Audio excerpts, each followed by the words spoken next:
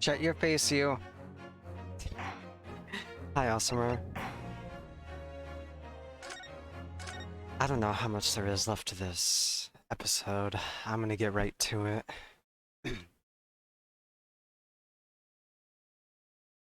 Oh, actually...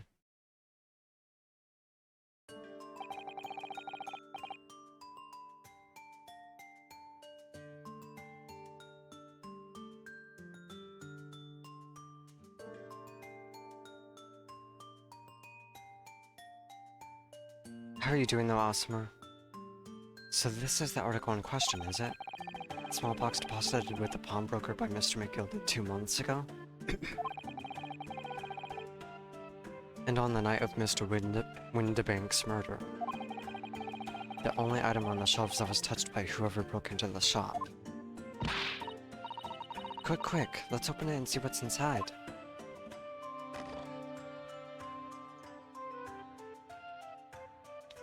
A music box player. A music box disc player. Good gracious, this is no ordinary box, it seems.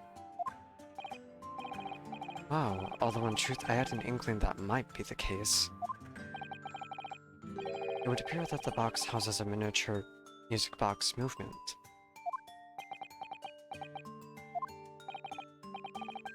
And is it too much to expect? I think it would be reasonable to assume that it is a device for the playback of this disc, my lord.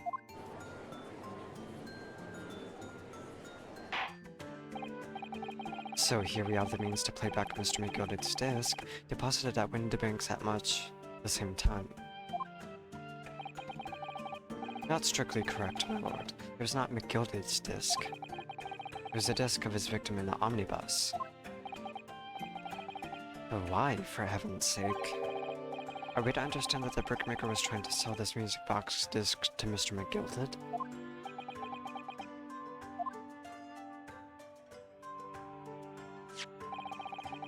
I believe the answer will become clear if we listen to the music on the disc, my lord. Yes, very well. Let the court now listen to this curious disc at last. Hold it! Wait, my lord. What is the meaning of this, Inspector? The music box disc and the music box and the disc are, well, they're unrelated to the case. No need to soil the somber atmosphere in the courtroom with some silly bit of music. Objection! This disc may very well have motivated the culprit in this case to commit murder. Clearly, there's every chance that it's fundamentally important to understanding what happened.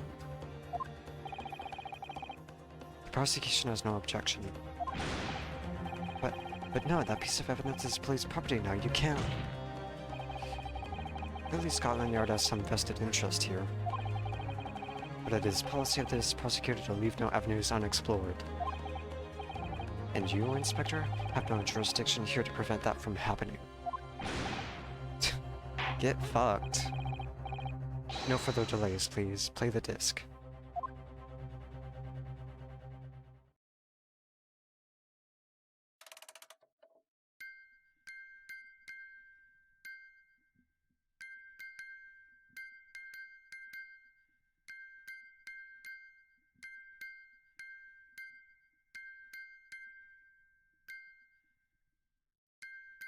Is this Morse code? It's using the same note.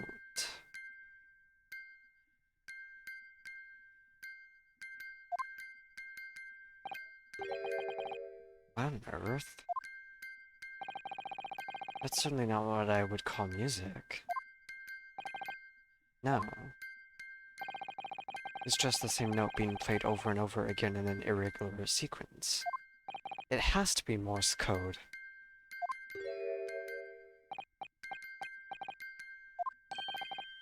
Mr. Graydon? This really is priceless. After all that, the music box is broken. Broken? It can't be, can it? Well, obviously, in fact, I wouldn't be surprised. If the officer sent to fetch it didn't drop it on the way back to the courtroom.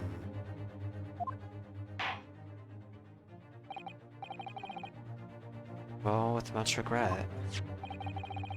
I fear the court must accept that this music box offers little in the ways of clues.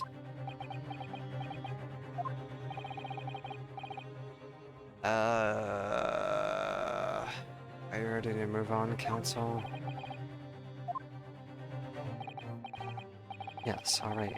It does sound as though it's completely broken, but is it? This music emanating from the music box possibly be a new clue? I feel like it could be Morse code.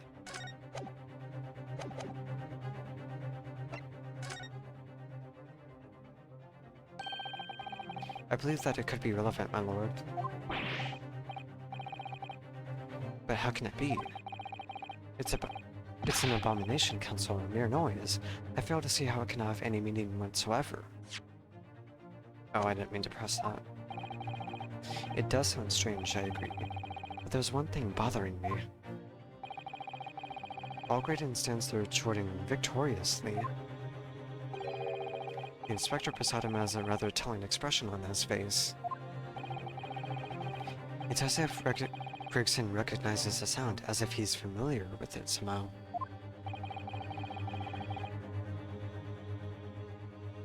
And that's making him appear extremely on the edge. If that's the stance of the defense, my Nipponese friend, answer me this.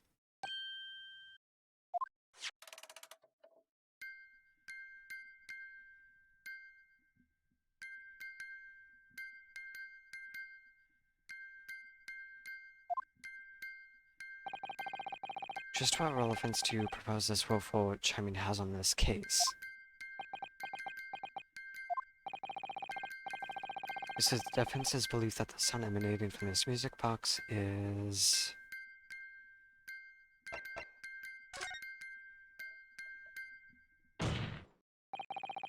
Just because this is a music box, it doesn't necessarily mean the sounds we're hearing are music.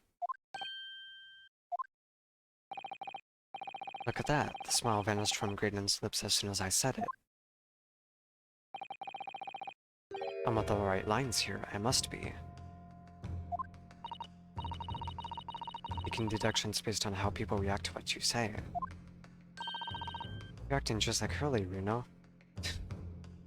Another thing is that if the music box was intended for Graydon,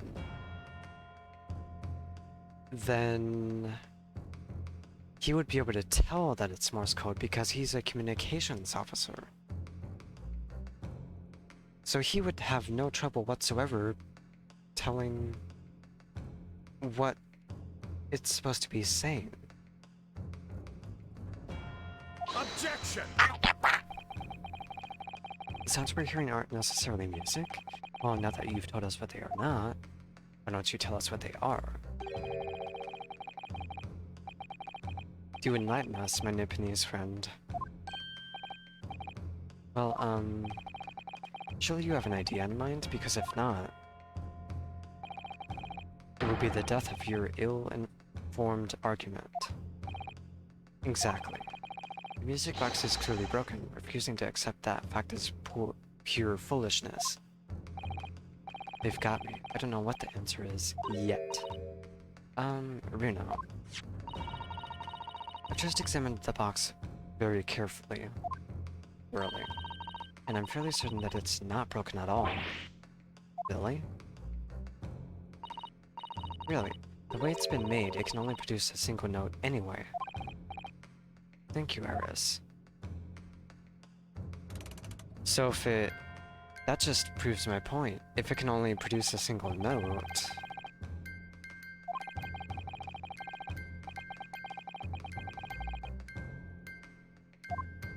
that must mean that it's Morse code.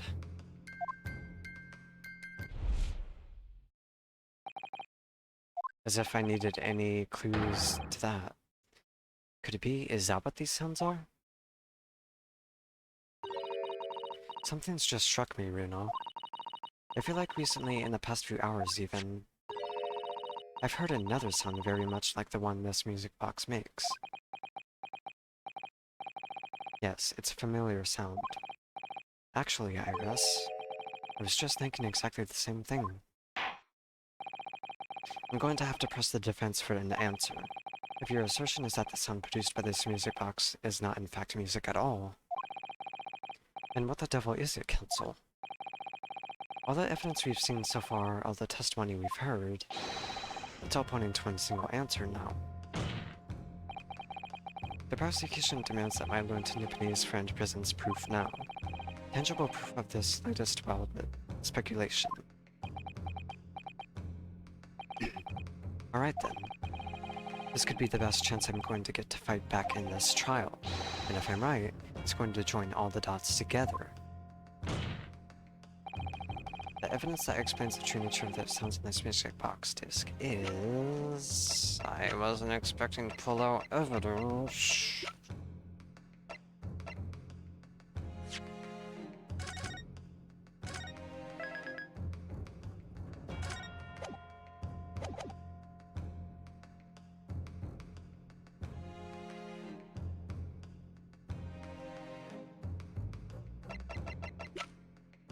Why does this game have to be so difficult?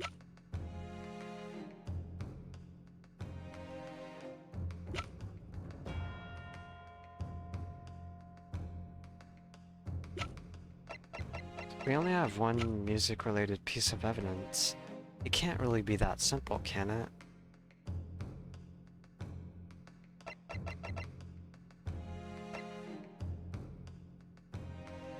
It's my belief that it's Morse code, but we don't have any...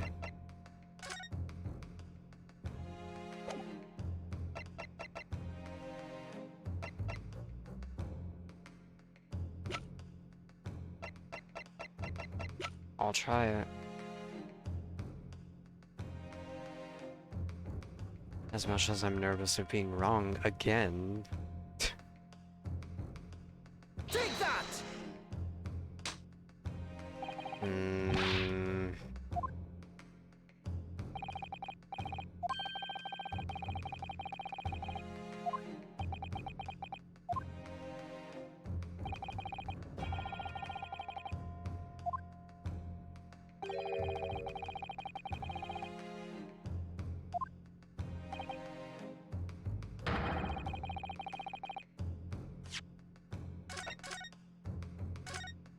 Why is this game so tricky?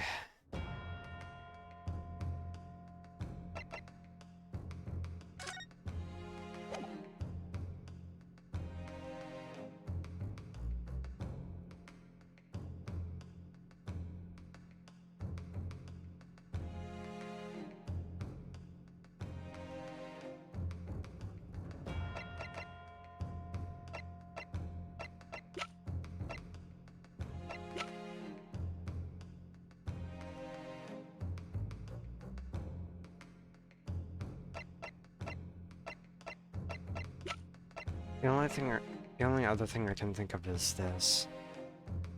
Take that! Yes, okay. I should have probably figured it was this, because we already provided evidence with the fucking music box disc, but I was wrong. Today's paper, Counsel? The headline is Pawnbroker Perishes and Pickpurse Plunder. Hardly supportive of your case. No, my lord, I was hoping you would look a little further down the page. Further down? Mystery Mole? Classified secrets may have been leaked overseas from Ministry of Justice? Yes, this is a very serious matter being investigated at the highest level, I understand. I've heard that international transmissions along supposedly secure lines are somehow being intercepted and leaked to various other countries. And presumably those transmissions are in the form of wired telegrams? Of course. Juror number 5, your input, please? Oh, me, sir? Whatever's the matter? You told the court before that you worked at the same communication station as Mr. Grayton, did you not? Yes, that's correct. In the particular station where you work, deals with government communications and newspaper reports? Oh, yes. We're not your run-of-the-mill communications station at all. Our work is extremely important. Then tell me, is this not a very familiar sound? I was right. It is Morse code. You don't mean to say, is it? That's right, madam. It bears more than a passing resemblance to the sound made by your telegraph machine as you tap it. I believe it's called Morse code. Now correct me if I'm wrong, but when it comes to leaking telegrams from government departments, there could be nobody more perfectly placed than a highly skilled communications officer. Are you suggesting that the music box disc contains stolen government secrets in Morse code?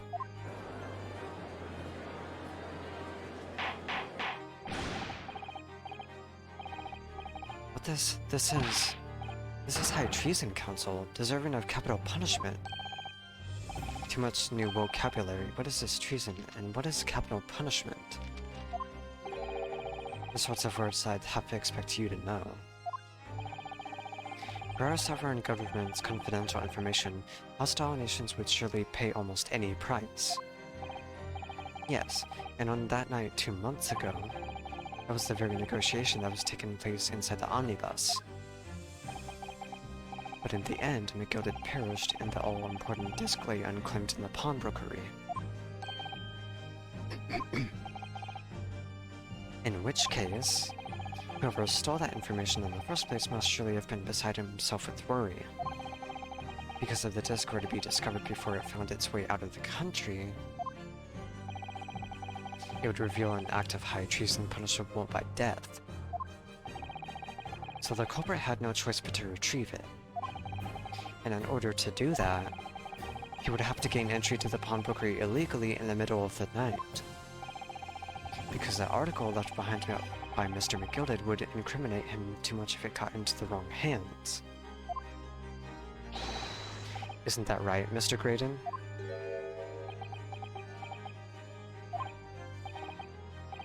You think I've been stealing government secrets? Preposterous. Absolutely preposterous. So in response to the defense's accusation, you claim complete innocence, do you? Well, of course I do. I've had to stand here in silence while that pretentious foreign lawyer has been prattling away. Objection!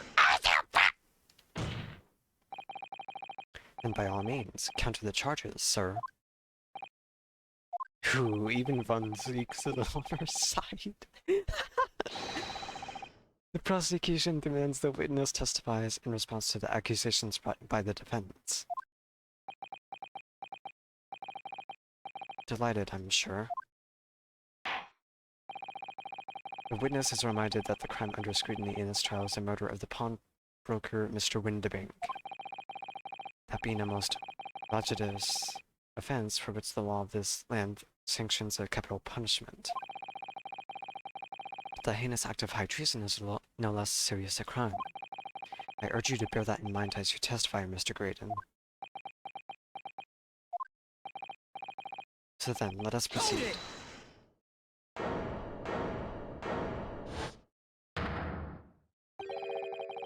You gotta let us have a rabbit and pork here, Governor. We got things to say. I beg your pardon? Who do you think you are? Name's Nash Skulkin. Occupation is professional baddie. Yes, we know. We already know, we ain't baddies enough to sell our motherland. That's right. We're what they call the Three Skulkin Brothers.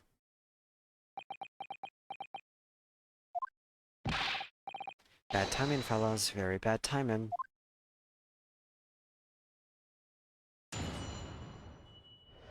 Here we go. A mere communications officer couldn't possibly steal confidential government information. Besides, the sounds produced by that music box aren't even Morse code. It was some low-class brickmaker negotiating with me coded anyway, was it not? I've no relation to the man. Look, all we done is brick into the gaff the other night like what he told us to do. If we'd known there was dodgy government secrets involved, we wouldn't have touched it.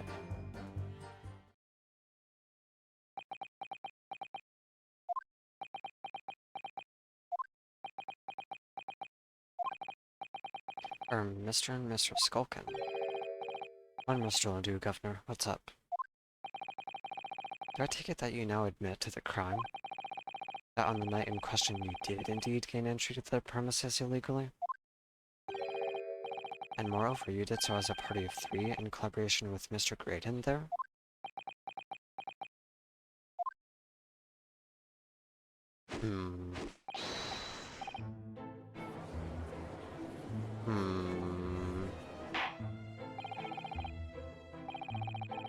Quiet and down, please. What say you to that, Mr. Graydon?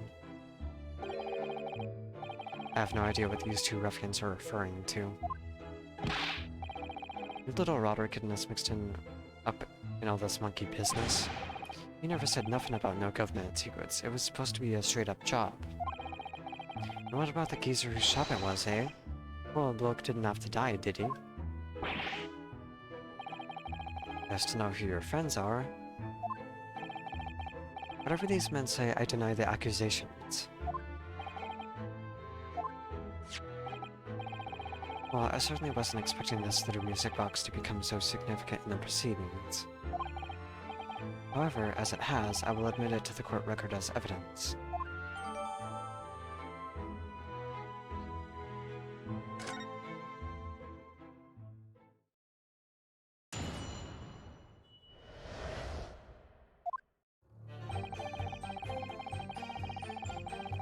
Hold it!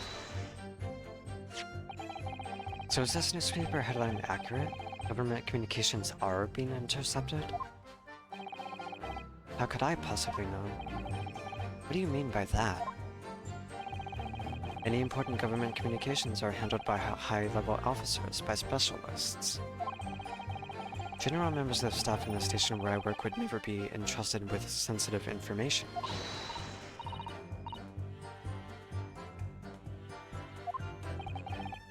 Let me guess. Juror number 5. You regular communications station officers aren't as lowly as you're being led to believe. A team of us are responsible for setting up and testing the telegraphs used by the Ministry. And Mr. Graydon is the team leader. That's fascinating. Graydon is highly skilled operator. Stop. Currently in presence of idol. Stop. So you had access to the equipment used for these confidential communications, Mr. Graydon. Well, what of it? The transmissions are always being made behind closed doors so they can't be heard. And in any case, all messages are sent enciphered. No more employees couldn't possibly understand them. Oh no, stop. Must say something. Stop. Mr. Graydon regularly attends meetings with Ministry technicians and the Ministry communications team. He assists them in ensuring that there are no errors in important international communications. And he's received the top prize at the cipher cracking convention 5 years in a row now.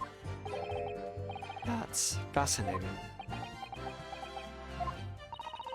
Graydon is highly skilled operator. Stop. Currently in presence of idol. Stop. Well, your idol would appreciate it if you keep your mouth shut. You should really pick your idols more carefully. I tell you, this lawyer's accusations are completely unfounded. That was a long press.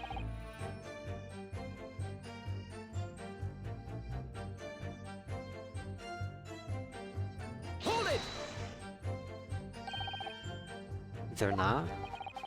To anyone with a brain, that would be blatantly apparent on listening to that music box for even a few seconds. Of course, of course.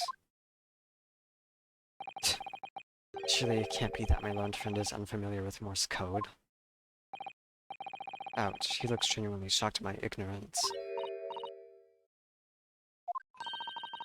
I would be more than happy to demonstrate the basics for you, sir. A lesson here in court? Morse code is a continuous series of two distinct tones. Tones, you say? Yes, a short dot and a long dash. By combining those in different ways, you construct letters. I see. For example, this is A, and this is B. But when you listen to the sound produced by this music box, you only hear one tone, don't you? But it sounds so similar. The rhythm of it is the same in everything. But there's no discernible meaning to this apparently random sequence of sounds. So your assertion is fundamentally flawed. This is not Morse code.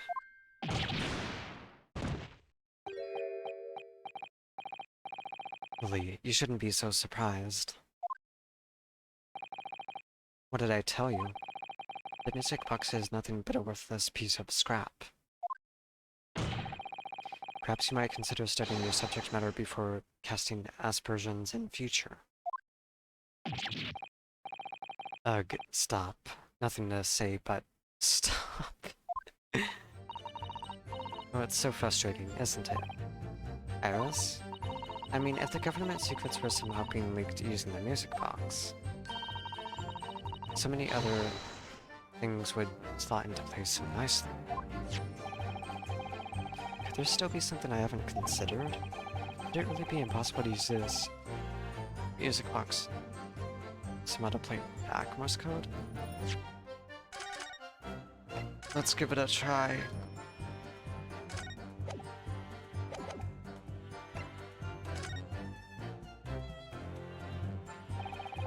There's still every possibility that this music box was instrumental in the leaking of government secrets.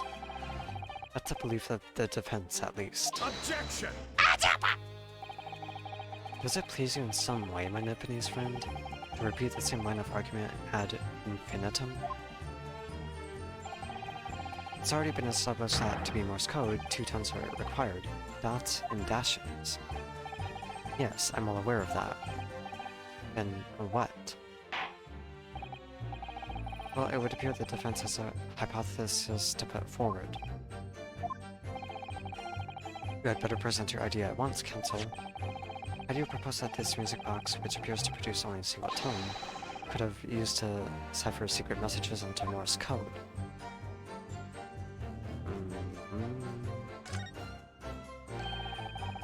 See how the vermiculite disc sits in the music box the man deposited at Windibanks? It couldn't be a more perfect fit. So there's no question then. The box was... The disc was designed to be played in this music box. Yet despite that, the sounds it produces are neither musical nor do they appear to have any meaning. It just doesn't make any sense. I wonder, if perhaps there's more to this music box than meeting the eye. Maybe we haven't discovered all of its secrets yet.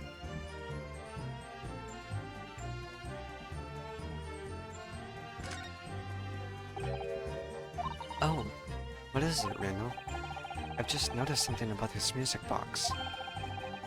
It looks like the bottom of it opens up as well. You're right. Well, come on then, what are you waiting for? Let's open it. Alright then, here it goes. Look at that, there's another movement on the underside. So does that mean we can set another disc to play back on this side? Yes, I think so. And it looks like the two movements are linked together. They're linked? So if you had two discs, they would both play back at the same time.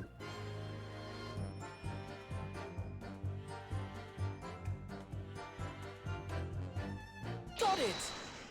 What am I looking at here? Another movement on the underside of the music box? Hold on a minute. I'll be right back.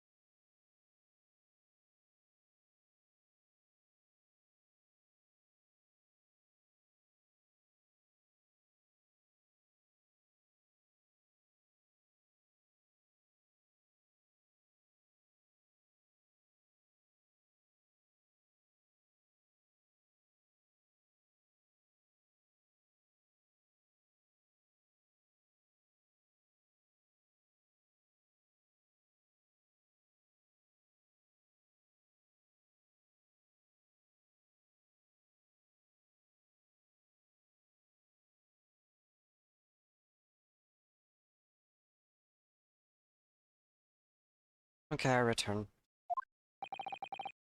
It appears, my lord, that the two movements are linked together.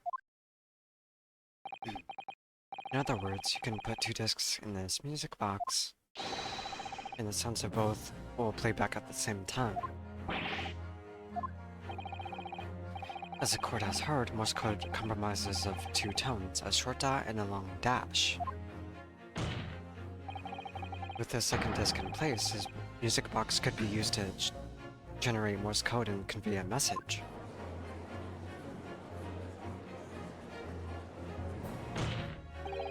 This is beyond a joke. I'm sorry. This poor excuse for a lawyer has absolutely no evidence to support his claims. Though, of course, if my learned friends were able to present the court with a second disc, that would be another matter. Well, I can't at the moment.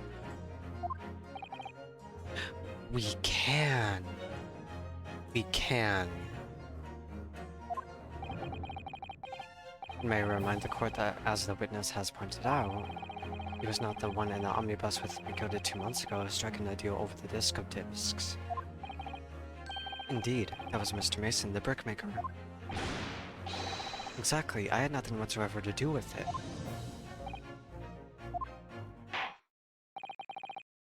Though it has holes, I must admit the argument presented by the defense has much promise. I believe the cross-examination should continue. The link between Graydon and the victim of the omnibus case must be there somewhere, but I haven't found it yet. Oh dear, looks like you need to give your argument more strength, Reno. You will reiterate your testimony if you please, Mr. Graydon. If I must, though I maintain exactly what I did at the start of this pointless cross-examination. We can provide two quote-unquote discs. If we were able to do what Sholmes did, and, well, giving the example of what he did, provide, well, make an indent in a piece of chocolate or caramel, so that the holes fit perfectly.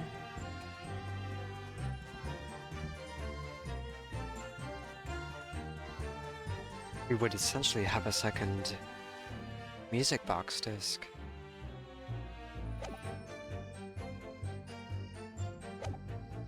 Hold it! So 2 months ago in that omnibus, Makoda killed the brickmaker and stole the disc. Mr. Mason was a single man with almost nothing to his name.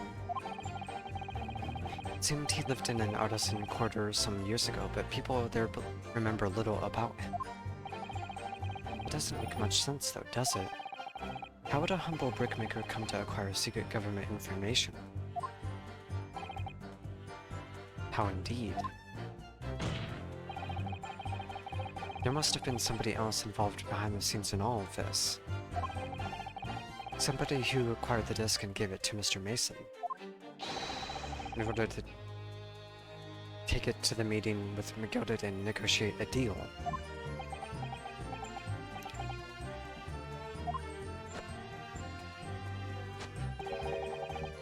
You may have it in for me, sir, but I assure you, I have far more class than that. An old brickmaker from an artisan quarter in this well-to-do communications office. If only I could find some evidence to link the two of them together.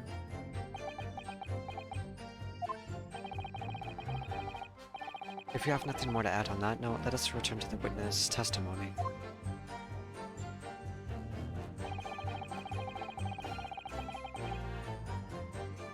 Hold it! Like Mr. Graydon told you to do, you mean? That's it, yeah? Who else, eh? Silly me thought he was just popping over for a natter after all them years, but they're rather at a dodgy job for us. Eh, Ash?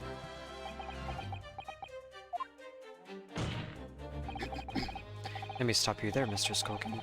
After all them years, you say? Do you need to tell me that Mr. Graydon is an acquaintance of yours? We're the sociable kind of baddies, you know? Sure, let's say greetings in old China. Excuse me! Is something wrong, Mr. Skulkin? I knew I was gonna make this joke. No, the other Skulkin. What? Who, me? When your brother was testifying just now, he said something that seemed to cause you to react. Oh, I was just remembering the old days, that's all. We used to have a right old laugh together way back when. Together? With Mr. Graydon, you mean? Yeah, with Ash. I mean, you look at him now in his fancy whistling flute and you wouldn't add him in either. But when he was younger, he was from the poor part of town just like us. Is that so? But he was always a leery one. He had the brains, he had the savvy. Always coming up with smart ideas like what would never have gone through our heads. Lord blimey, ain't that the truth? Remember Milverton and Skulkin's milk run? That was a quarter, eh?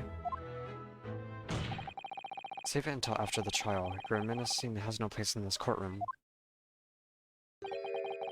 And neither does your fruit. Oh, the geezer asked us the question, didn't he? Me was answering. Yeah, we ain't done nothing wrong. Nevertheless, the court is not prepared to accompany you on your trip down memory lane. Counsel, can we turn our attention back to the testimony, please? I don't know, could that sentimental story be relevant somehow?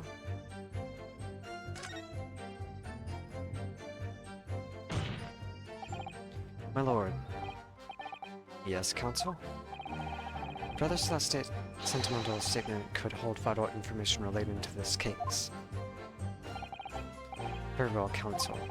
I will permit the brothers to supplement their testimony with that detail. Briefly, I hasten to add. Say no more, a Skulkin's never a Skulkin.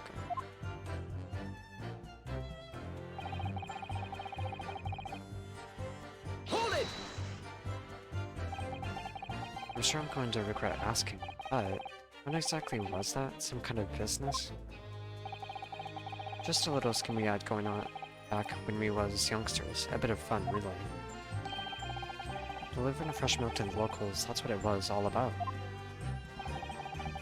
It sounds alarmingly legitimate. There must be a catch. I suppose since we're here, I should ask them to elaborate, but on what?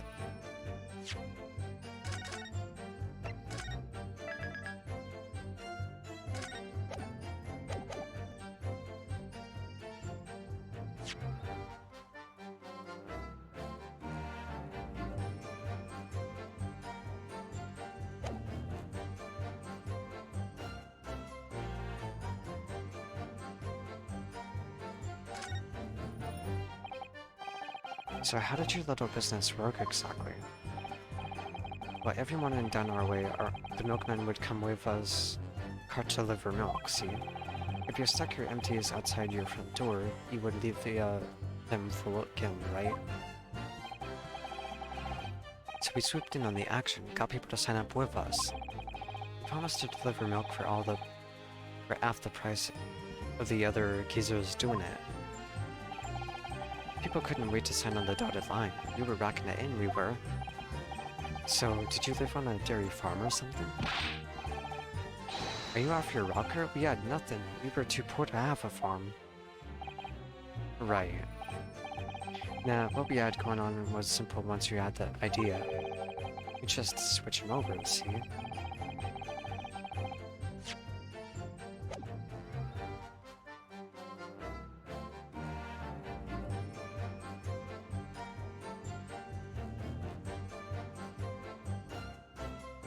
I fucking hate their accents. It makes understanding what they're saying difficult.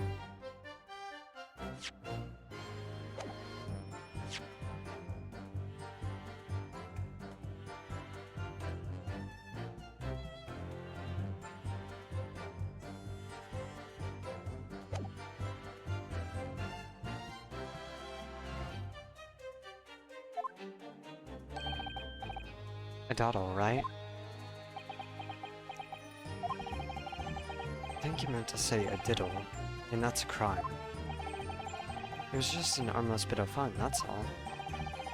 Mocking the general public in such a fashion is most certainly not harmless, as you put it. Well, it was. In what come up with the idea, Ash is the evil genius. You mean Mr. Graydon?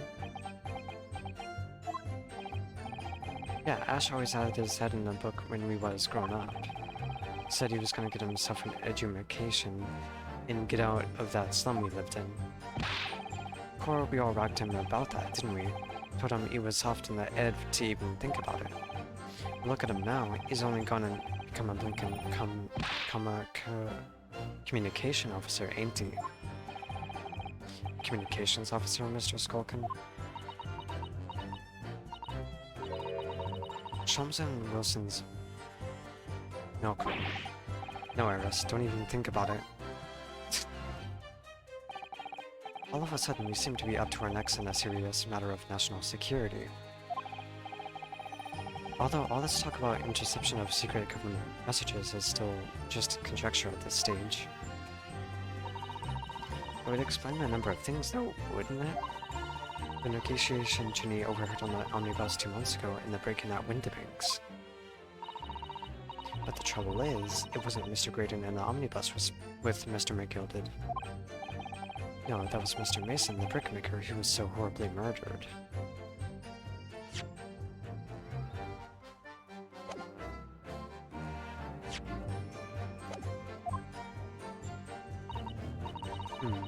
If only there was some link between the two men somehow.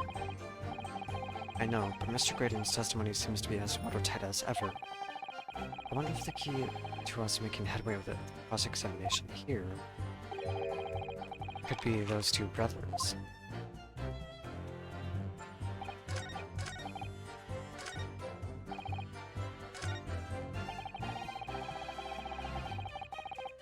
Hold it! So did you know nothing about this music box?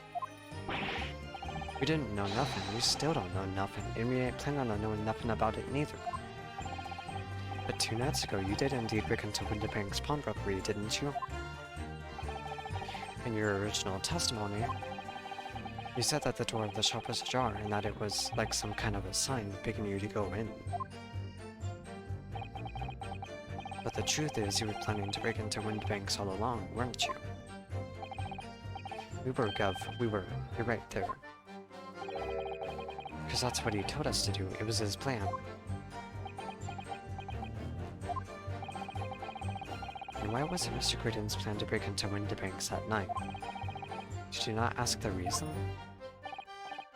Well, he said the place was full of stuff worth nicking.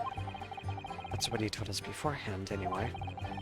Turned out it was a load of cobblers, well, didn't it? I weren't best pleased, I can tell ya. In any case, if they know the real reason, it doesn't sound like they're going to give it away. Hold it!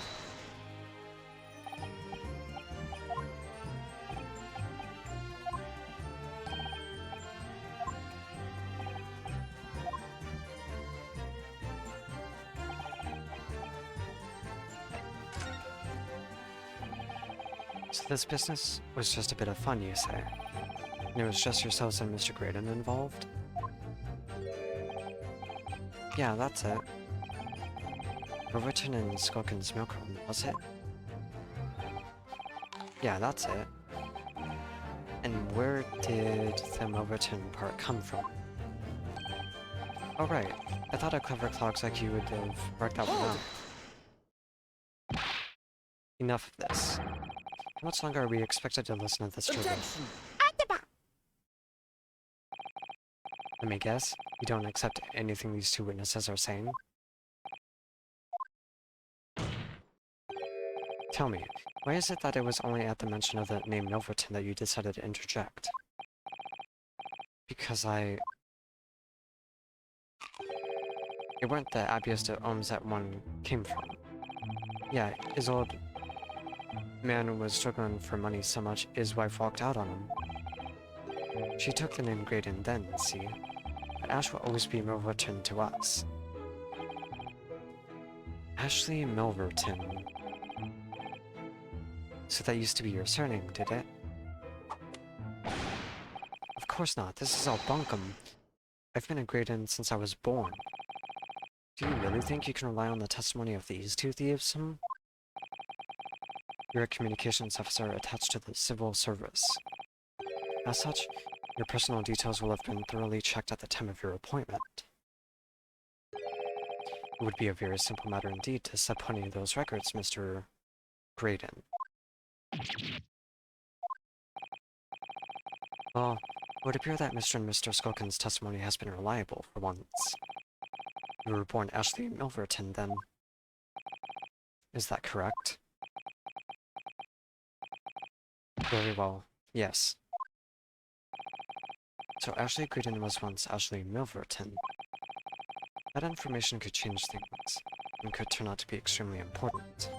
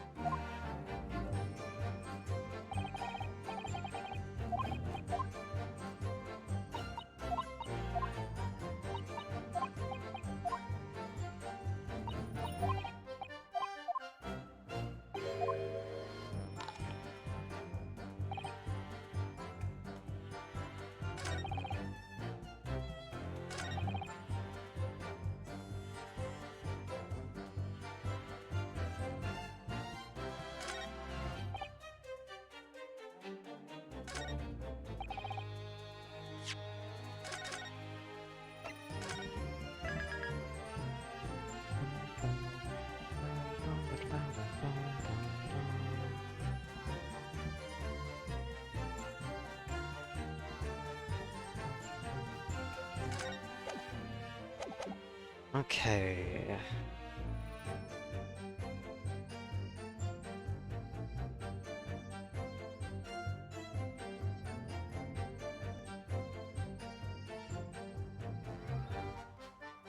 It is time to brainstorm.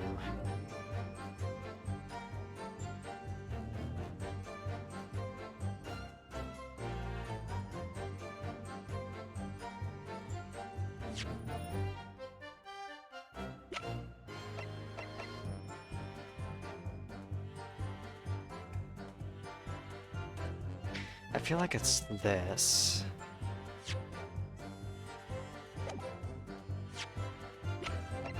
Objection!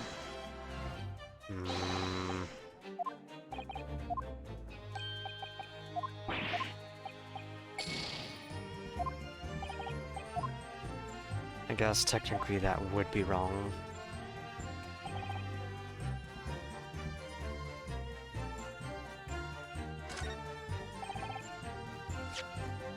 Can I present? I cannot present to people. All we done is break into the cafe the other night, like what he told us to do.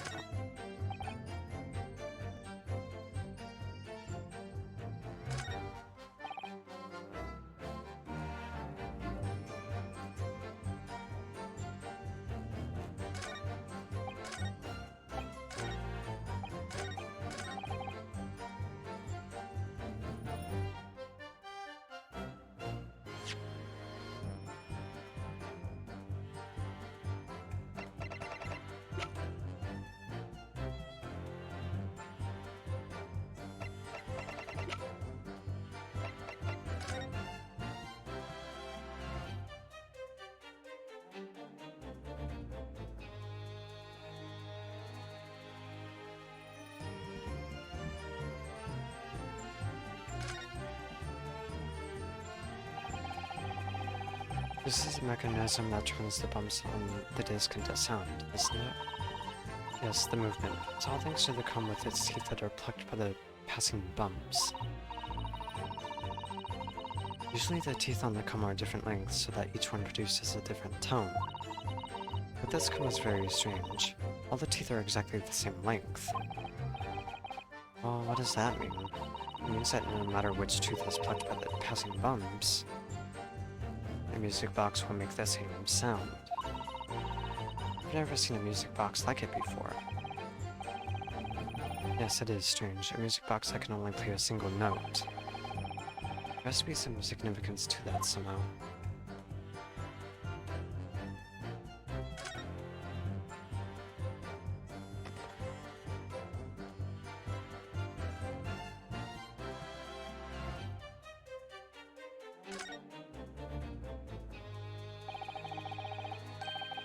I'd have thought there would be a second movement on that end side of the box.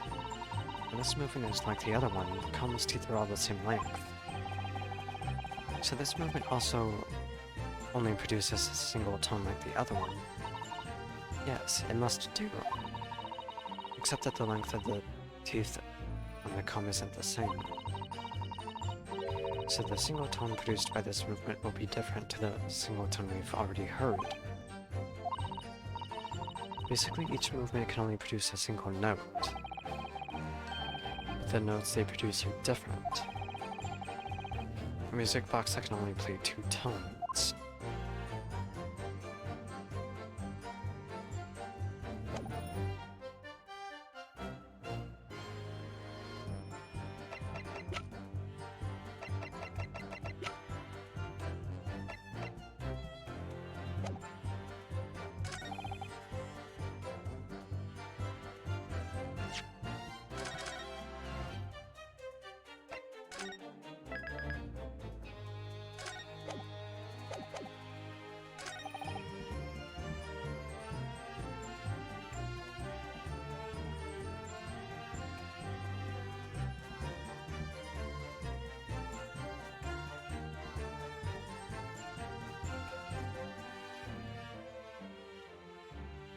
Hold it!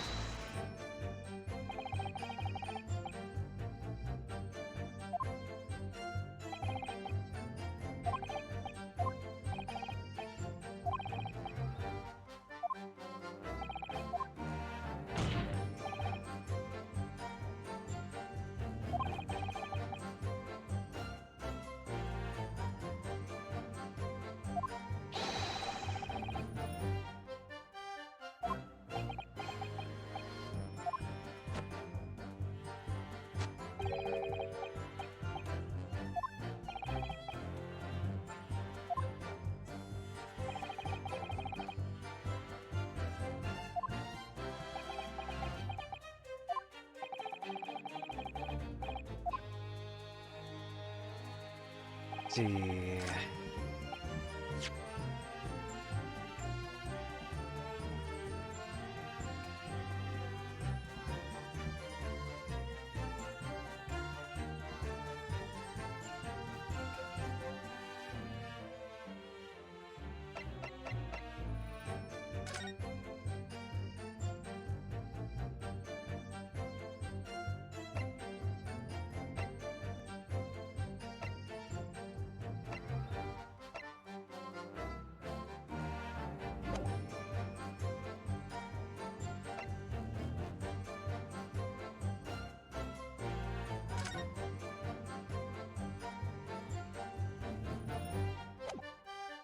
No relation to Windibanks.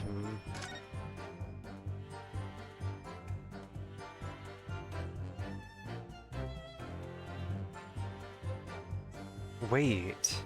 Mason, they were brothers. Mason Milverton? Ashley Milverton?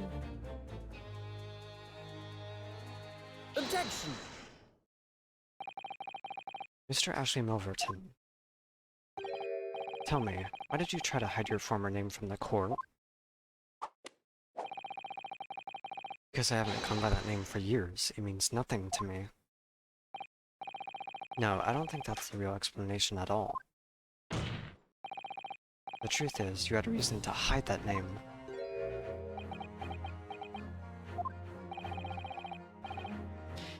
Explain yourself, please, counsel.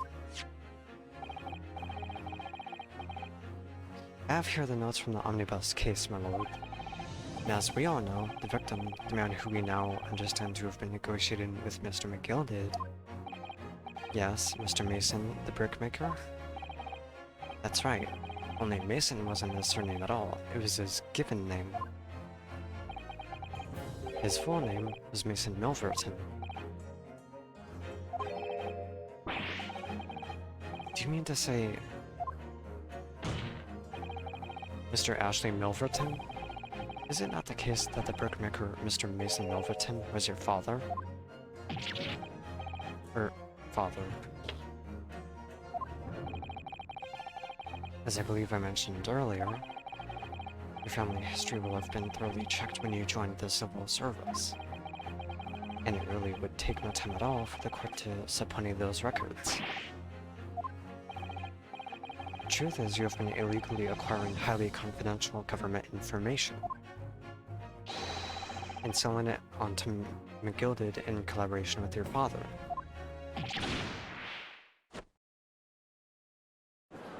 Got you fucked. The new facts and evidence unveiled by the cross-examination of this witness all come together to reveal the truth. The truth, you say? You can't handle the truth.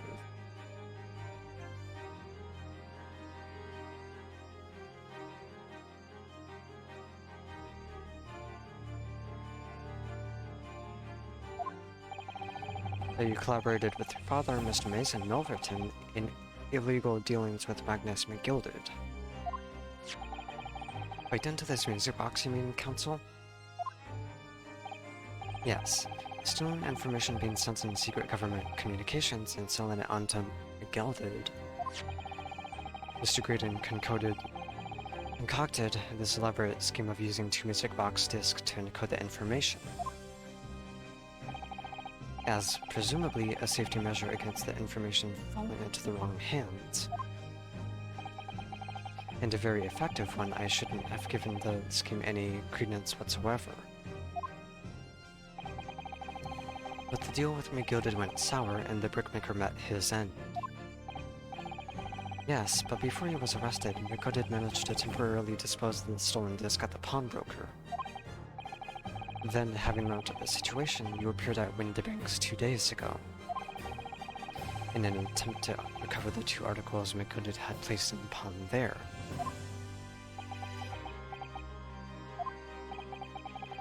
That attempt failed. One of the discs was seized by the police, and the other you never found. So that same night, you enlisted the help of the Skokin brothers and broke into the pawnbrokery. This time, determined to recover the second disc. Are you suggesting that the second disc was inside the music box? We never knew nothing about that. On the night that Mr. Windibank was killed,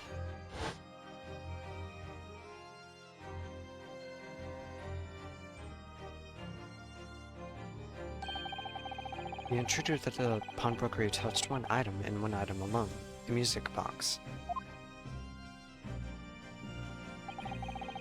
As rather ingeniously demonstrated using the 2 prints from the security camera indeed. So the question that naturally begs answering is this: why was only that one article disturbed?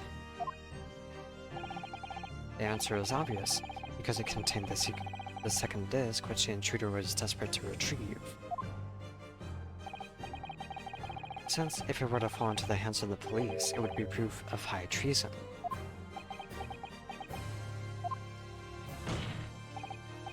Well, Mr. Graydon, do you deny that all this actually began on that fateful night 2 months ago?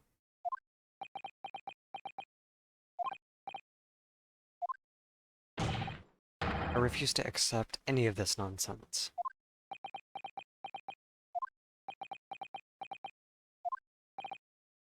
Sir, there appears to be blood seeping through the sleeve of your jacket. 2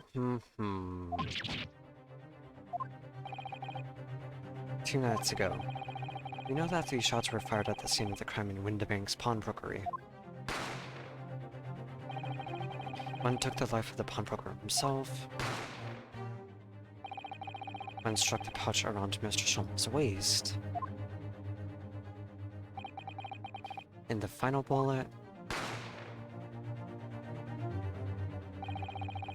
struck the calendar on the wall of the shop, having first pierced the arm of one of the intruders. Mr. Graydon? That wound on your arm that you seem to be trying to hide. It's a bullet wound, isn't it?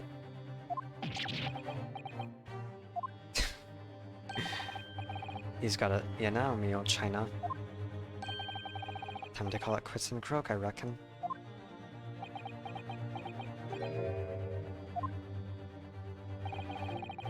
Don't acknowledge my presence there under any circumstances whatsoever. Those were my terms, remember? And I paid you handsomely to comply. Really, I was a fool to think I could trust some common backslum thieves. Fine, I admit it. I was there in Windibanks that night. I paid this pair 10 guineas to accompany me. And as you've noticed, I sustained an injury in the course of my adventures.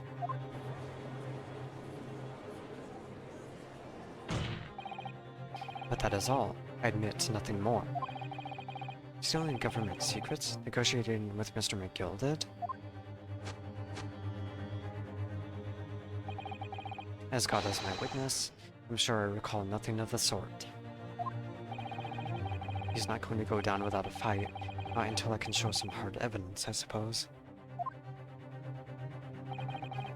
Nevertheless, the defense has now established a crucial fact. Which is... well, we know that one bullet was fired from each of the 2 firearms we have in evidence. The bullet from the Skulkin brothers' gun hit the pouch around Mr. Shum's waist, and the bullet from Mr. Windibank's gun really must have been the one that caught Mr. Graydon on the arm. Indeed it must. We can rule out the possibility that the man shot himself. And that leads us to only one conclusion. Mr. Windibank was shot by a 3rd gun, which can only have been fired by the 3rd intruder.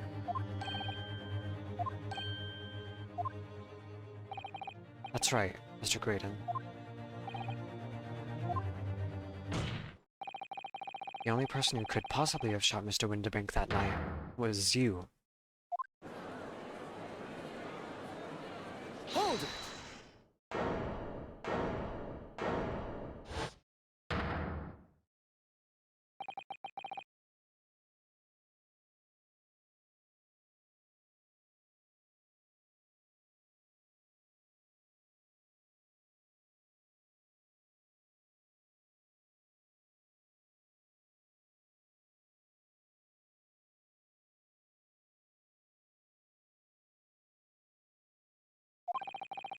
Little upstart.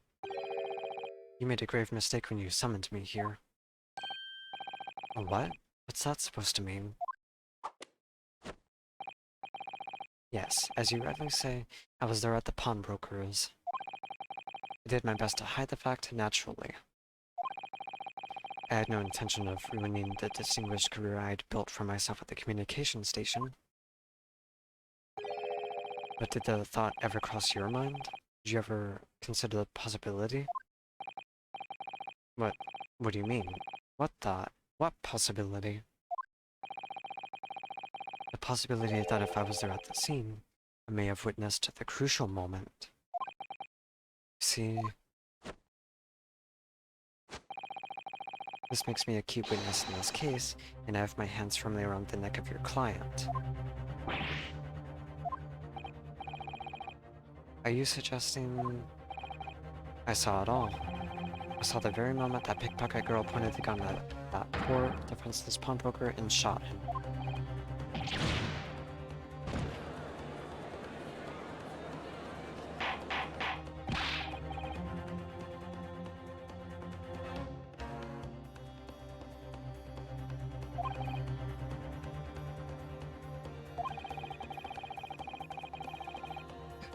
It would seem we are finally entering the last act of this theatrical trial. Mr. Graydon. Yes? I trust you are fully aware of the implications here. If it is shown that your claim is false, You will have incriminated yourself as the killer.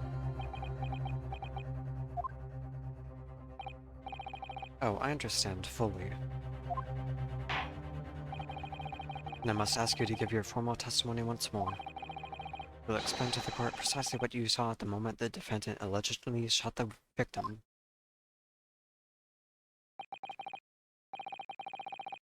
Nothing would give me greater pleasure.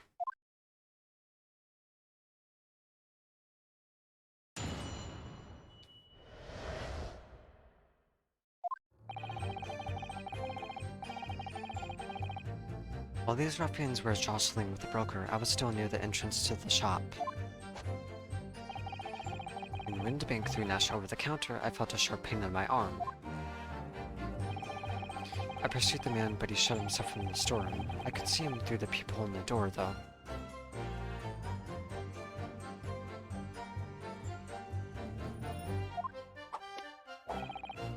The accused in a black coat shot the man in the back as he was trying to flee to safety. I saw the blood spatter all over that wretched girl. She had no blood, though! Then she tossed the gun out of the peephole, so I picked it up and made my escape. That argument is so full of holes!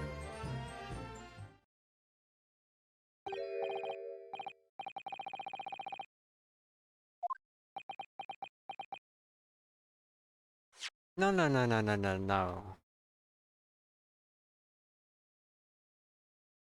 Being near the entrance to the shop is plausible, kinda. And if it's true that he felt a sharp pain in his arm when Ash was thrown over the counter, we can establish a time of which he was shot, which I have been trying to think in the back of my head. So the fact that it was accidental like that makes sense. But pursuing the man into the storeroom,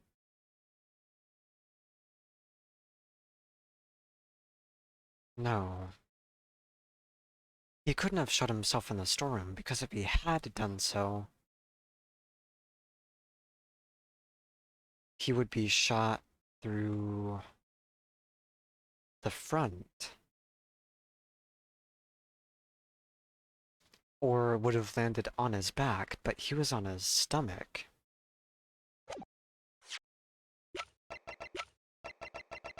As clearly evident.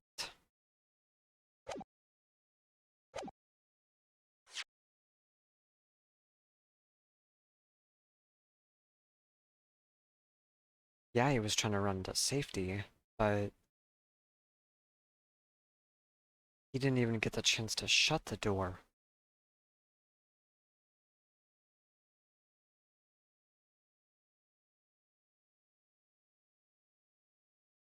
Not to mention, he died instantly because the shot was through the heart.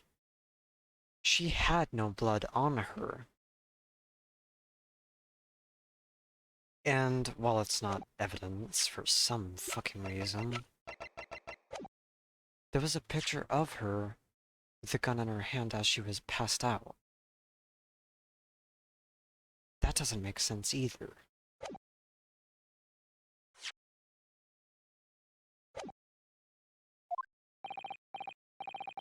Claims sir under oath to have clearly seen the defendant pulling the trigger.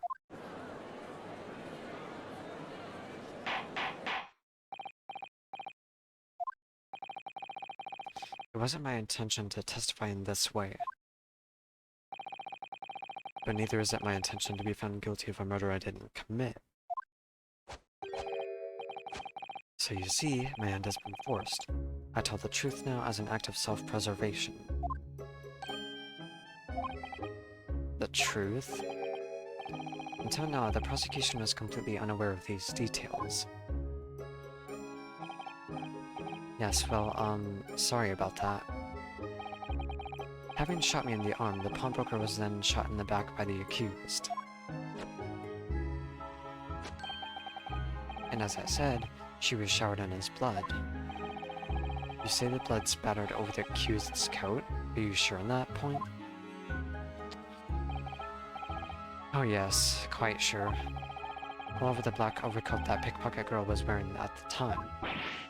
Really? If her coat could somehow be shown to harbor vestiges of blood, that would be conclusive evidence here.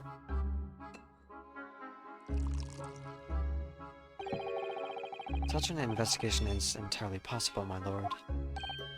What? Only very recently, a German scientist has developed a technique to identify human blood. So here's the true science, not some amateurish detective's dubious foray into the world of chemistry.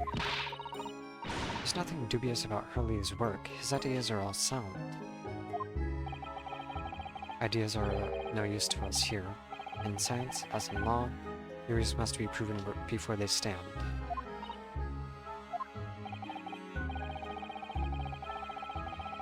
In Germany, the technique has already been employed in the courtroom as the basis of evidence.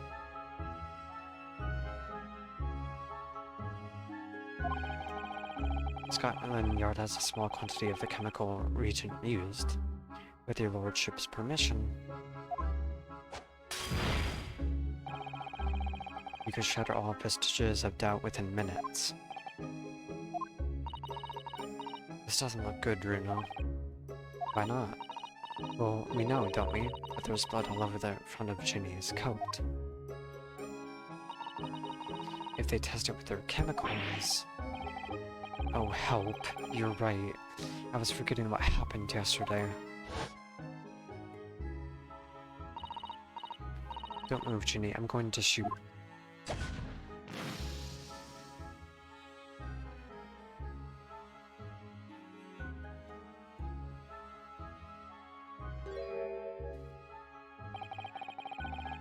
That's not Mr. Windibank's blood. That stain is from 2 months ago. That's Mr. Mason's blood from when he was stabbed by McGilded, who was wearing the coat at the time.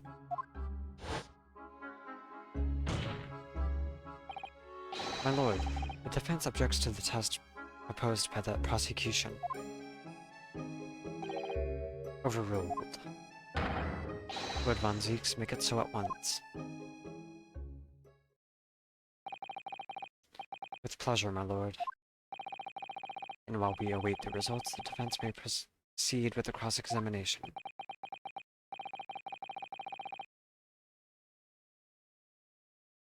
Once they find that blood on the overcoat, Gina will be... counsel. Yes, my lord. Your cross-examination. Of course, my lord. If this cross-examination doesn't go well, if I don't manage to uncover some decisive evidence or a really compelling clue now, I have a very bad feeling about the outcome of this trial.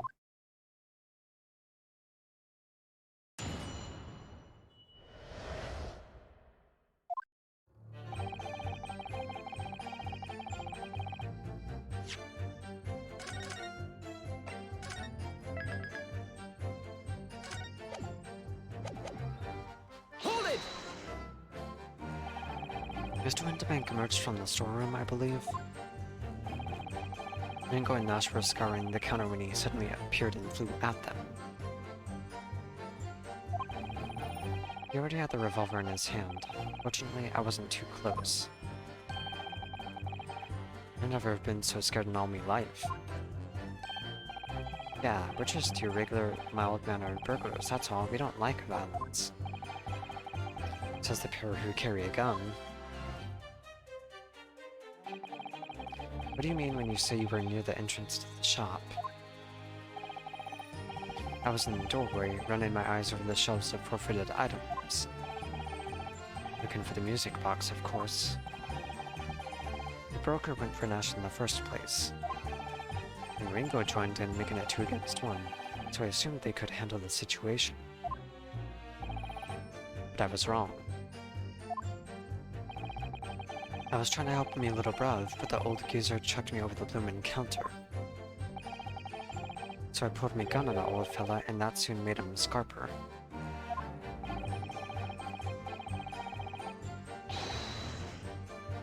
pair of you setting upon the poor defenseless pawnbroker together? Shame on you.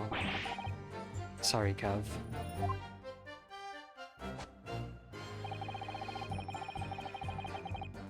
Hold it! You mean that's the moment you were shot? Yes, though I didn't immediately realize what had happened, of course. Things crashed to the floor from the counter as the three men were brawling.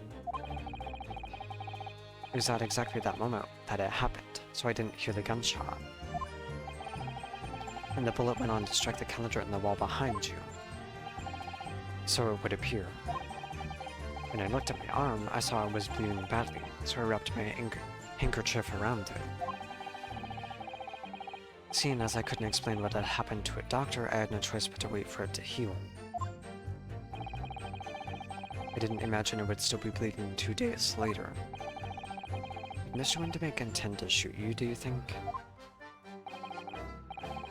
By now, I don't imagine he even noticed I was there, to be honest. Perhaps the gun went off accidentally.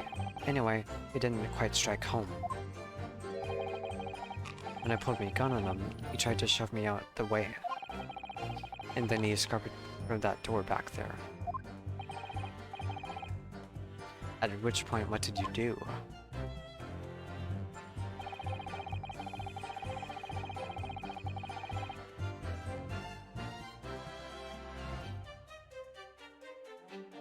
Hold it! You mean you chased after him? I don't recall the reason why, but I ran after him to the back of the shop. And what about those people on the door you mentioned? Well, unsurprisingly, the storeroom door is a solid job, made of stout wood. But there's a small opening in it about head height that lets you see what's in there from the inside. Actually, I should know that, shouldn't I? I looked through it myself that night.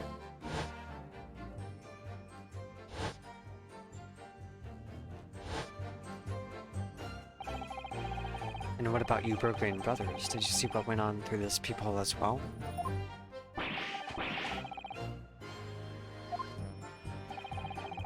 I doubt these two buffoons were even aware of the peephole's existence. So the Skogan brothers were there, but they didn't see the killing of Mr. Windemick take place. Inside the storeroom, I could see the broker and that young girl standing there. The defendant? Yes, though neither of them noticed that I was looking. The girl raised her gun and pointed it straight at the man. And then, what did you see next?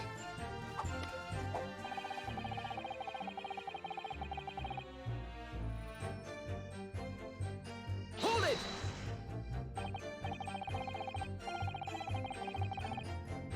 Yes, when the crime was discovered, the defendant was found with a gun in her hand. That was Mr. Windemick's gun, from which only a single bullet had been fired. And as we've already established, Mr. Graydon, the bullet was fired at you. Ah, but no. It wasn't the broker's gun that the pickpocket girl had when I saw her. Yes, the bullet from Windemick's gun grazed my arm, and yes, Skulkin's gun grounded the detective. But this was another gun entirely. Third gun. The broker's gun was not the murder weapon, so clearly there had to be a third firearm involved. In other words, the accused must have had her own gun with her at the time. Objection!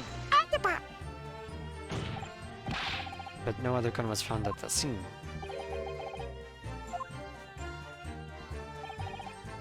Calm yourself, counsel. Sorry. You must consider the events in order. At first I saw the broker and the girl glaring at each other, but then all of a sudden, the broker turned to run. And it was at that moment that the little gutter rat shot him in the back.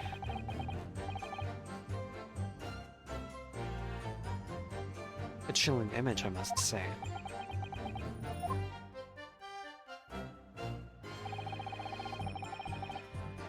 Hold it! All over her? Yes, through the people I saw it clearly. Of course, the stains are invisible now, what with the coat being such a dark color.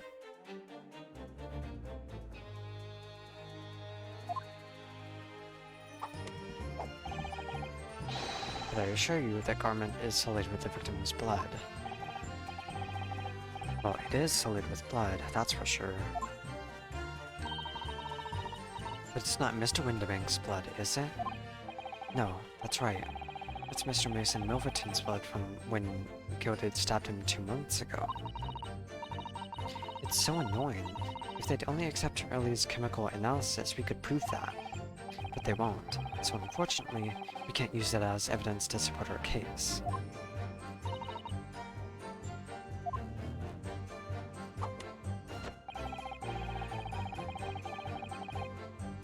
Hold it! Did I hear you correctly? She threw the gun out of the room? That's right. After the broker fell to the floor, she started walking over. Over where exactly? In the direction of the storeroom door, to where I was watching. Of course, I quickly retreated, and then the girl dropped the gun through the peephole onto the floor on my side of the door. But why on earth would she do such a thing? I couldn't tell you. Perhaps she was hoping to distance herself from the murder weapon. Without thinking, I went and picked it up. I suppose I was worried about just leaving it there in case any more tragedies took place. So it was you, in fact, who took the third gun from the scene of the crime.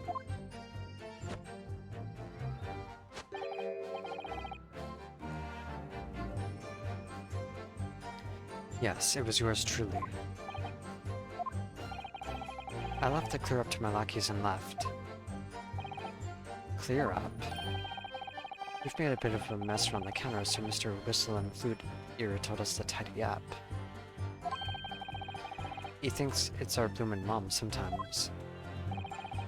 Well, I was paying you enough, by God. Tell me, Mr. Grayton, when you left the pawnbrokery that night, was it by any chance with the second disc in your jacket pocket? You little toe rag!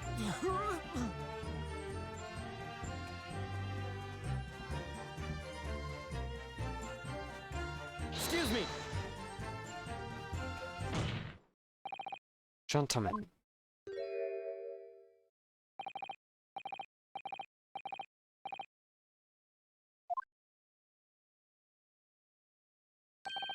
Why so worked up?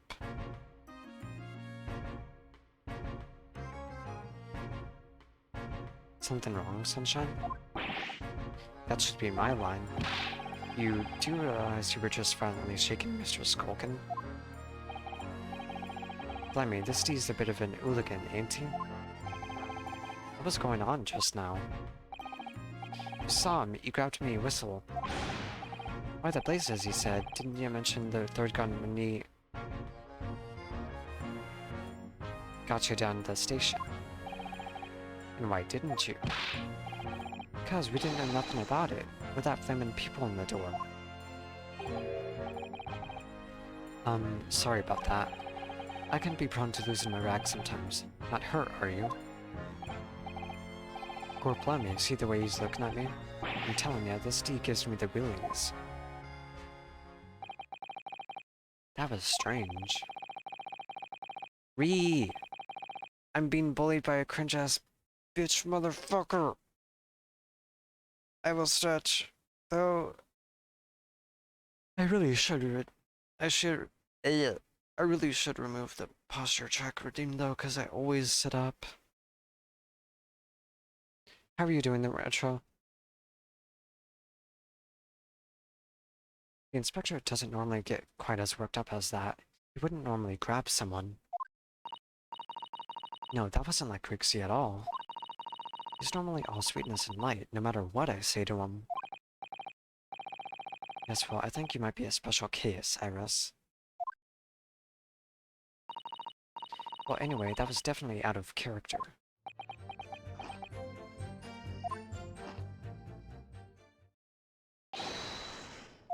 Oh... Requesting your lordship's permission to interrupt the cross-examination. Explain yourself, officer. I have the results of the test I was ordered earlier, my lord. Ah, the blood on the accused's overcoat. Thank you, officer. Very well. Cross-examination is hereby temporarily suspended. I presume you have no objection, counsel? No, my lord.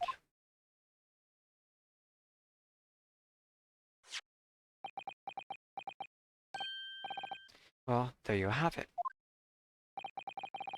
Report, please, Inspector. Yes, sir.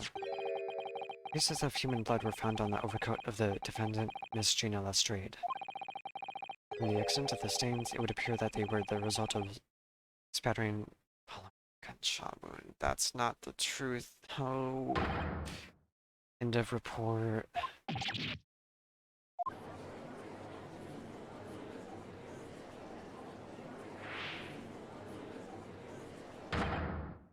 See? What did I tell you? Objection! No. Blood on that coat is not Mr. Windermere. Not Mr. Not Mr. Windibing's. What on earth makes you say that, counsel? The coat originally belonged to Magnus McGilded. Just before his coat was deposited at Windibanks, McGilded had fatally stabbed Mr. Mason Milverton. So the blood on that overcoat is the blood of the brickmaker from the omnibus case. Objection! Well, the dead cannot speak. Isn't that right, my Nipponese friend? Sorry? 2 months ago, in this very courtroom, did you not argue fervently for McGilded's innocence? And yet, now that the man is dead, you brand him as a murderer? Your conduct shatters any shred of respect you may have earned for yourself in this country. But that was... I call it a bally disgrace. Treachery, that's what it is. How to determine whether the blood on that coat is 2 months old or not? Even a stereoscope couldn't help the answer to that problem pop out. It can't be done. But we used Mr. Sholmes' special... Mr. Sholmes is a detective, not a chemist. Would you put such faith in a chemical formula devised by me, for example, when I'm a communications officer? I held up Perowski to a starving boy, and he ran away crying. Sherlock Sholmes is barely more than a figment of the public's imagination. His name carries no weight in this courtroom. No weight at all. How could you say that? Victory is sweet indeed. This proves that my testimony is the whole truth from start to finish. How do you arrive at such a conclusion, sir? As a witness said, the accused's coat was spattered with the blood of the victim. The only way Mr. Graydon could possibly have known that fact is if he saw it happen. In other words, his testimony is solid and the conclusion is singular. It was the accused who shot the victim in this case. That is the whole truth.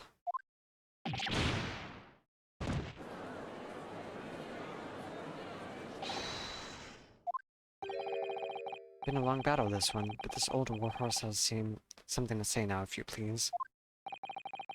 Mr. Foreman? As of this moment, sir, the squadron has reached its final decision. Ready, men? All for one now. Guilty. Guilty. Guilty. Guilty. Guilty. Guilty.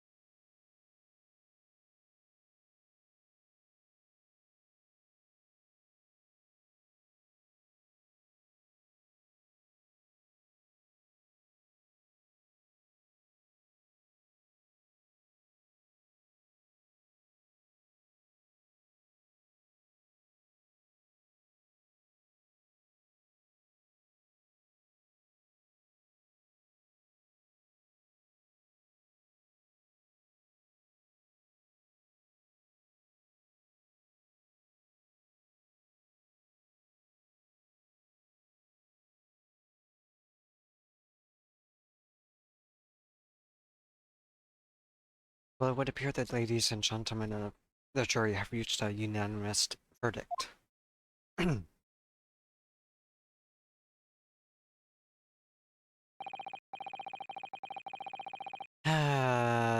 The defense has consistently failed to unpick this witness's testimony. Just any attempt you may make at unpicking the juror's decision being equally successful.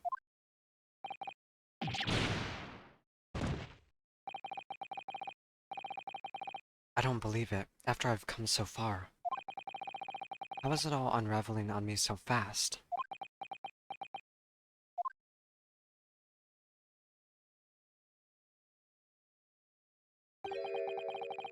How very distressing.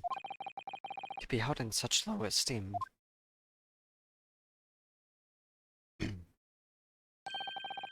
Wouldn't you agree, Mr. Naruhodo?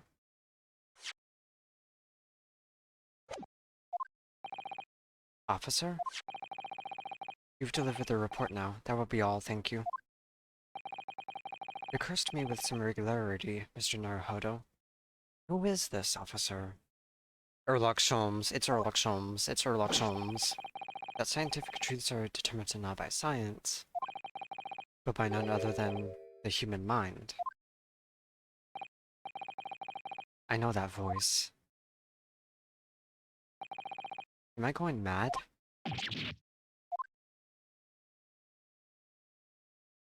Yep.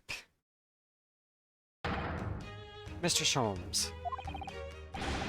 What is the meaning of this?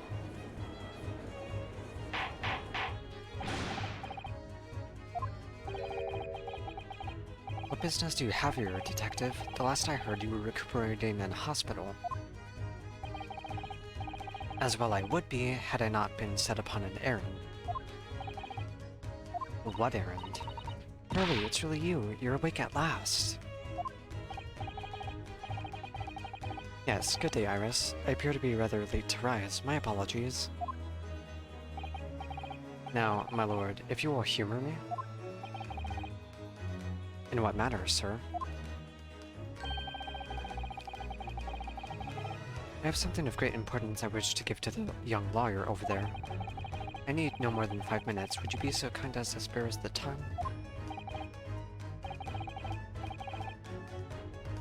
What say you to this, Lord Von Zieks? This trial has taken many hours of the court's time. Haven't spent so long already. Exactly, haven't spent so long already. We don't want to go wasting any more precious time. This is over a fucking girl's life.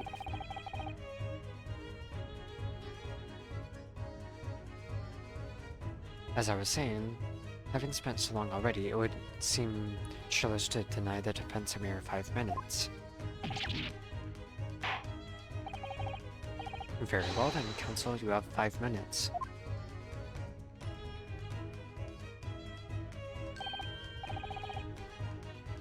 My dear fellow, I apologize for my tardy arrival. Mr. Sholmes, are you alright now? Alright? I'm all wrong. Sorry. I've only just managed to summon the strength to stand, man. I asked the judge for 5 minutes.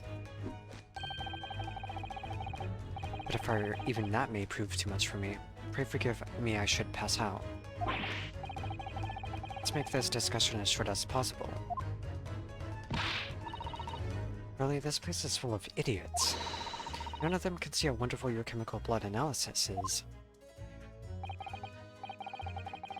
Oh well, that concoction of mine was really just a bit of support to assist me in my investigations. I never took the trouble to refine it for appraisal by the scientific community. An oversight on my part.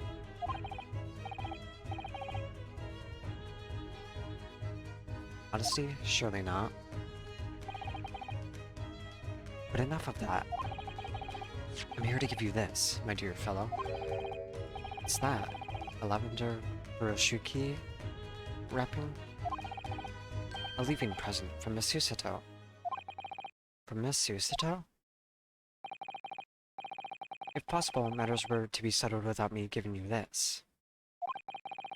Those were her instructions when she asked me to do her favor.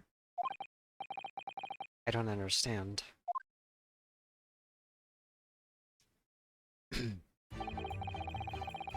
Miss Susato foresaw today's events, I believe. She knew that the culprit would attempt to escape justice by means both devious and underhand. And that you, Mr. Naruhodo, fighting fairly as you are wont to do, would find yourself in considerable peril.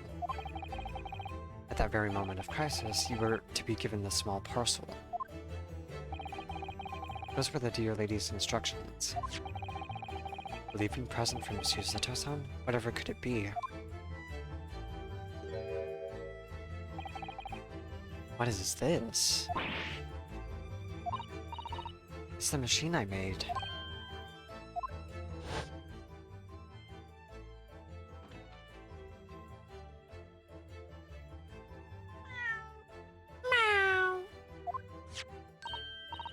Look, I use this. It's my latest invention.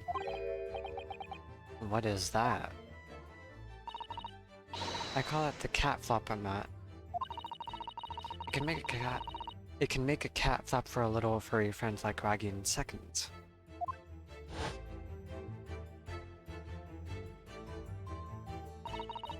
What's Susie up to?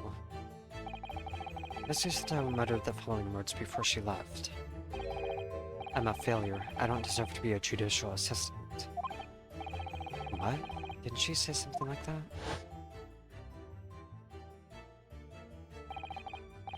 You really are the best judicial assistant in the world. Well, that's extremely flattering. But I'm sorry to say that I've been a complete failure.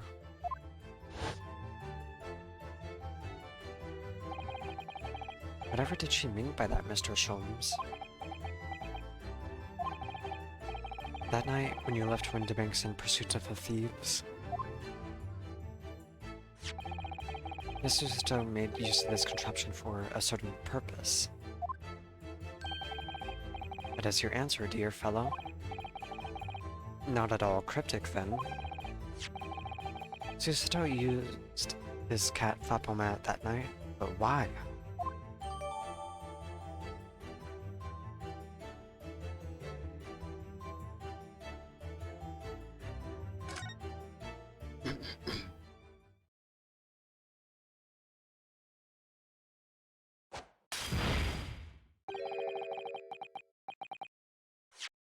Let's take a look at it.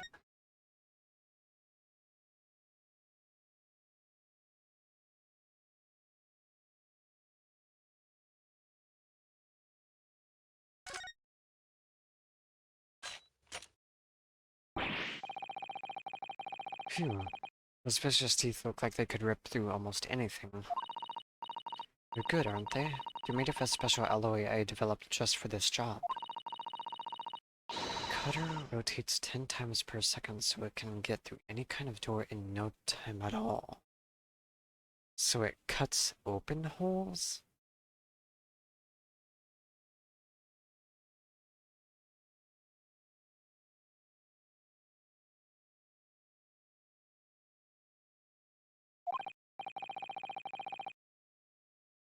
And what are the two parts at the top there? Those are for attaching hinges to the section of door that gets cut out.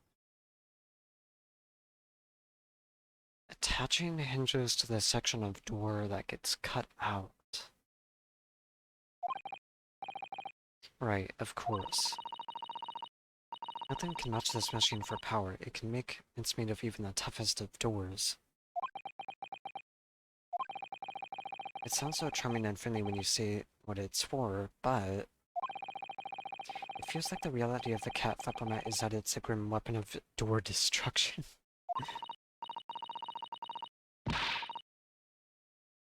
Wakaha is so adorable, there's nothing I wouldn't do for him, even developing deadly weapons.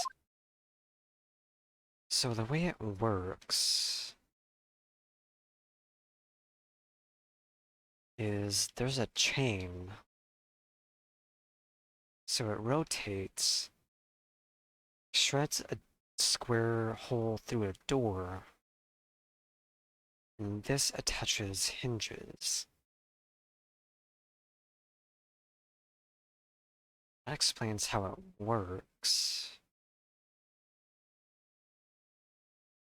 But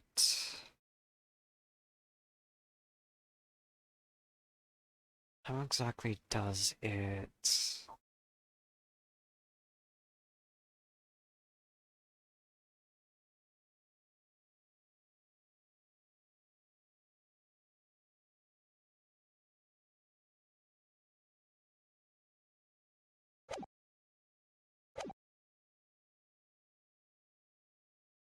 Your 5 minutes is over. We're out of time already?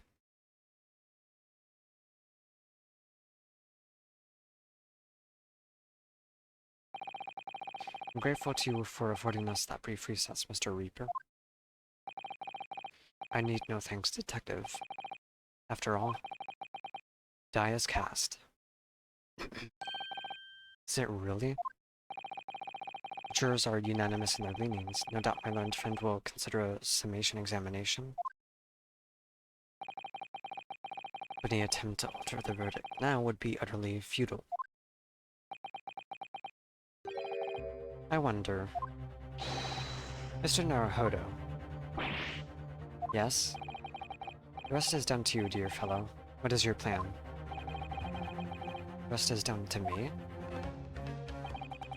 I need to be careful here. If I make a wrong move, the trial will end badly. My lord, the defense requests...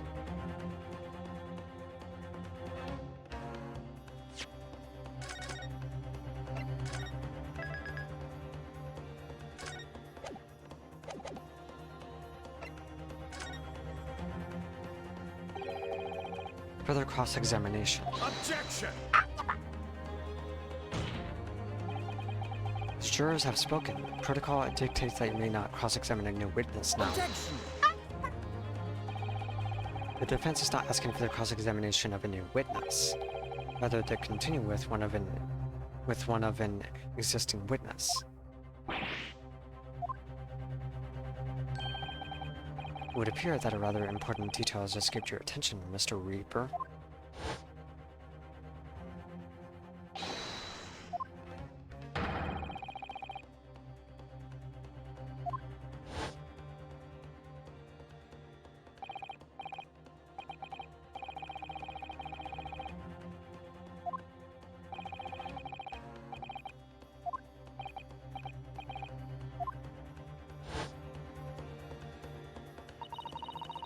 So nobody can say anything then. If Yuno asks to resume his cross-examination of Mr. Graydon, the court is obliged to allow it.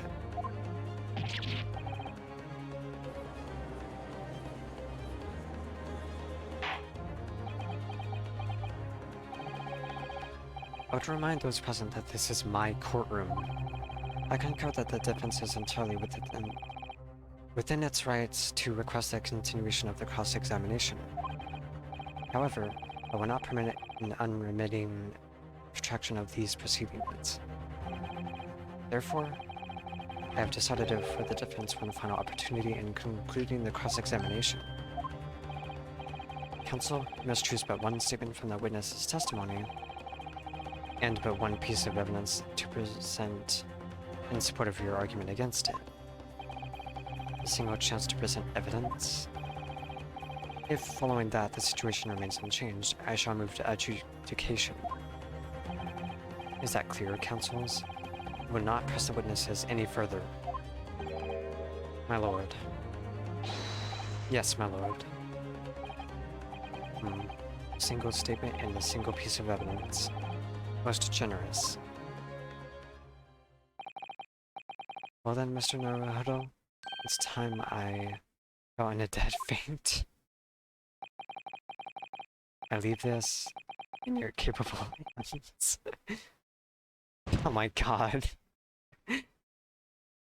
He's fucking dead. He's fucking dead.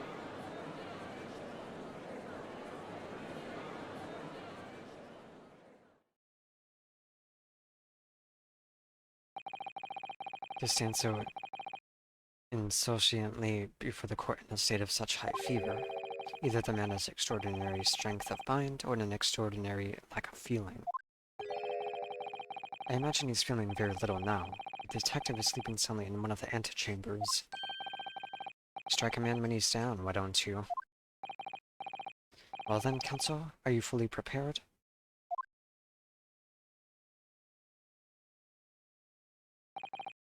Yes. One statement, one piece of evidence. I won't let Mr. Sholmes down, or Iris. And I won't waste this final chance that Susato-san has given me. This is going to decide the entire outcome of the trial. Very well, then. Under the terms I've outlined, you may resume the cross-examination.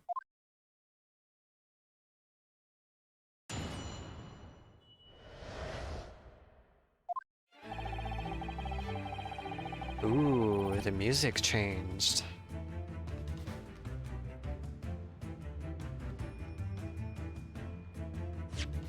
Ooh hoo hoo.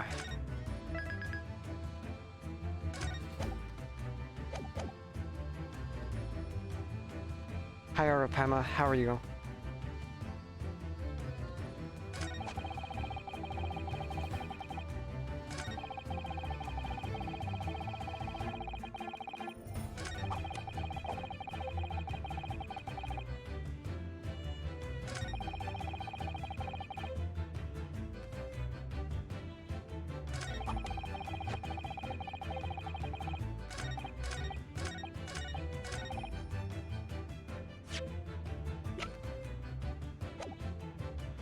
Hold it! Objection! No, my learned friend. I take issue with you. His Lordship made it very clear that the defense is permitted to present only a single piece of evidence. The prosecution demands stern punish for any mischievous or described violation. Ooh, I can't press.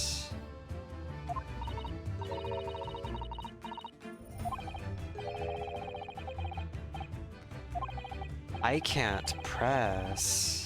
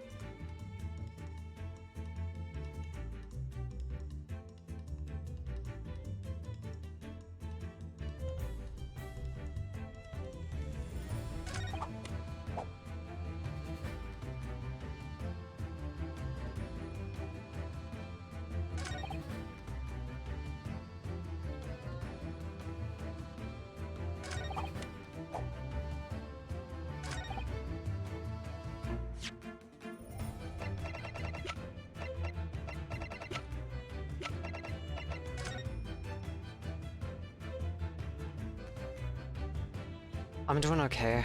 Gonna try to finish this episode. Supposedly the final episode.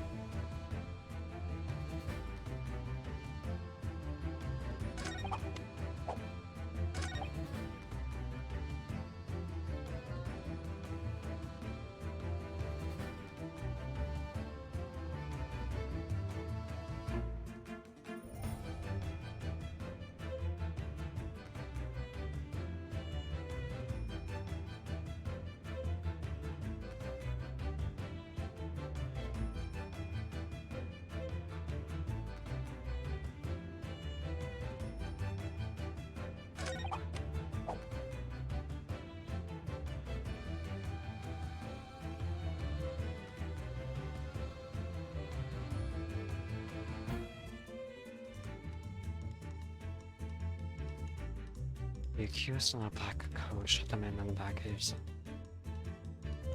I mean, technically, that's right.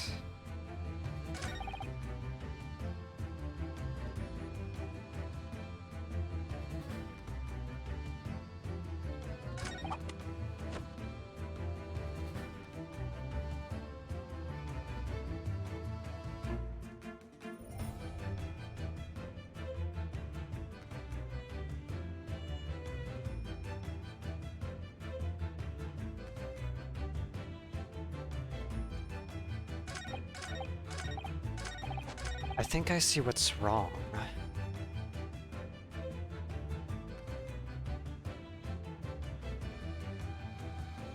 There's a peephole,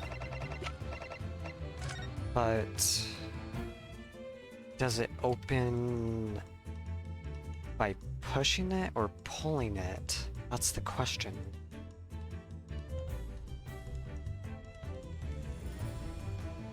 If it opens via push on this side, then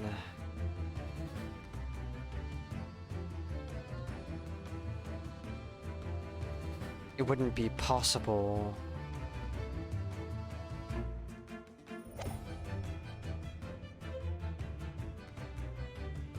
It wouldn't be possible to even glance inside.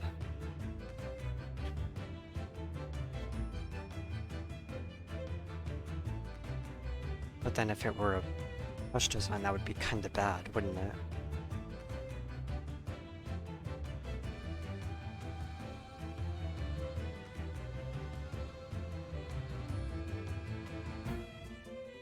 Hi Wolfels, how are you doing?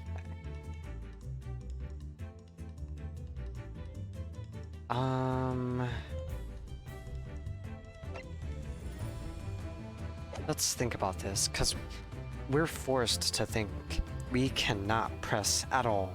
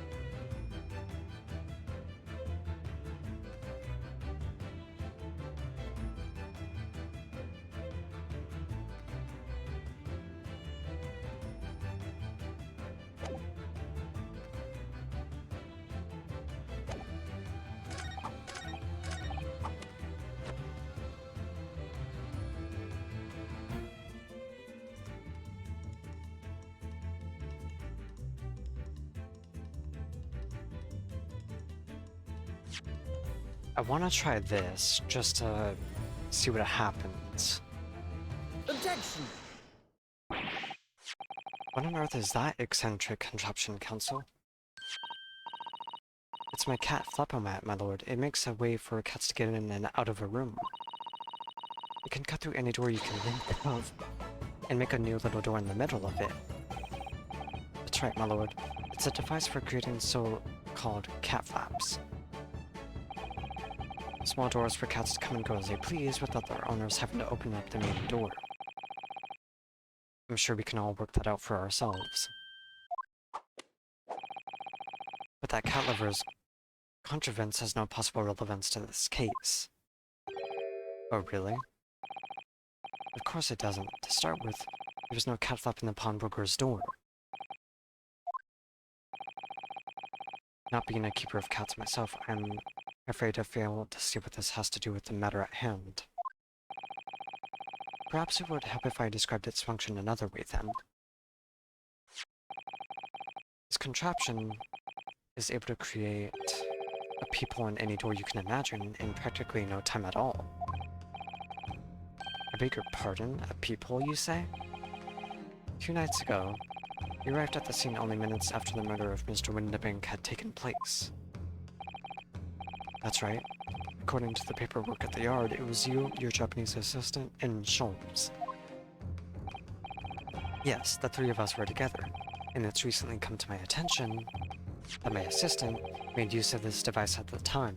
Your assistant did what? There was a peephole in the storeroom door, I can attest to that. Because I looked through the peephole myself in order to see inside the locked storeroom. This is ludicrous. What are you trying to say? Of course there was a peephole in the door. I said as much in my testimony. How else could I have witnessed the crime, for pity's sake? Yes. How could you?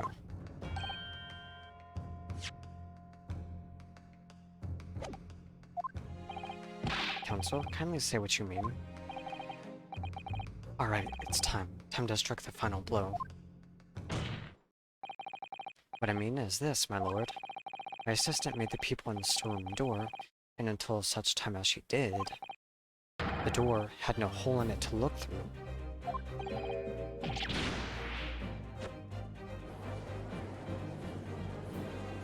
Objection! This is a farce. Are you really suggesting that the peephole in the door was... Yes, it was created only after the incident had taken place by my judicial assistant using this device. Your assistant tampered with the crime scene whilst being fully aware of the gravity of her actions? That is a most serious act of vandalism, for which I humbly apologize, my lord. It was in the few minutes that I left the scene in order to pursue the Skulkin brothers and alert the police. Nevertheless, in the light of this new information, it becomes apparent that Mr. Graydon's testimony is riddled with holes. Explain yourself, counsel. The majority of Mr. Graydon's testimony that appears to incriminate the defendant is based upon what he witnessed through the peephole in the storeroom door. Yes, that filthy girl shooting the man in the back. However, if at the time of the incident, that peephole did not yet exist in the door, there's no possible way that you could have seen what you claim to have seen. In short, your entire testimony is a pack of lies.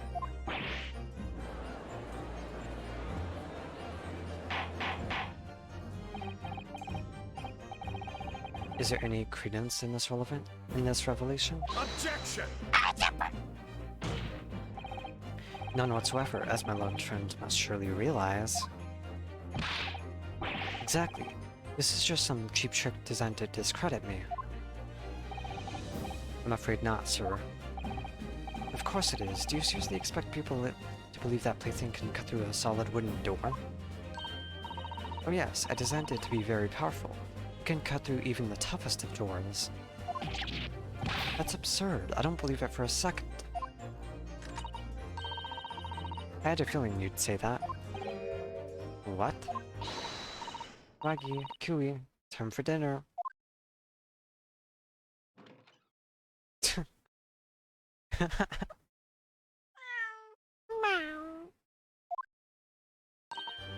Well.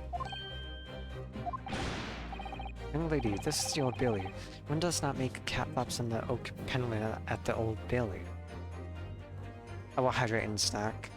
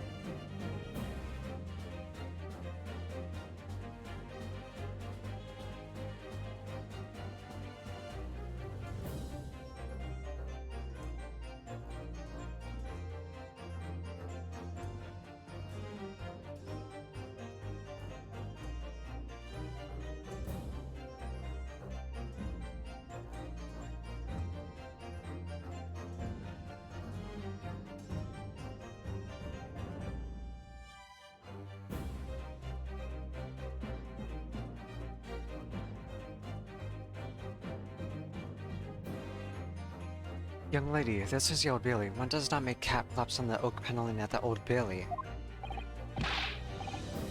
I'm not done yet, don't worry. This doesn't mean that the people in the storeroom door at Windibanks was made by your machine. And there's no way you can prove that it was. No, but it's easy. The cat flaps my cat flap-o-matic creates are all of a fixed size.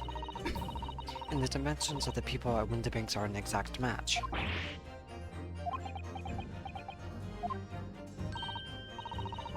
Old Silky's lost for words. Excellent work, Iris. Thank you. And now it's my learned student's friend. It's turn to be lost for words, I feel. I believe your judicial assistant has already left the country for your Eastern Island home. Well, yes, that's true. Then you may have some difficulty in establishing all of the facts. For the sake of argument, let us assume that people has dimensions that are a perfect fit for this contraption. In that case, when was the people cut? Prosecution demands proof of your answer.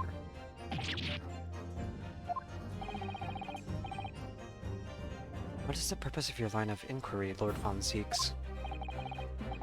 It's very simple, my lord. The defense argues that the people was created after the incident using this device.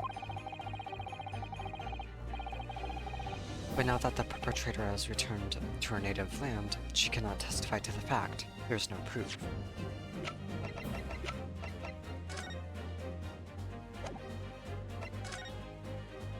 There is proof. There is proof. And for as long as the defense remains unable to prove when the people was made, my learned friend's claim amounts to nothing more than a baseless accusation.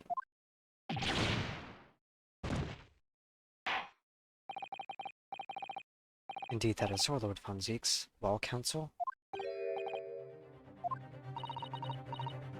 Don't give up now, Luna. This is the time to create your own opening and force your way through. I don't know if I can do this, but I do know one thing. Susato-san is the greatest judicial assistant in the world. Very well. The counsel for the defense will present evidence to support the claim made.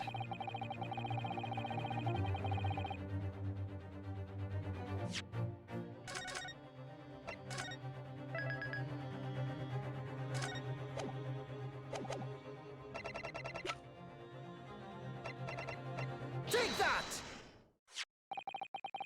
What are you... a print from that detective's infernal cameras again? A judicial assistant, Susato Mikotoba, is an extremely intelligent and capable woman. Which is why I never had any cause to doubt that she would have considered this scenario and made sure I had the necessary proof. And the necessary proof is this photographic print, Counsel? This print shows a scene in the shop moments after the defendant entered the premises. Agreed. And it also shows the accused mercilessly wielded a gun in the direction of the defenseless broker. But more to the point, it pictures the storeroom door in the background. Let me see that print again.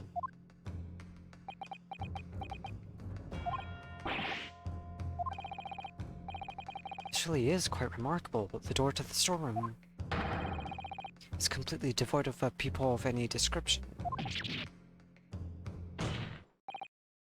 Mr. Graydon,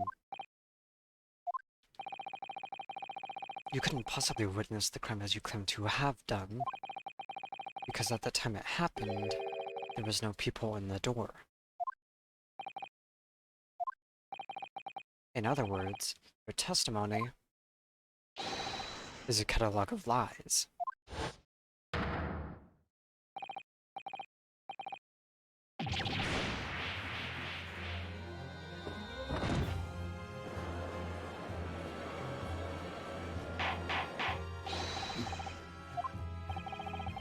I am satisfied that the defense has substantiated its claim beyond all reasonable doubt.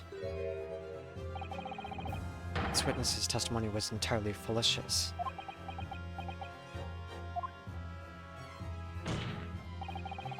That's not the only thing we now know beyond all reasonable doubt. I learned from his assistant's guilt can no longer be denied. The woman tampered with a crime scene.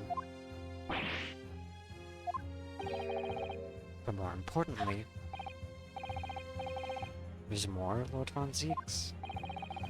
The defense may have established a reprehensible instance of perjury.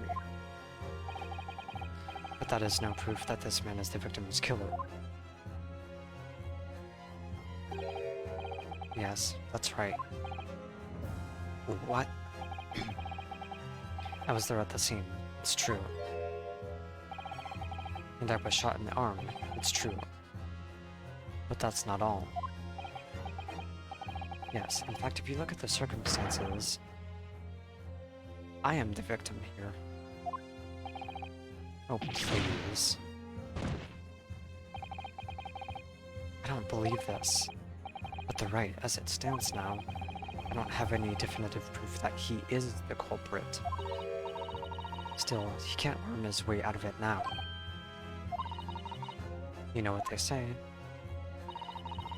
There's no point locking the cat's door after the cat has bolted. Isn't that right, Runo? As Hurley always says, one lie begets another. No wait, that might have been a line I wrote for him in one of my stories. Well, no matter who said it first, you're right. Mr. Graydon, not only did you give false testimony to the court, but the lies you told make no sense. Make no sense? What do you mean by such a remark? What you said in your testimony reveals that you know something you shouldn't have known. In other words, there is a fundamental inconsistency in your statements. Objection! This is provocative talk, Counsel. Won't you enlighten the court, explain this alleged inconsistency? Eris was right. One lie begets another. The inconsistency is revealed by the lies in the witnesses' statements.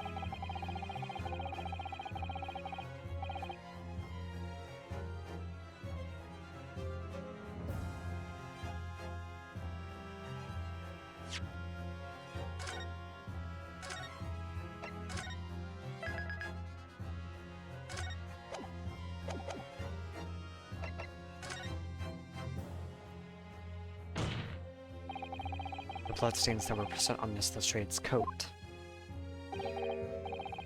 That's right, the victim's blood spattered all over her when she shot him. But how could you possibly have known that? Obviously because I saw her do it through the...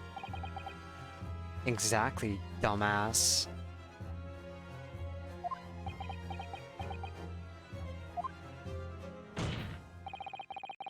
The point is not that you lied in your testimony, Mr. Graydon. It's the nature of the lie you concocted that is so revealing. You're not making any sense. And let me ask you a simple question. How is it, Mr. Graydon, that you knew of the existence of the people in the storeroom door? Well, obviously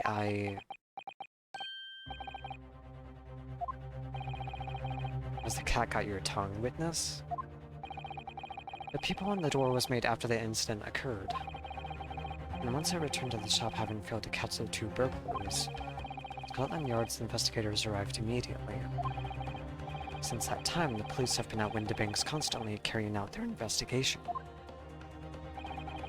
Isn't that right, Inspector Gregson? Yes, of course. The place is chock full of pawned articles and my lads have to thoroughly examine them all. So I gave the orders to have officers working around the clock and shifts so we could get through it all. And consequently, there's no way that you, Mr. Graydon, could have gained access to the shop. Therefore, you should have known nothing about the people in the storeroom. So the fact that its existence forms the basis of your testimony is completely inexplicable. Objection! And yet, the fact remains that Mr. Graydon did maintain that he witnessed the crime take place through the people on the door. How on earth is that possible? Could I have a word, please, Lord Von Zeeks? Speak, Inspector. It's just that I really ought to be getting back to the station now to put in my report. There's really nothing more I can add to this testimony, so if it's all the same to you... Permission denied. It's not all the same to me, Inspector. Not at all. You will remain exactly where you are until this trial concludes. Of course, sir. Mr. Graydon. You shouldn't have known about the existence of that people. Which can only mean that you must have been informed about it by somebody else. Objection!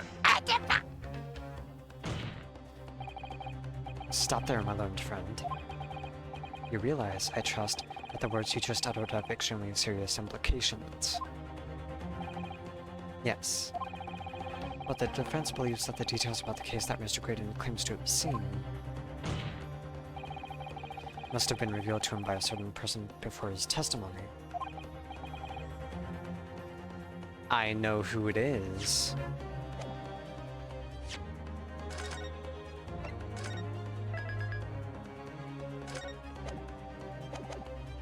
And in fact, considering the particular clue we have, there's really only one person that could be.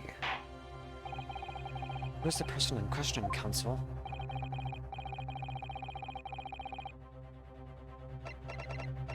Take that! The truth is, it can only have been you, Inspector Gregson. Objection! You had better have some proof to substantiate such a rash claim, my learned friend. Consider the fact that we have only been aware of Mr. Ashley Graydon's identity for the last few hours. We learned of it only during the course of the trial today. Indeed, preparations for his testimony were made with great urgency during our hour-long recess. While the police executed the subpoena and brought the man here from the communications station. And until that time, Mr. Graydon would have no idea. No inkling that he would suddenly be required to appear in court. Are you suggesting that until such time as he was summoned? Yes, my lord. Until then, it's reasonable to assume he knew nothing of the people. It was only once Mr. Graydon was in the stand that he realized his position. That he would have to defend himself against the accusation that he was a third intruder. You're suggesting that the court that it was while this trial was in progress that he received the information? So that he could commit perjury in order to save his skin? Exactly. And the only person with knowledge of the investigation that he had any contact with is you, Inspector Gregson. This is a bloomin' outrage. Why would I be giving away details of our investigations to this fella, eh? I was summoned to his lordship's chambers during the recess in any case. Had you forgotten that? Quite true, I had a number of questions regarding the events that transpired at the pawnbrokery. Which means... the first time these two laid eyes on one another was after proceedings resumed following the recess. Since then, they've been in full view in the stand, where such illicit discussions couldn't possibly have occurred. But there was a point in time during a cross-examination where they were conversing with each other, whispering amongst each other. I've just remembered something, Luna. What is it, Iris? There was one time before, wasn't there? I think it was when Ginny was testifying. Oh yes, now you mention it. When the bailiff was dispatched to retrieve McGilded's music box from the scene of the crime. It was during that testimony. I remember finding it strange at the time.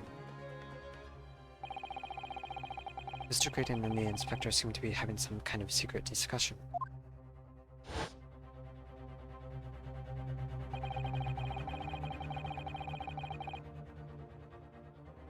I am on fucking point this part of the trial. It would have been possible for you to give Mr. Graydon the information he needed then. You little toe rag, you're making all this up.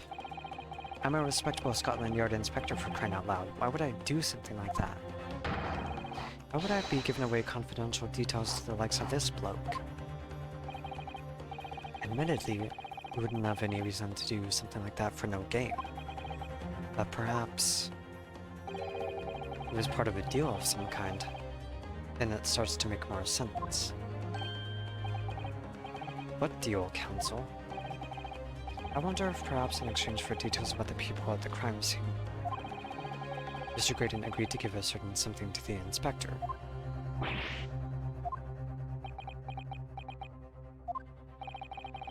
I'm sure I need not remind the inspector that, if found to be true, striking a deal of any kind with a witness would be considered a gross case of malfeasance. Objection!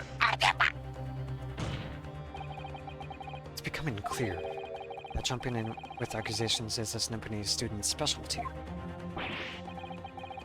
I don't do that. But with the stakes so high, the prosecution is not prepared to listen to baseless charges. It is incumbent on the defense now to present evidence in support of this diabolical claim. Evidence? Just what are you proposing that the inspector demanded of the witness in return? The court must see proof of this alleged deal.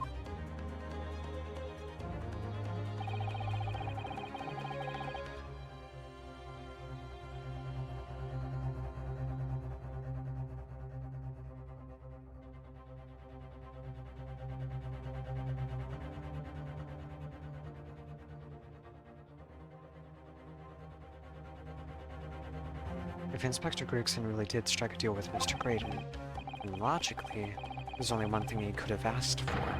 That must be it. You know, do you think it could be... Yes. It's the missing link that would join all the dots together in this puzzle. I must press you for an answer now, Counsel.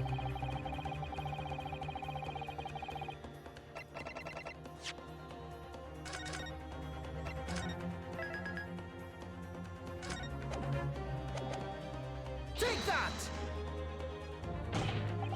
This, my lord, this shows exactly what the deal between these two men was all about. Well, Inspector, what do you have to say for yourself? Dear me, it would appear that this answer has in no way satiated your appetite. Are you...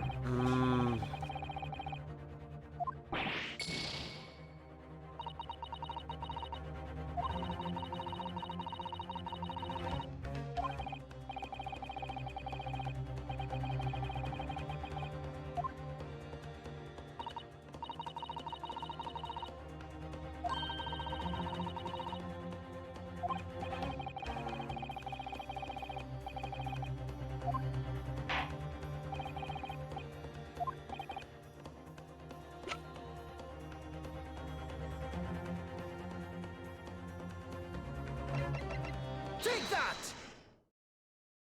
I just realized. Inspector Gregson. Besides this murder, is it not true that you've been working on another very important case? What are you getting at now, Sunshine? Is it possible that this other top-secret case... Hi, Vexon. How are you doing? I will snack.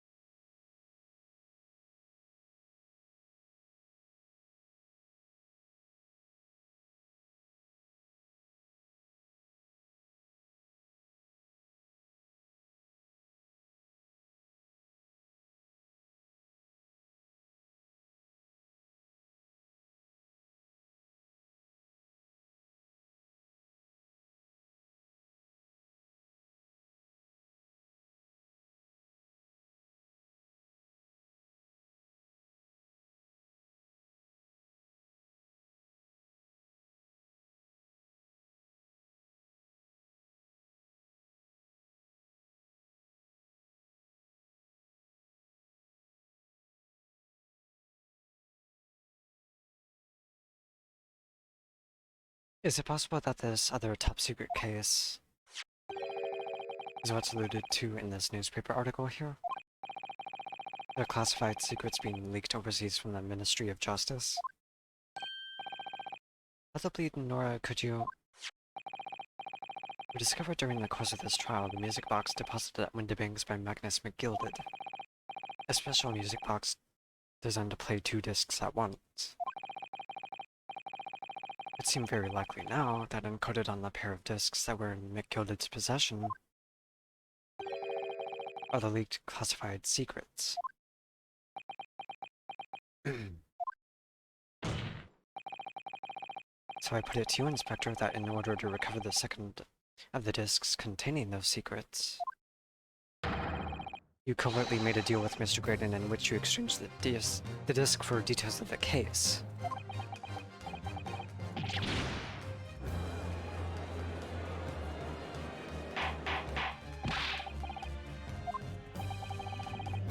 On the day of the incident, when we met you at Windibanks, you said this. I'll be taking that whatever it is of McGilded's down to the yard, thank you very much. So hand it over. No, don't give it to him. It's mine, that is. Mine. I'm sorry, miss. But anything belonging to McGilded has to be taken in as evidence now. So I had the right answer, I just did it wrong. Scotland Yard already knew at that time, isn't that right? That Magnus McGilded was involved in the stealing of government secrets. My orders were recover the medium used to convey the secrets leaked from the ministry, and do it on the QT. Strictly hush-hush. And that explains why, when I presented this disc as evidence to the court, you objected so heavily, I presume. Because you knew that it contained highly confidential information. I mean, not likely. I mean, I wasn't that sure of it myself. I realized there was a possibility, that's all. Inspector, surely you're not saying that in order to acquire the second of these music box discs, you did indeed reveal confidential details of the crime scene to the witness? To aid and abet this man in giving false testimony? There's no other way that Mr. Graydon could have known of the existence of the people. Is the only explanation. The deal was struck between these 2 men.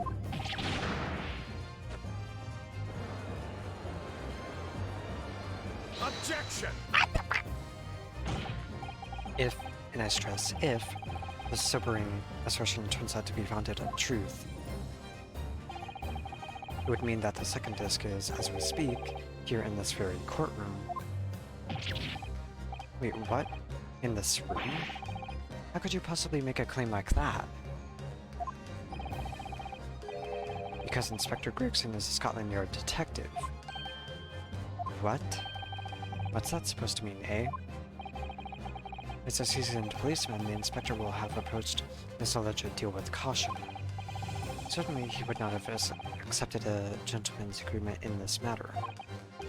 No, he would have insisted on having the article agreed upon in the palm of his hand. Then you mean to say Inspector Gregson already has the item in question in his possession? He has the second disc on his person? Yes! The defense demands that the inspector is searched at once. Definitely. We could only have struck a deal with each other when Ginny was testifying before. And Gregsy hasn't moved from the witness stand once. My lord, please, order an examination of his personal effects immediately. Well, Inspector?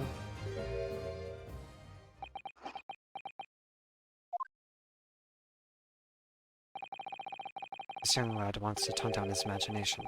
He's insulted me in my profession quite enough.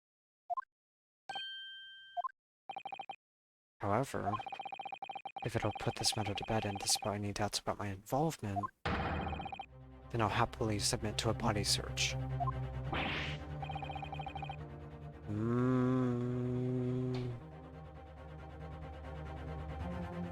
He's going to agree to it?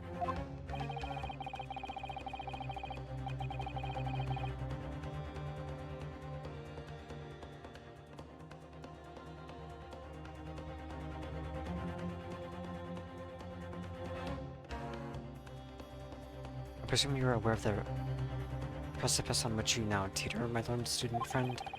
You've made a most serious allegation against Scotland Yard here. If, following the search of the Inspector's personal effects, no disc is found,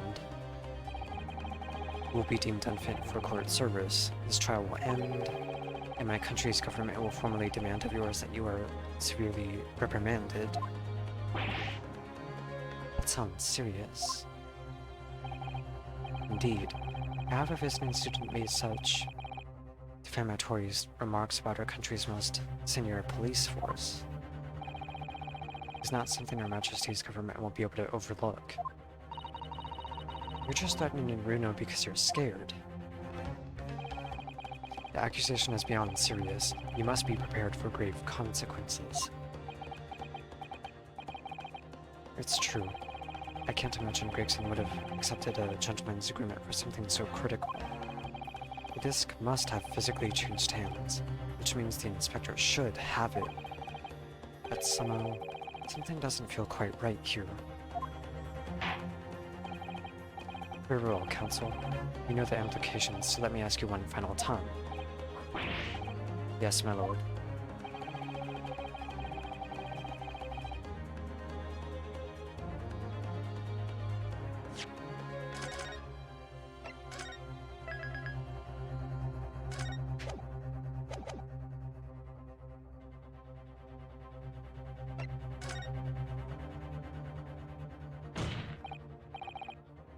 Yes, the defense formally demands the search be conducted. Well, don't say you weren't warned, but your typical nobody stubbornness may well land you in hot water this time. Perhaps the lesson will do you some good. Fair enough, I've got nothing to hide. Very well then. Bailiff, conduct a search of the Objection! The defense demands a search, but not of Inspector Gregson. What? Hey Maxine, how are you? Now what's all this about? I'm the one you're accusing, aren't I? That you wanted to search me. No, Inspector, not you. Somebody else. What's the meaning of all this, eh? Lost it at last, have you, Sunshine? The court shouldn't have put up with this nonsense. You're being completely irrational. Be quiet, all of you.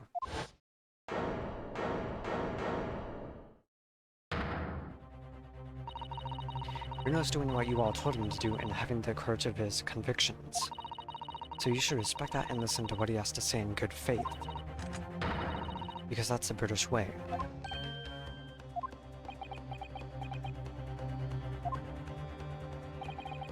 Well said, young lady. Indeed, this court is in awe of the defense counsel's conviction and eagerly awaits his next words. You what? Don't be hasty, my lord. If I'm not mistaken about the things I've seen in court today, I'm fairly sure that I know who has that disc at the moment. There's only one person it could be.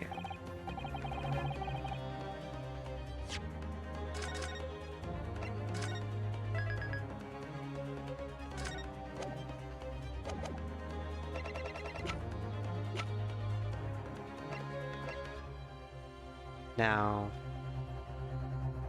I'm pretty sure I know the answer. Because the order of events are these two made a deal, but there was something that happened after that where Gregson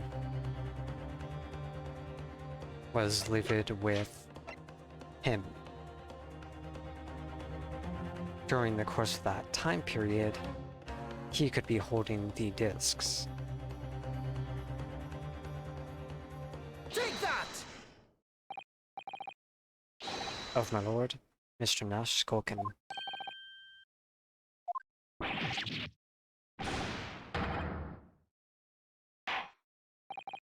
Very well then, bailiff.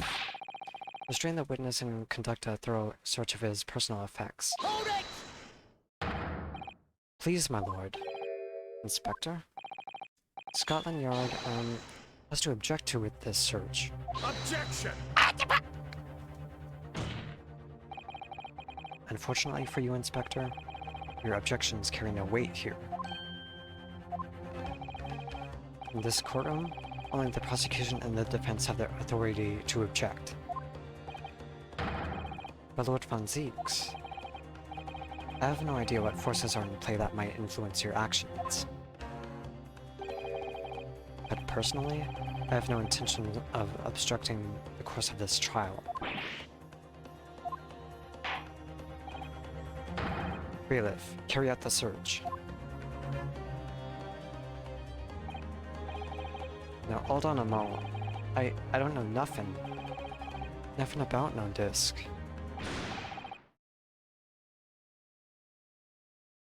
I was right. I was right. In the witnesses' pockets, I found this. Good lord, that's another music box disc. I don't know nothing about it. Nothing.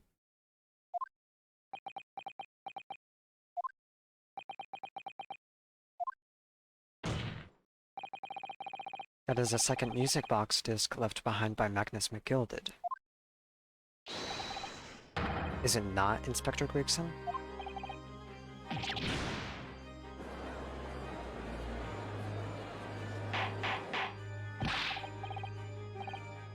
Mr. Skulkin, what have you to say for yourself? Gordon Bennett, I mean just Gordon Fleming Bennett. I swear I didn't know nothing about that disc, honest to God. Counsel, would you please explain what exactly is going on here? The alleged deal that was struck was between this witness and this detective, no? Without question, my lord. Then for pity's sake, why on earth was it this man in possession of the disc the inspector traded for information? Inspector Gregson is a shrewd, calculating man who rarely loses his composure. But at one particular point in this trial, he exhibited some unusual behavior for a brief moment. I don't recall. What unusual behavior? It was, yes, during my cross-examination of Mr. Graydon. Tell me, Mr. Graydon, when you left the pawnbrokery that night, was it by any chance with the second disc in your jacket pocket? I admit to nothing of the sort.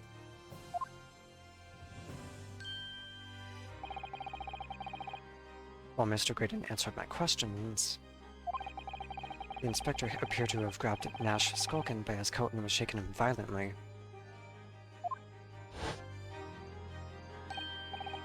Yeah, he did and all. Though me noggin was gonna fall off, clean off, it did. I was wishing I'd been born as me brother, I was. And what exactly happened to make the detective attack you like that? I ain't got a clue. He just suddenly turned and grabbed me whistle like that and started shaking me. Why the blazes didn't you mention the third gun when we got you down to the station? That's what he said. You had it right down my ear hole, he did. Me head's still throbbing now. The way the detective behaved then was extremely out of character. But looking back now, it must have been then that he did it. That was the opportunity Inspector Gregson created for himself in order to hide the disc. Well, bless my wig, he hid it? You... But I'm afraid I fail to comprehend the motive here. If the detective had acquired the disc he was after, why on earth would he then proceed to hide it in another man's pocket? This is a court of law. He could have submitted the item as evidence. It would appear, my lord, that the inspector was not at liberty to do that. Why ever not? As the man himself revealed earlier, his current assignment has some special conditions.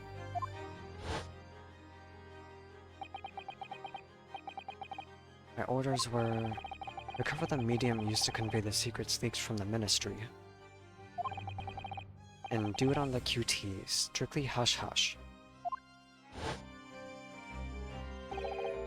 Hush-hush? A top-secret assignment, is it? As far as we're aware, the information stolen comes from confidential government communications. It would seem that if that information were to be revealed in court as evidence, it would be problematic. Does that sum up the situation, Inspector? I'm operating under direct orders from the Ministry. I'm afraid I'm not at liberty to answer that question. So, realizing there was a chance that you may be searched here in court, you took steps to hide the disc you had acquired from the witness. Does this mean... He only pretended to attack Mr. Skulkin in order to get close enough to him, to slip the second disc into his pocket. So it was all a pretense?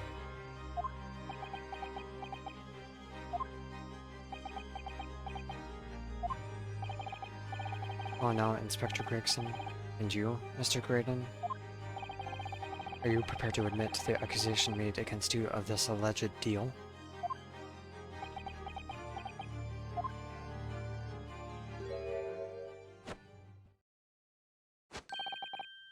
Admit to it? Yours truly? Please. Mr. Graydon. Clearly our Eastern visitor has an uncommonly active imagination. However, there's no proof that I passed that disc to the inspector. Objection! But then, how do you explain the reason why you knew about the peephole? I'm under no obligation to explain. Yes, I lied in my testimony, that I admit, so sentence me accordingly. But that is all I admit. Murder? Leaking government secrets? Striking a deal with a detective? All of it is this young Eastern man's fancy. I have no idea what any of this is about.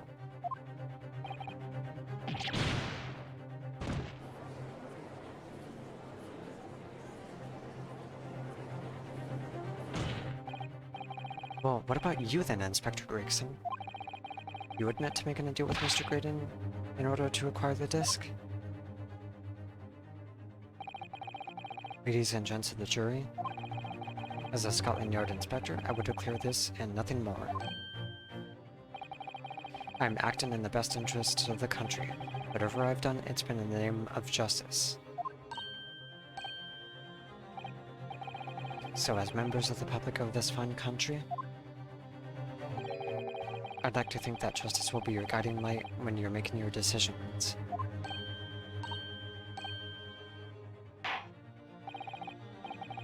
This is quite a quandary indeed. Rarely have I encountered such extraordinary tumultuousness in the concluding of a trial.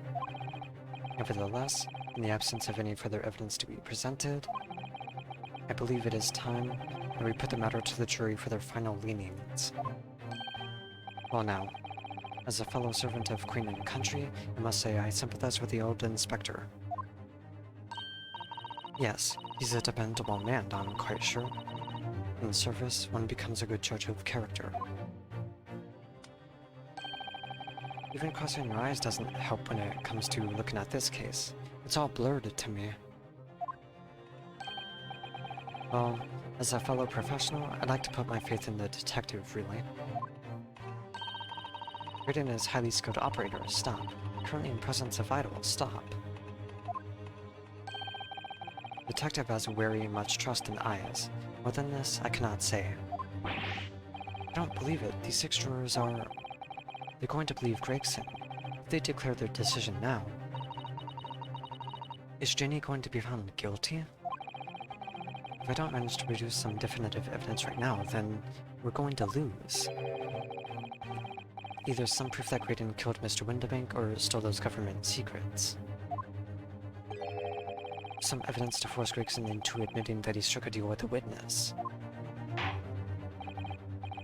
Well then, counsel, I think it's time I imposed on the jurors to declare their final decisions, no? That is, unless you have some compelling evidence you have thus far not presented to the court. If I let the judge call on the jurors to announce their leanings, Gina will be found guilty. So there's no choice then, you know? You have to throw some more evidence at them. This is it now. It all comes down to this.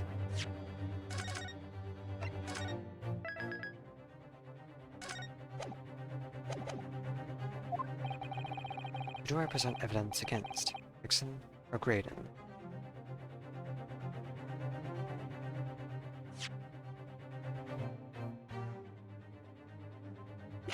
Let's look at what we have.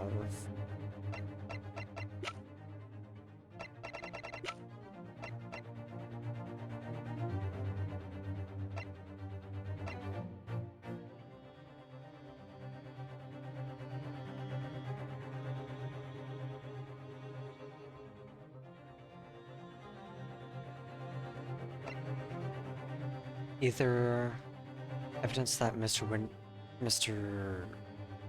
Graydon killed Windibank, or evidence that Gregson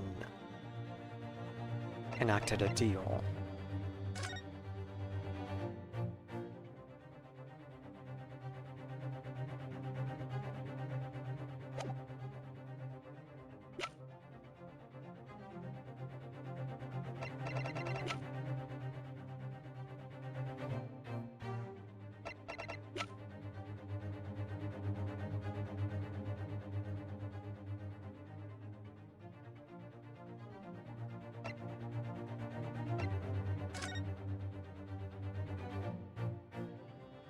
Let's see.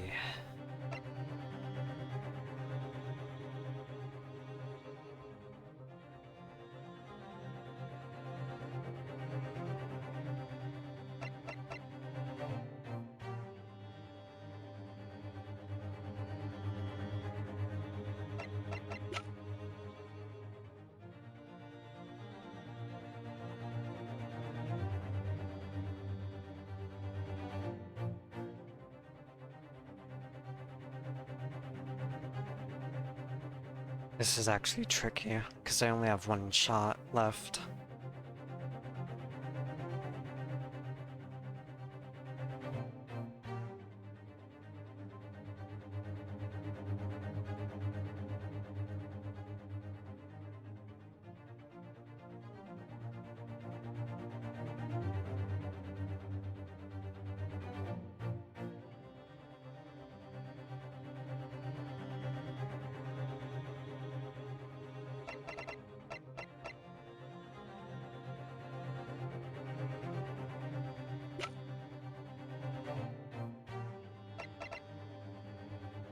I don't have anything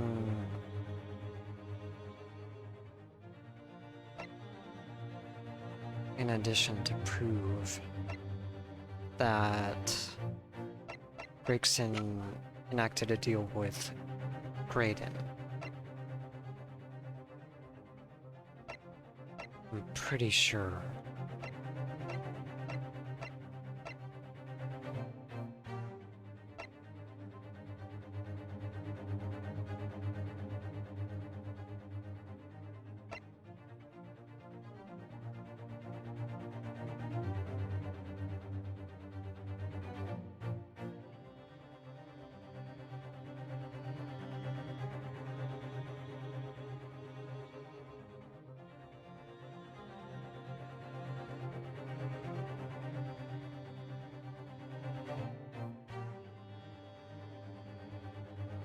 Uh...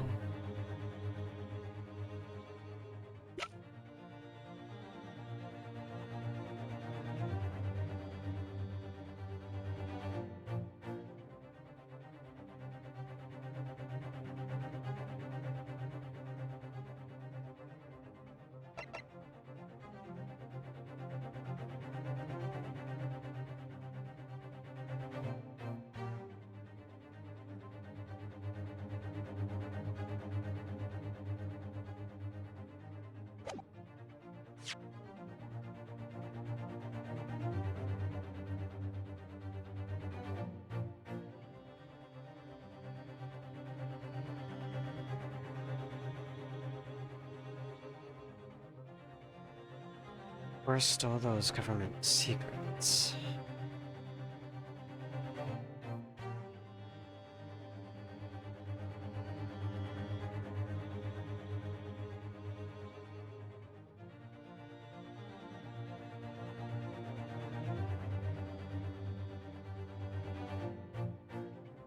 You know, for the funny, I kind of want to do this.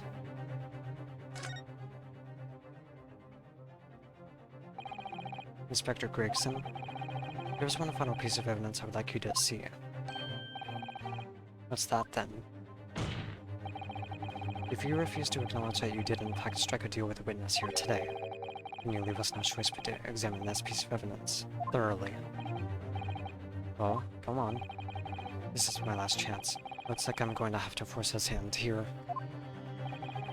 One final piece of evidence to get this detective to admit to the deal he clearly struck with. Great. I kinda don't want to do it, but...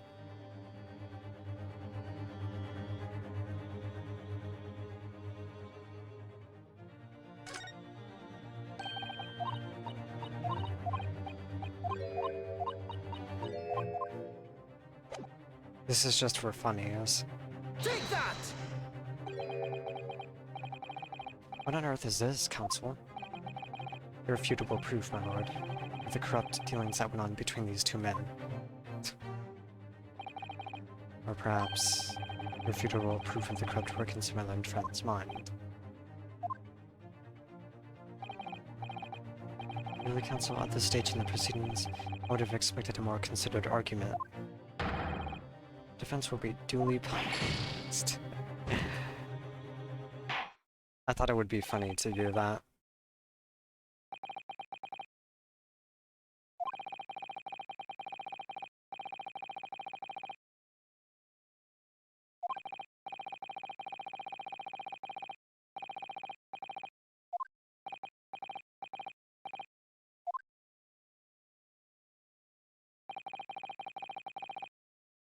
Guilty. Guilty. Guilty. Guilty. Guilty. Guilty.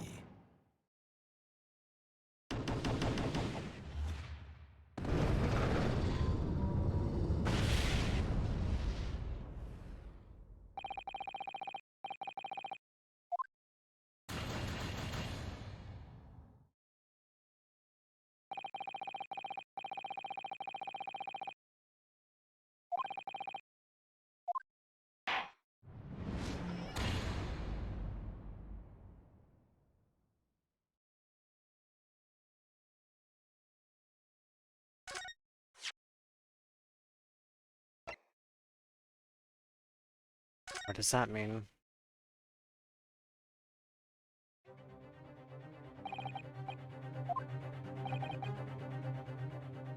Okay. Well, at least it gives me all 5 points back. That's actually handy.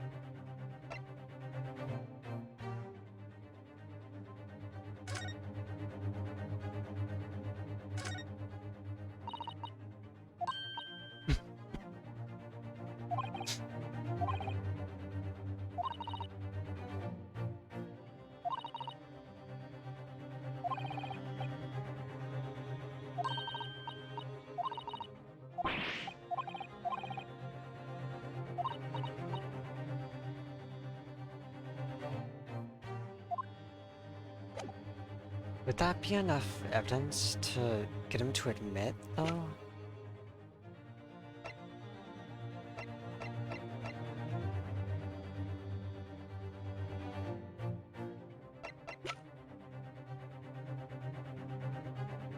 Doesn't make sense to me if that's the case.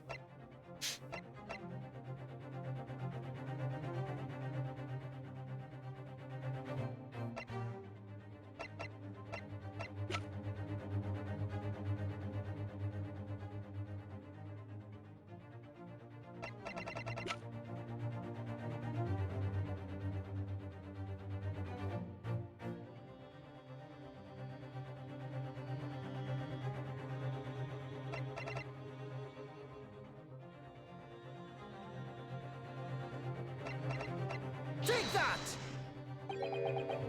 Okay, that's not right.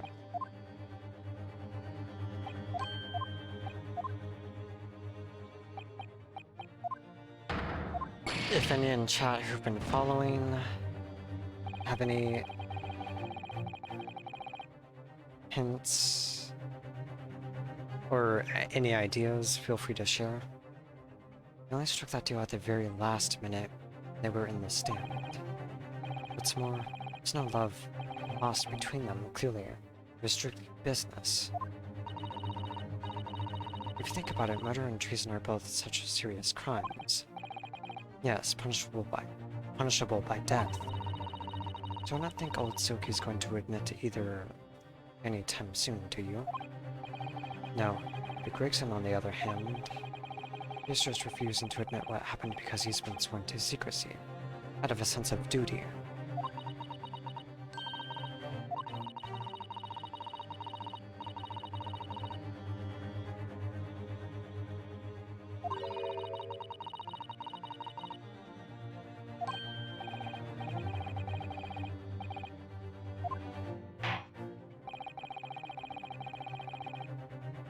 The jury has indicated it's to declare its final findings.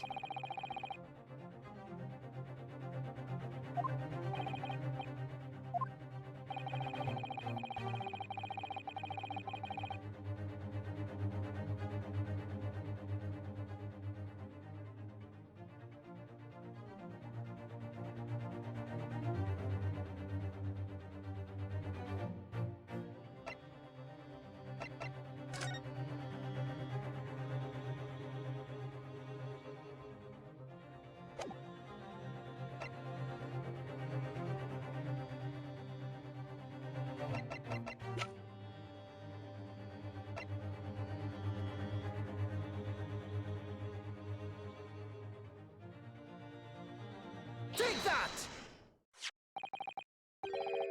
We clearly do have both music box discs in the room, so why don't we get him to admit to the deal in exchange for playing the pair of discs together? Should have been simple. Is that Mr. McGilded's peculiar music box, Counsel? Yes, with the disc already in place ready to play. I think perhaps now would be a good time to listen to the sound produced by the music box again.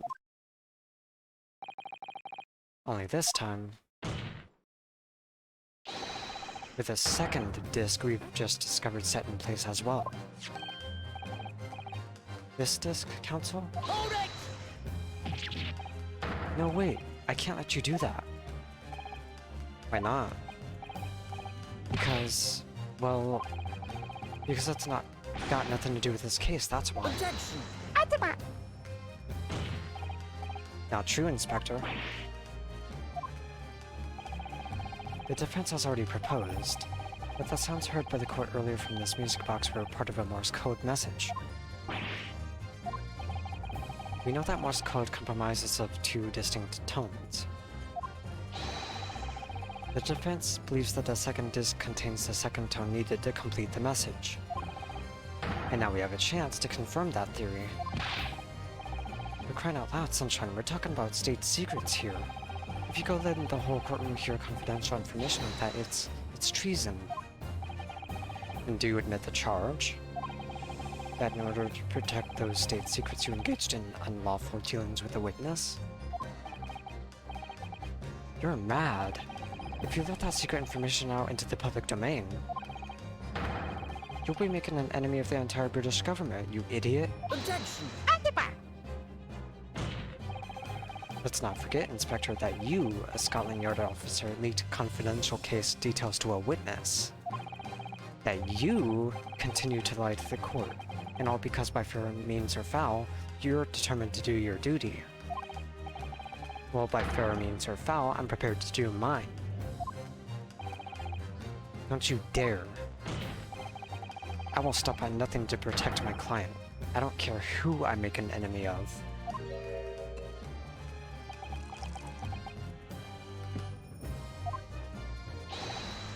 My lord, if you please. The court must hear the sounds made by the music box. Come on, Vancees, for Pete's sake, stop it. Objection! Inspector, you should know my methods by now. I'm a prosecutor. I'm no Scotland Yard puppet. In this courtroom, my duty is to the law, so let me propose a toast. To uncovering the truth, by fair means or foul.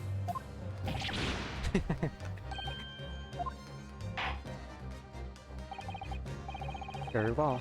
The defense's stance here and that of the prosecution has been made very clear, I feel. Therefore, in accordance with the defense's request, the court will now listen as this music box is set in operation once more.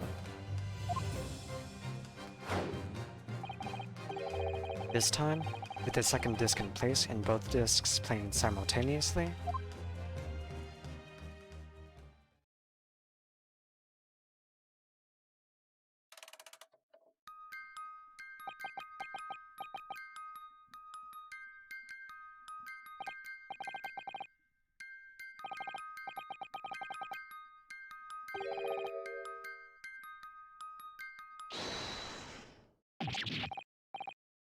Alright, I admit it, whatever you want, but for the love of God, shut that bloomin' box up.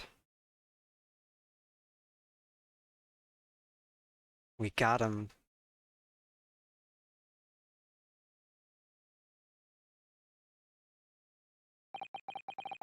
Let me ask you again then, Inspector Gregson.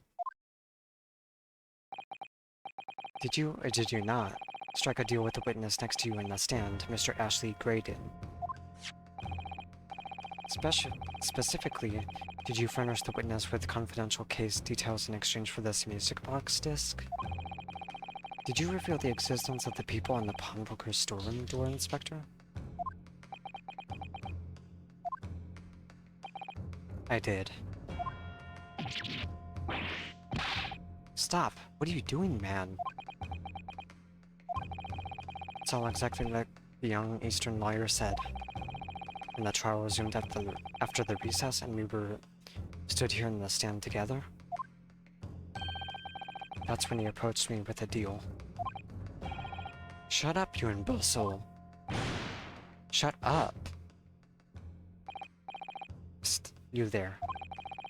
You're the detective who turned up at the pawnbroker the other day, aren't you? I may have something you're looking for, Inspector, with me at this very moment. So how about a trade? I suggest you accept. Where information that may make certain individuals uncomfortable will soon become very public indeed. I couldn't let that information become public knowledge, not under any circumstances. So I accepted the man's proposal, and told him details about the case that should have put him in the clear. The people on the storeroom door, and the bloodstains on the overcoat. By giving false testimony, this witness intended to have the defendant wrongly accused of murder. Inspector, you knew that. But you still revealed those details to facilitate the witness's perjury. I did. But then it turned out that the people had only been made that night, after the incident took place. Scotland Yard wasn't aware of that, if I'm perfectly honest. Well, Mr. Graydon, what do you have to say for yourself? There's nothing and no one left for you to hide behind. You struck a deal with the inspector in order to escape conviction of a very serious crime. Namely this. You were the third intruder who broke into the pawnbroker on the night in question, and you perpetrated the murder of the proprietor, Mr. Pop Windebank.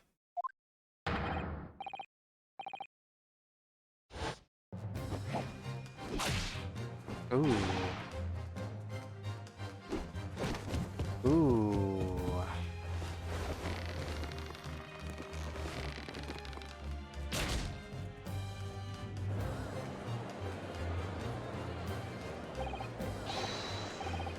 Restrain that man. At once.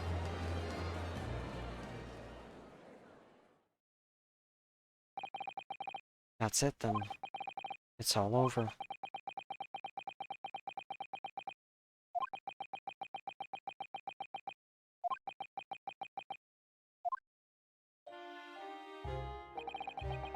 I despised my life growing up. Those slums are vile places. I was cursed from birth, born into poverty, the son of a penniless artisan. My parents did nothing but quarrel all day long.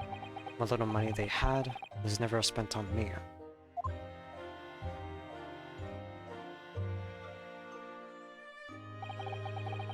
So I set about studying to better myself, to one day escape from that hellhole. And you eventually became a communications officer? I admire your determination. But then you decided to try to sell government secrets? Why?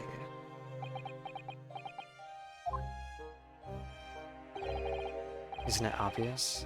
Because I wanted money. Even now, years later, the nightmares of my life in the slums wake me up in the small hours. I wanted to drown them out, with more money than anyone who lived in that squalor could ever imagine. Then one day, I met him. Mr. Magnus Begilded.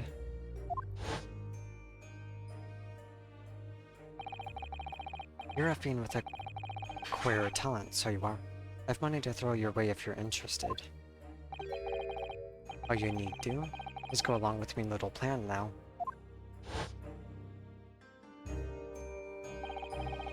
I was to steal the Ministry's telegraphic message logs, and McGilded would buy them for a handsome sum. As I was responsible for inspections of the Ministry's communications office, it was a simple enough task. The lure of the devil's offerings, how easy it is to succumb. But you must surely have realized the seriousness of the crime you were committing. And for that reason, I took great lengths to ensure that my actions were untraceable. By using the music box.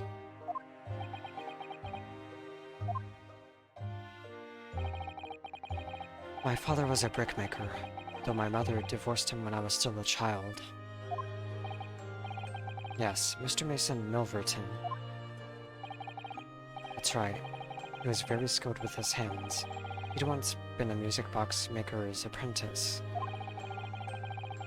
I imagined his skills would be sufficient to create a machine that could generate Morse code. So I sought out my father again to employ his services. It was the first time I'd seen him since I left the slums 10 years earlier.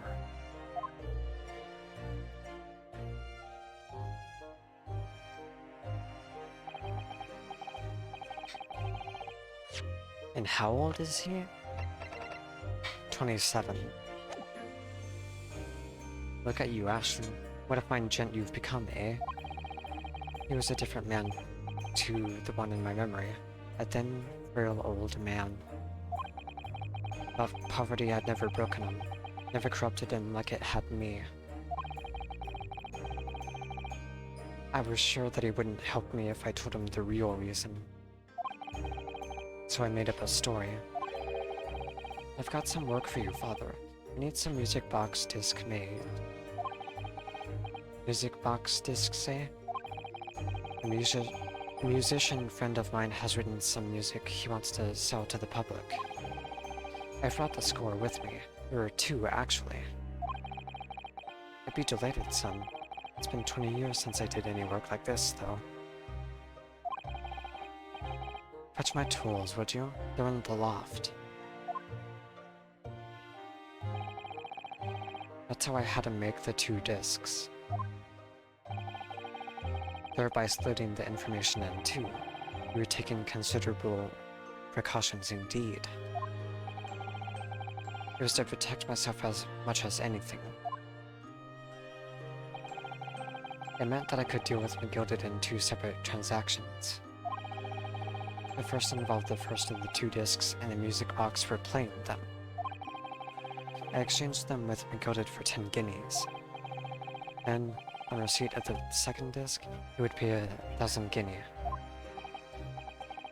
So what happened on the omnibus 2 months ago? Was a second part of a deal? The exchange of the second disc? Yes. I'd sold the man information that way a number of times already. But it seems he became reluctant to part with his money. But that doesn't quite make sense, Mr. Graydon. Or why was it that on the omnibus 2 months ago, your father, Mr. Milverton, was the one dealing with Mr. McGilded and not yourself? And I received the 1,000 guineas after my first completed dealings with McGilded. I decided to give 200 to my father for his troubles.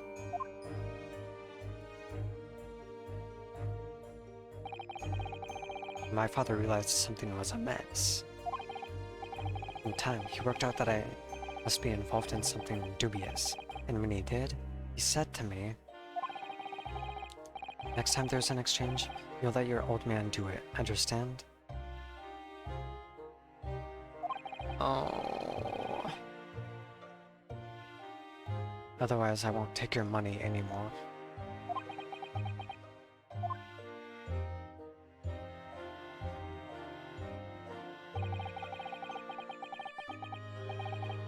That was my father's way of dealing with it, I suppose. Climb into the omnibus, hand over the second disc, and take the money from McGilded. That's it. He had no idea what was actually on the discs I'd asked him to make. He never knew. Just like I'll never know why everything went so horribly wrong that night.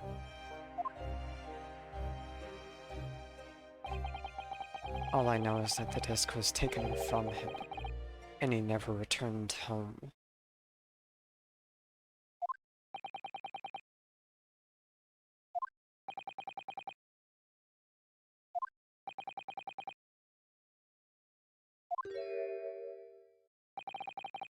It was only then that I found out what sort of a monster McGilded really was. So after 10 years of not once uttering it, I swore on my father's name.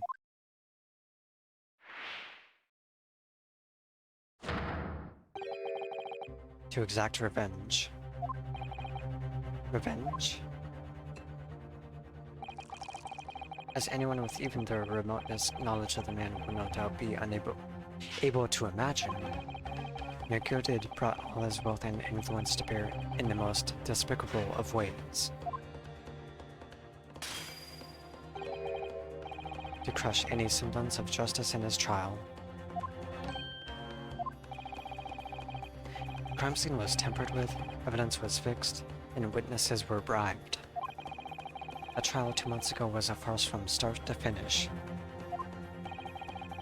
My feet had barely touched British soil back then. And I walked into that hornet's nest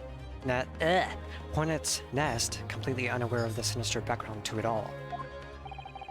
I'd made plenty of money out of my dealings with McGilded by then, so I spared nothing in my arrangements 2 months ago. I knew exactly who to hire. If you're willing to pay the price, there are people in this city willing to do anything you ask. McGilded himself had shown me that. Are you saying that... I think you have the picture now. after he twisted everything to his favor in his courtroom to ensure that he walked free. I took matters into my own hands and delivered the justice that monster deserved.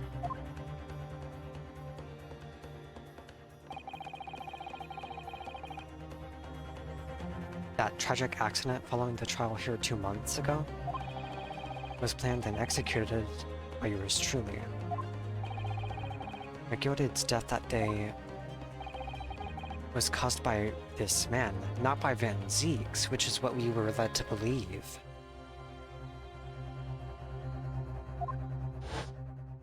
Ooh. Everything is ready, sir. If you'd like to follow me into the courtroom. What's this, officer? This is sooner than I was led to believe. I hope it's not inconvenient, sir. There were some changes to the schedule. Well, I must be making tracks now. It is time for the inspection. They're going to examine the omnibus again, so I'm told. I asked if I could be present for myself. So that policeman who came to tell McGill he could examine the omnibus again. That's right, an imposter hired by me.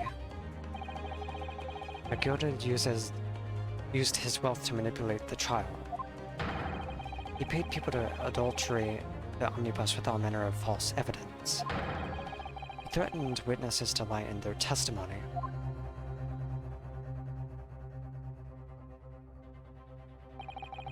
So gave the man a taste of his own medicine. Once the omnibus was doused in paraffin, one of my sham policemen ushered McGilded inside and sent him on a one-way journey to hell.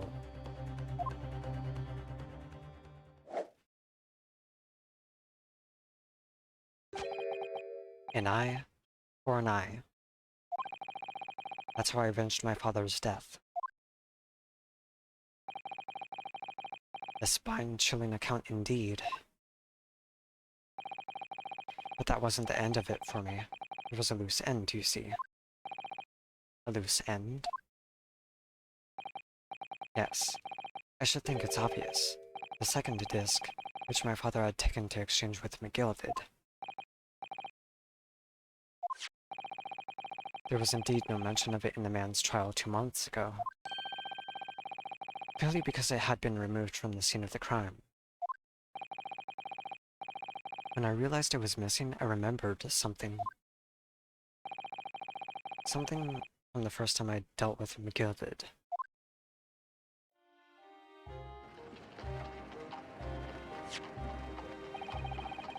This is the first of the 2 discs in the music box you need to play them. Well, look at that now. What an ingenious little invention. So then, as promised, 10 guineas for you, young man. Ooh, what's this? Windibank's pawnbrokery? Aye, this is a pawnbroker's ticket, so it is. Ye can use it to redeem an article I've deposited there for ye.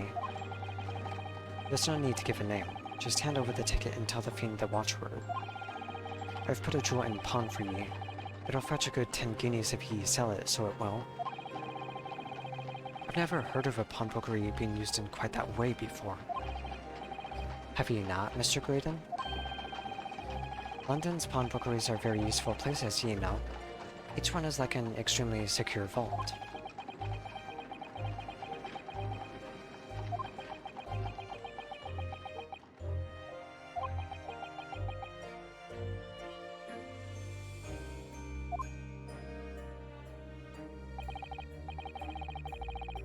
So I knew that if he'd taken steps to hide the disc, it would be in that pawnbrokery somewhere.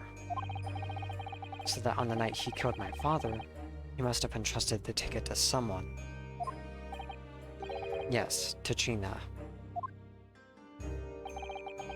I remember now that when we first met you at Windibank's that afternoon 2 days ago, you had a description of Miss Lestrade written down. How did you know who we were looking for? From the trial, that pickpocket's testimony was clearly peculiar. Anyone could see that. I realized immediately that she was another of Mikodid's pawns, that he must have threatened her somehow. I was fairly convinced it would be her who had the ticket, so I started to make some inquiries. I had a strong suspicion the girl would come out of the woodwork on the redemption deadline. And he was absolutely right. And yes, sure enough, she did. All I needed to do was to wait until the girl went to Windibanks to redeem the articles. But unfortunately, she redeemed only McGilded's overcoat and the one disc that was in his pocket. The all-important music box with the second disc inside was missing, because it had already been forfeited 2 days earlier. But I was unaware of that fact. Had I not been, I could have avoided my nighttime excursion.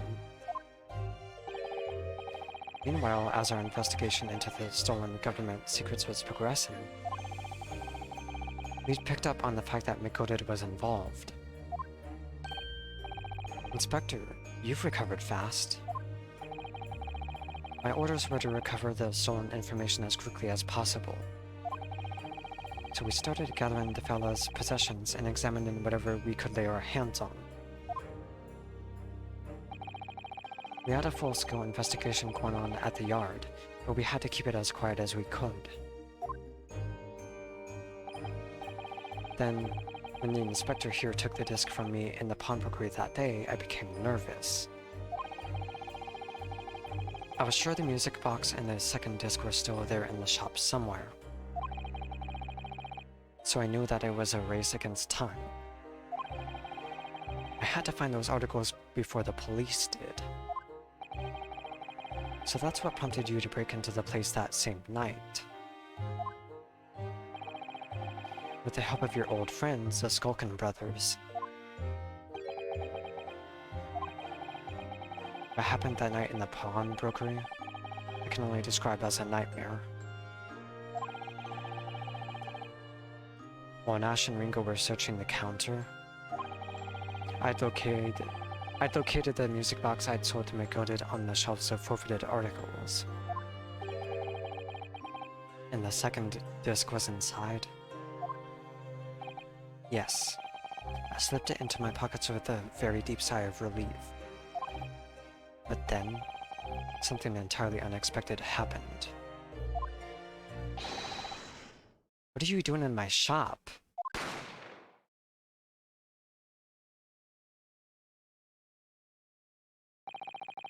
A gunshot rang out in the shop, and I felt a sharp pain in my left arm. The broker fired his gun, and the bullet pierced your limb. Yes, exactly. But unfortunately, I decided to bring my own gun with me that night, just in case.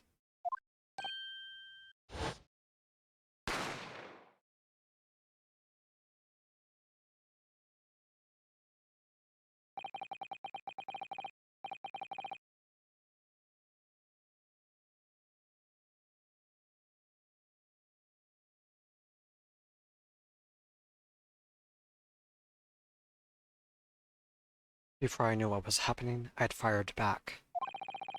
The man had already turned to flee. I hadn't intended to fire in his direction, much less kill him.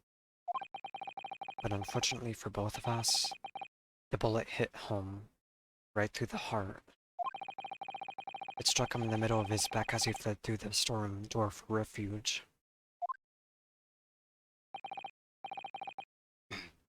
A sorry, sorry tale. It all took place in the blink of an eye. I don't imagine Nash and Ringo even realized what had happened at first. I was terrified, so I fled.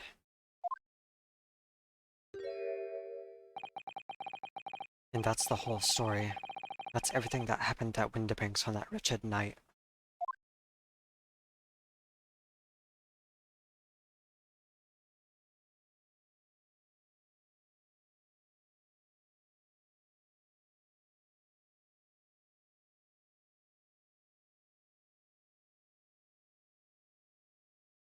I admittedly feel a little bit of sympathy for him.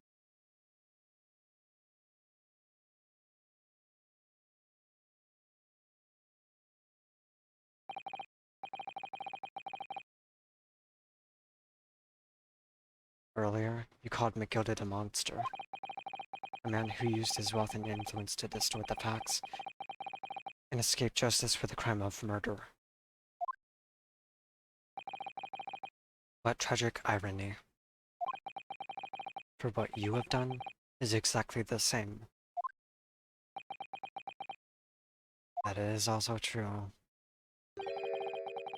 You've become the very monster you saw and despised so deeply in McGilded.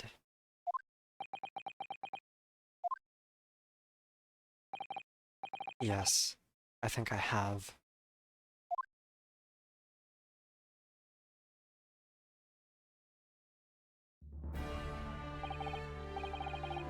Well, this has been a long and exhausting trial. However, it would seem that at last we have arrived at the truth. Inspector Gregson, rid of Mr. Ashley Graydon. He's been restrained, my lord, and is being escorted to the yard. He'll be charged with the murder of Mr. Windibank and the stealing of government secrets.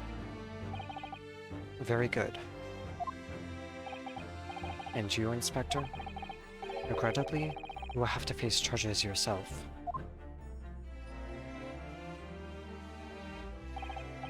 Yes, my lord, of course. It transpires that you were complicit in helping a criminal escape justice. That fact remains whether or not you were doing so in the line of duty. The crime is a serious one, Inspector. Inexcusable. Now to the dependent, Miss Gina Lestrade. Yeah? It is time for the final adjudication. Is the jury ready, Mr. Foreman? Yes, sir. Daredevil Squadron, stand by, sir. This is really it now. The last push, the final call, the finishing whistle. My men are ready to deliver their verdicts. Thank you, Mr. Foreman. Very well, ladies and gentlemen of the jury. You will now declare your final decisions to the court. Not guilty. Not guilty. Not guilty. Not guilty. Not guilty. Not guilty.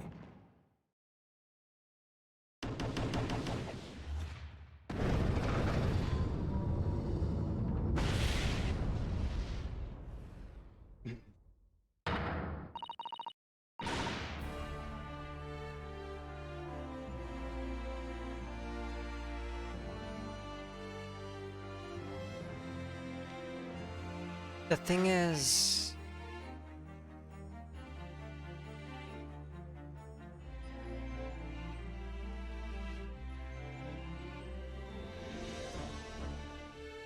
The thing is with me, if I'm to understand everything correctly,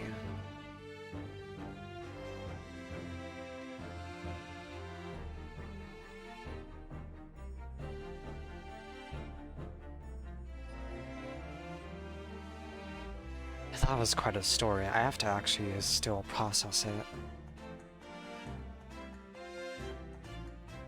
From the very start of his life, he tried to better himself because he tried to receive an education. That's why he was the smarter of his two friends. He became a communications officer.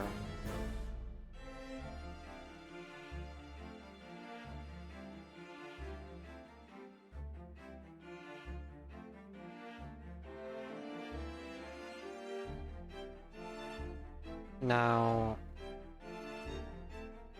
he didn't know that McGilded was a monster until after everything. He didn't know that he would be putting his father at risk. And that he would be murdered. In fact, it seemed like he had great remorse for that fact. He even stated,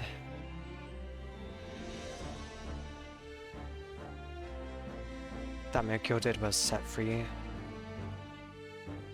and his father never returned home. He even sought out to enact revenge against McGilded. he wasn't his total lapdog. In fact, Turner, I don't know how long you've actually been in chat, but he's the one who actually murdered McGilded, not Van Zeeks.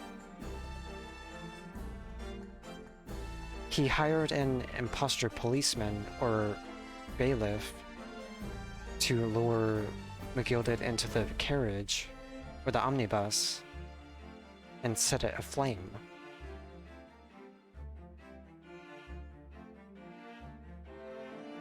Now, I suppose if anything, he could have just repurchased the items for McGilded, but he felt it was a race against time because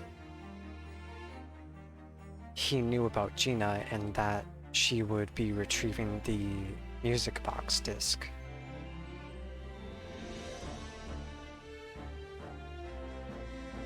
Alright, Maxine, have a good night. And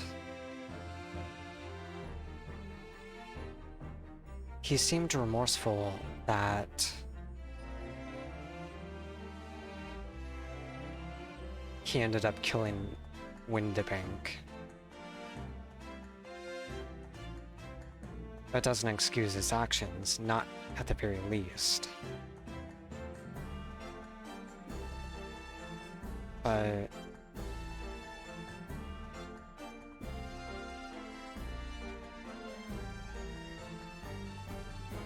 I don't know.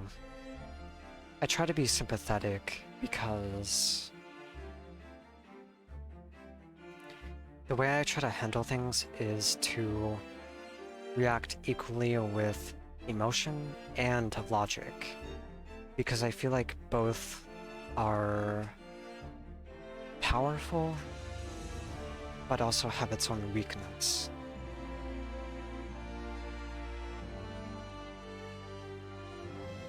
Ultimately, like Van Zieks did say,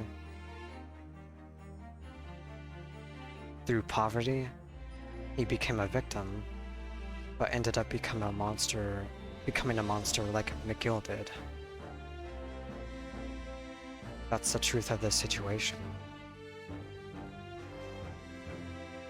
It didn't mean that he was heartless, but he committed very terrible crimes.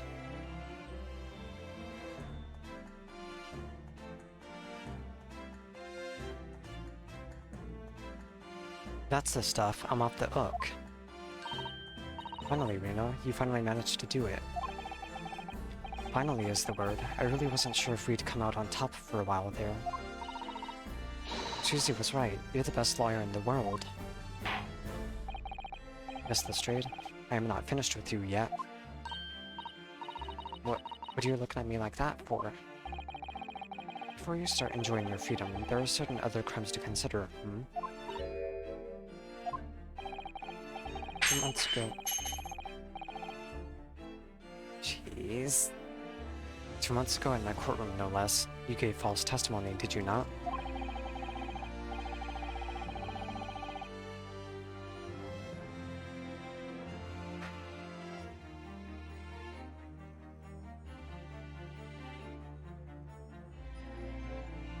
True. It's for a very similar reason that I hated episode 2 of the game. Because in that episode, the girl, through a series of accidental circumstances, murdered Kazumi, if I remember his name right. And she had 2 or 3 chances to tell the truth, did not, and then proceeded to blame us. That episode actually made me mad. So I guess this episode has similar circumstances, kind of, even though the situations are different.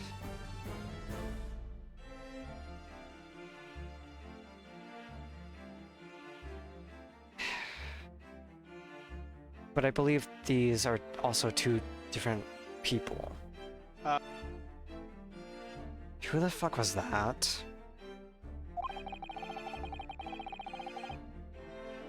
Okay, here we go.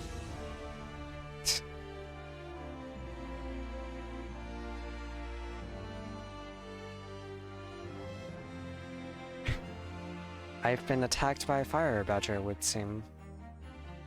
Anyway.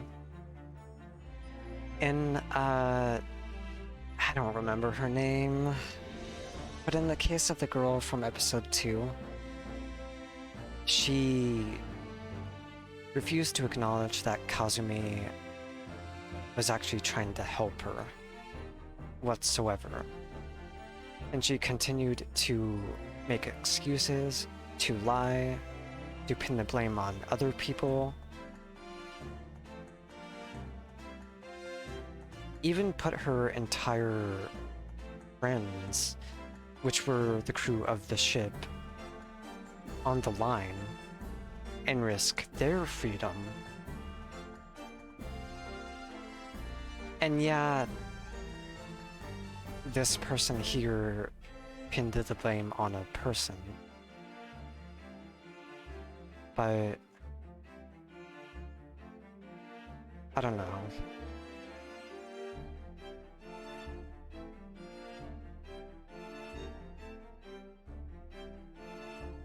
I don't know. I guess it's ultimately to everyone's individual perspectives, which I respect. Everyone's bound to view things differently, everyone's bound to see things differently. So I guess I'm just stating how I feel.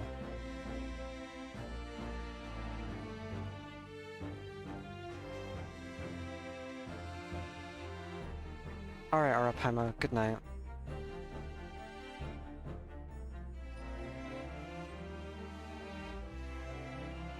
You also attempted to abscond with Mr. McGilded's property, it seems.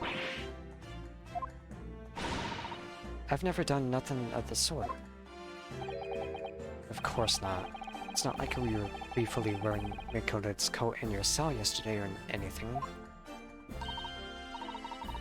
Just when I was getting excited about throwing a party for Ginny this evening, and turning our attention to the defense, right, because we're getting punished as well. Determining that when played together, the music box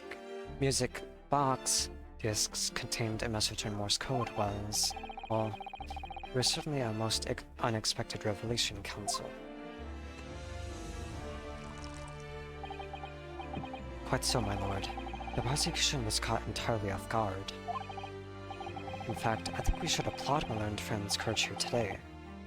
He's praising us? Excuse me?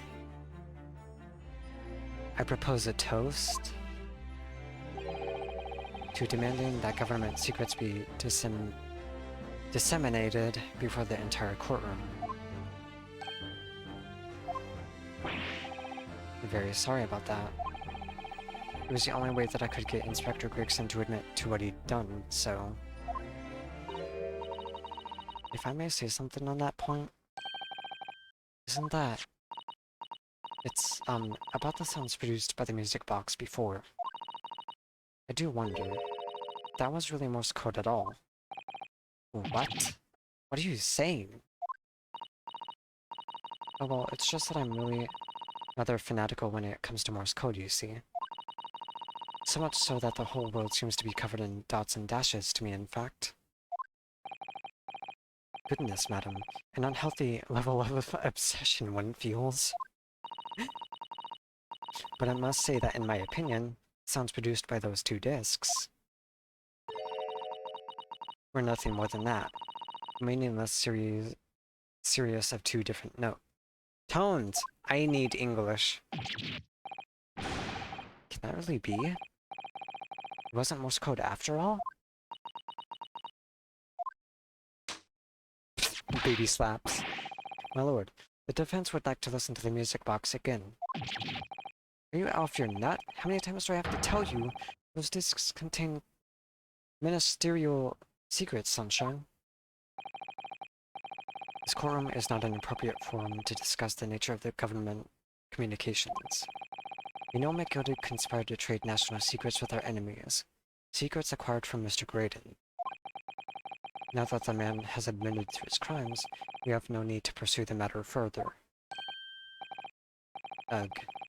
It's really going to bother me. Miss Lestrade? Yeah, my lord? That which you have seen today here in this courtroom has been extremely disturbing. Falsified evidence, intimidation, perjury, a grim catalogue of depravity. An appalling experience to befall any child. Come on, it ain't nothing I don't see most days in the back slums. I beg your pardon? If you're weak, you pay for it. That's just how life goes. Gina. But look, I reckon I've worked something out today. The world ain't fair, but if you want it to change... You've gotta start at, You've gotta change how you are yourself.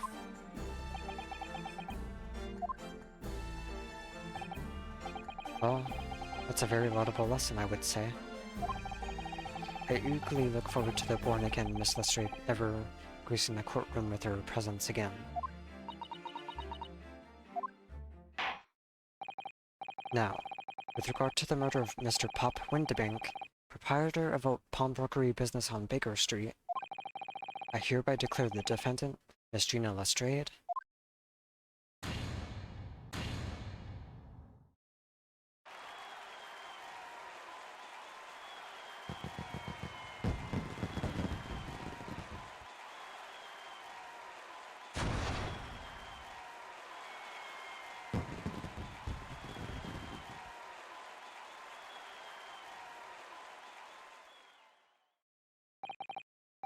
that is all. Court is adjourned.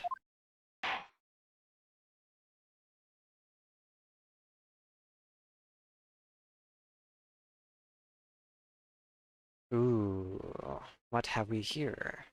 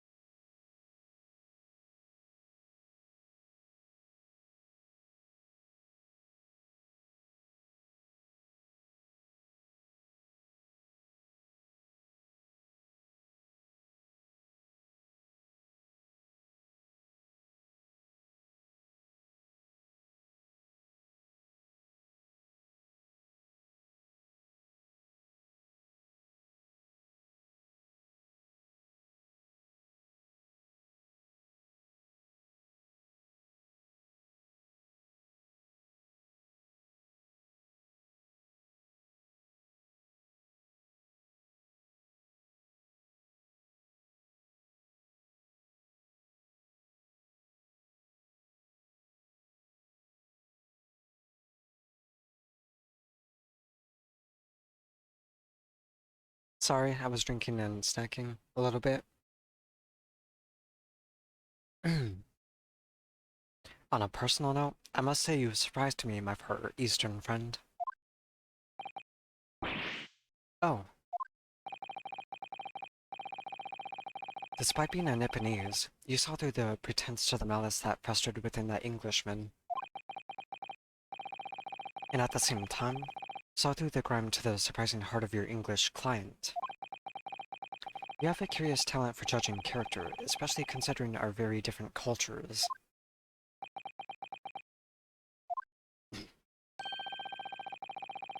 I don't think there's anything curious about it.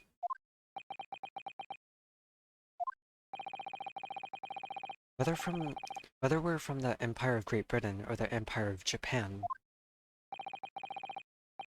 we're all human beings. We're not so very different on the inside. You know, I took this case for one very simple reason. To lock swords with you once again here in the courtroom. Figured as much. You did? When I encountered you for the first time 2 months ago, it reminded me of toasting friendship and trust with another Nipponese, only to find my trust betrayed? Through you, I hope to look into the eyes of the man I once knew, and try to understand.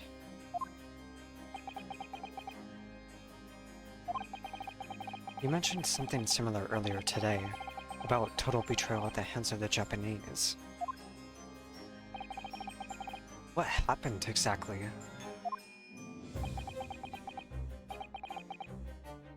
Well, you may ask. And one day, when the time comes, you will learn the answer, whether you like it or not.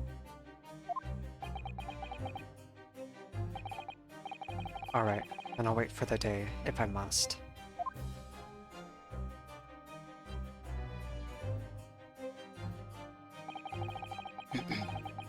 Coming to be known as the Reaper of the Bailey in my retirement from service 5 years ago, it gives me cause to wonder if our meeting has some deeper purpose. So, farewell, my learned Nipponese fellow, until we meet again.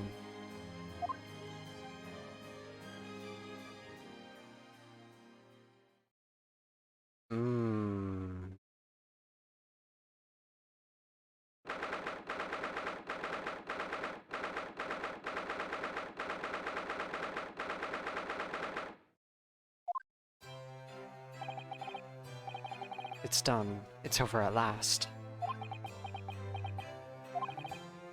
But where's Iris disappeared to?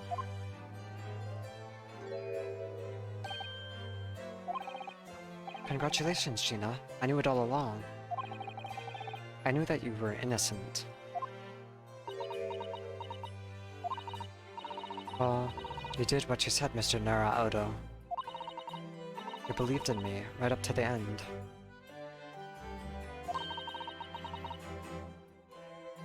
You're as odd as your name.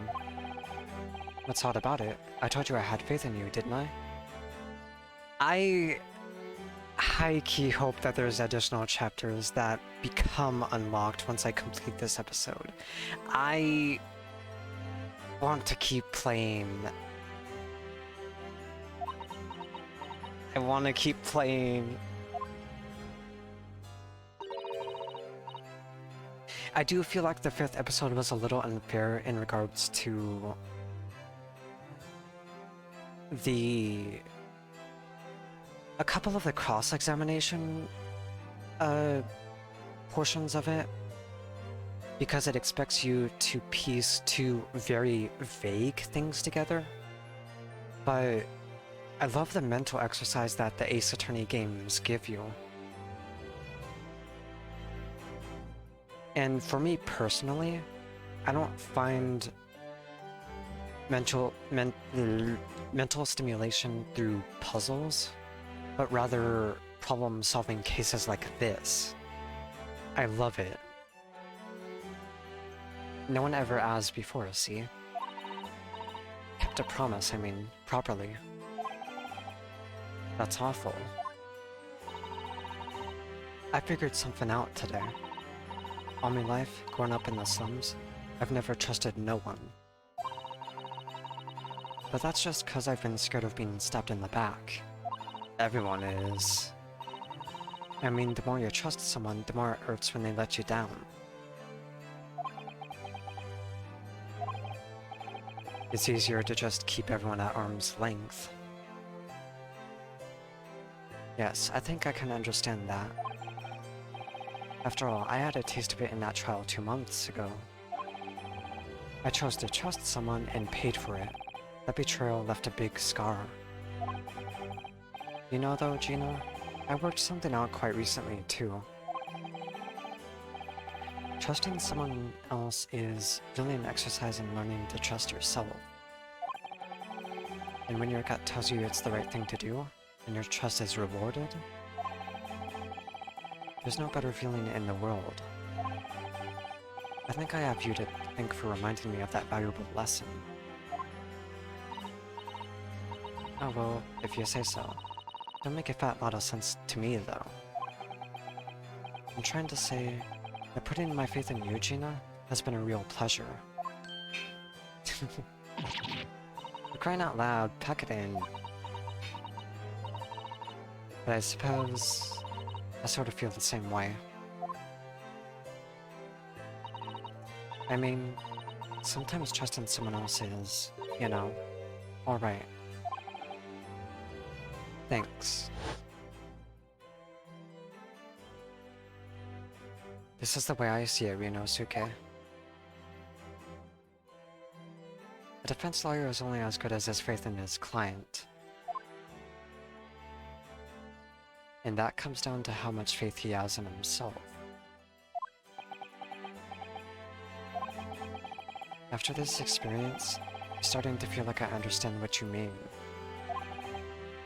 Kazuma, am I living up to your expectations? Am I turning out to be the lawyer you believed I could be?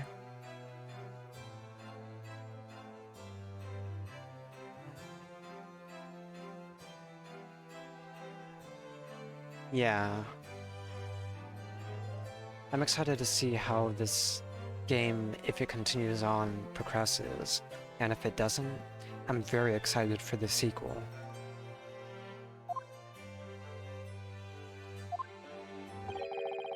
Pardon the interruption?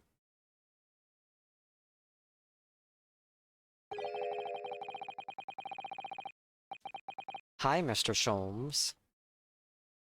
But what the deuce does a man have to do to be noticed around here, my dear fellow? That voice. It's too late for that voice now, Mr. Naruhodo. I've been standing here patiently in the corner of the room for an eternity. Yes, it was me all along. I would have said when you finally noticed me. But you people with your incessant babbling. Mr. Sholmes. Yes, it was me all along, you see.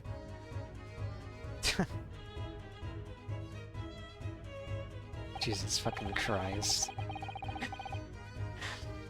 I'd assumed you'd been taken back to the hospital, to be honest. Indeed I was, but I managed to escape again.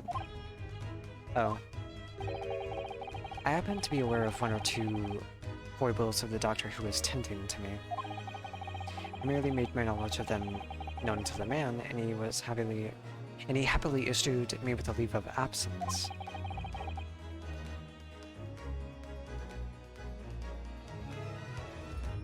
How very above board.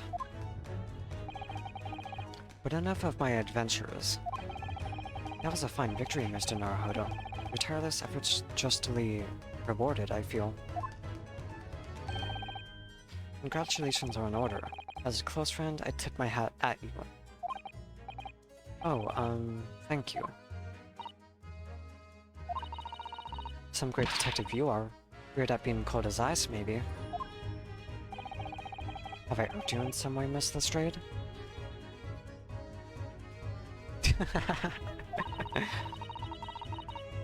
That would be funny to see. While you've been having a snooze in your nice soft bed, some of us have been fighting for our lives. Ah well, the bullet did cause me to lose a substantial amount of blood, it's true.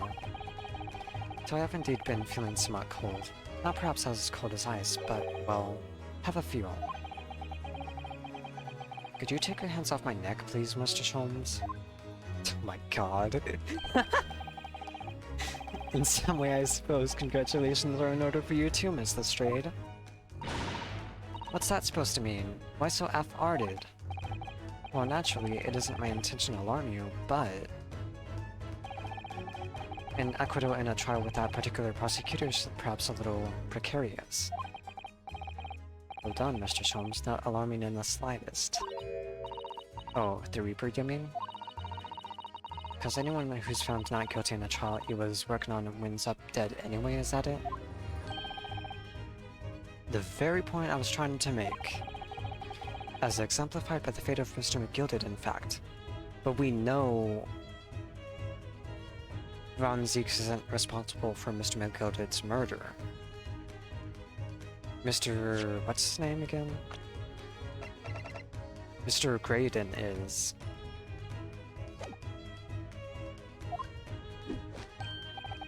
Ah, but of course, I pay no attention to such irrational drivel myself.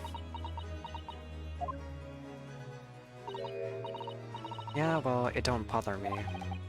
Oh, really? Of course not. The way I see it, the Reaper's a bit like him upstairs. Him upstairs? You mean like God? Yeah, him upstairs knows what's what, right? He knows what people are like on the inside. You wouldn't have got the wrong end of the stick. There are some coves like that Bogtrotter would have rotten to the core. At the end of the day, him upstairs makes sure they get what they deserve. I suppose that's one way of looking at it.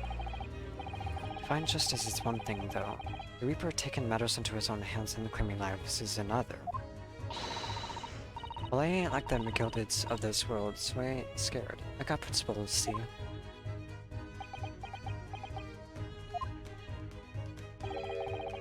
A trait in you which is to be admired, Miss Lestrade. Oh wait, just give me a rest, alright? As I was saying, congratulations are in order. The news of your acquittal was very welcome news to me indeed.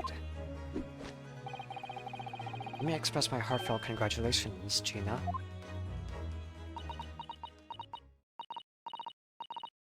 Well... There you are, Hurley. How long have you been there?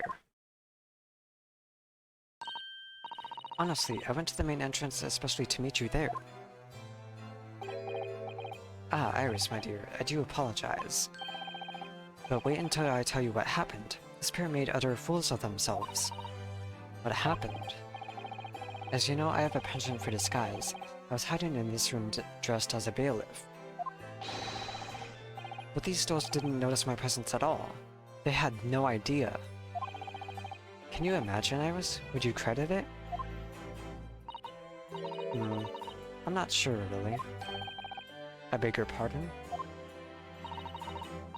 I'm sorry, Hurley, but you just don't have the weighty presence you seem to think you have. In fact, you really ought to be careful about that. It's going to land you in trouble one day. I'll be careful. Ouch. Anyway, it's such a shame. I was so hoping to throw a party for Ginny tonight. But you won't be able to come, will you? Don't look like I'm gonna be going nowhere for a while. You are the judges, Patter. I got stuff to make amends for, apparently. All them offenses. What was it again? Breaking and entering, taking the Bogtrotter's stuff, what was in the log, blah blah blah. Yes, I think you'll find that basically being a pickpocket is the main offense. But diving in an offense, it's a job, isn't it? I don't think so.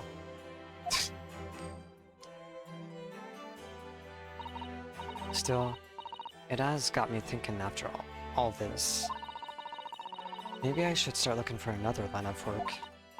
I mean, you didn't start off as a lawyer, did you, Odo? Well, no, but I was never a pickpocket. Well, anyway, I reckon I could make a change. I'm gonna do something for all them lot like me from the slums. Something that makes a difference for them. That's a wonderful idea, Ginny, and I'm sure you can do it. Optimism! Yay! What is it? And she's crying again for the third time. Nothing. Miss Gina Lestrade. The prison carriage has arrived, ma'am. Come with me to the rear gate at once.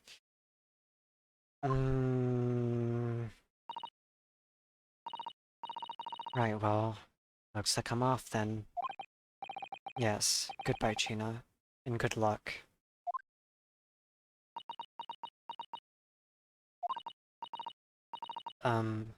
Odo? Yes? Here we go.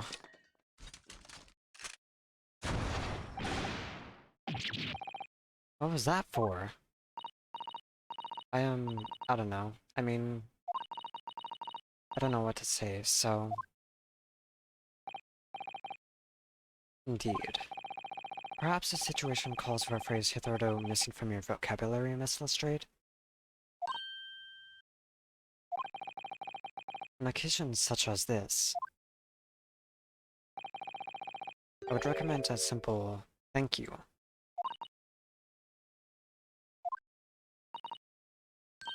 Oh yes, it's good advice, Junie. Oh, I don't want to say goodbye to her. Right, I see. Well...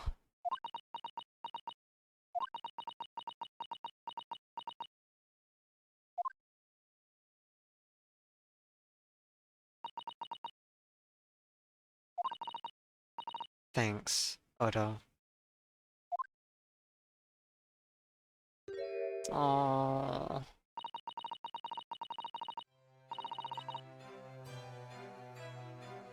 Thank you for everything what you've done, for believing in me.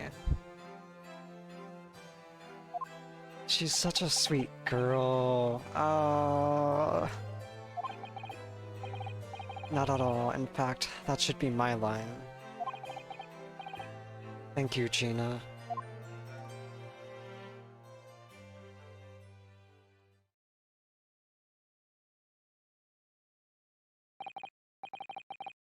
Oh, there she goes. I wonder if I'll ever see her again.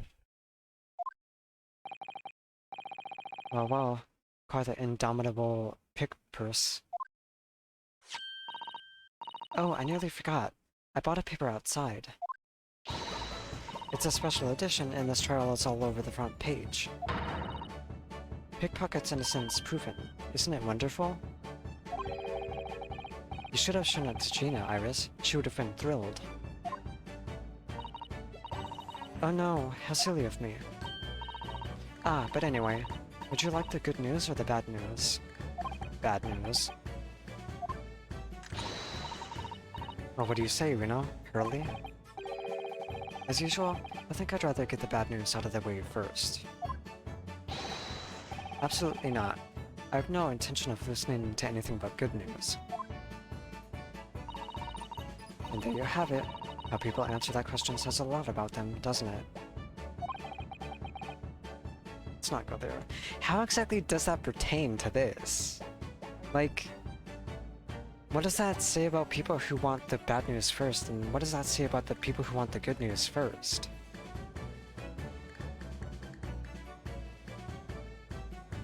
Genuinely, I'm curious.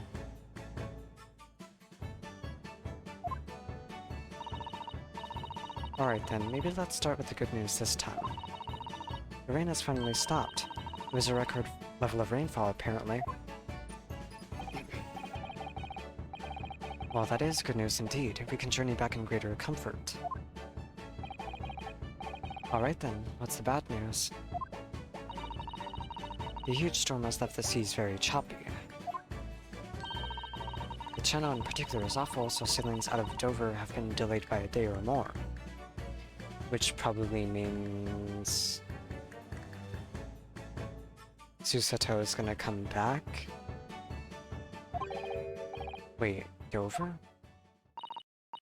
That's right, if we head to the station immediately, we may still make it in time to wave Susie off. But... there won't be a train, surely? We couldn't be that lucky. Who do you think I am, Mr. Naruhodo? Mr. Sholmes? I rushed to Victoria Station earlier and made arrangements for a special express. If we hurry now, we shall be there in time for dinner.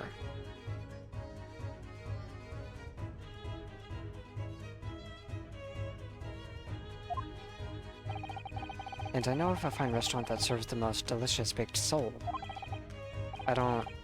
Your great detective does it again. Indeed he does. I happen to be aware of a number of the rail transport director's foibles. What? I merely made my knowledge of them known to the man, and he happily laid on the locomotive. Elementary.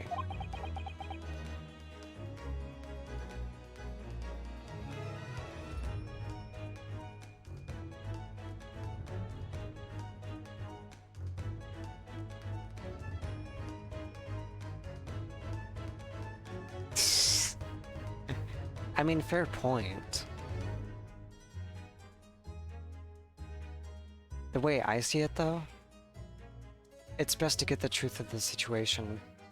And if you're to get the whole truth of the situation, why not get the bad news over and done with?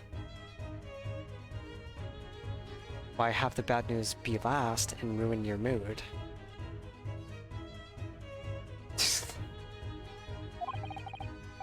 Just an idea, but it might be wise to stop manipulating people that way. What are we waiting for then? To London, Victoria.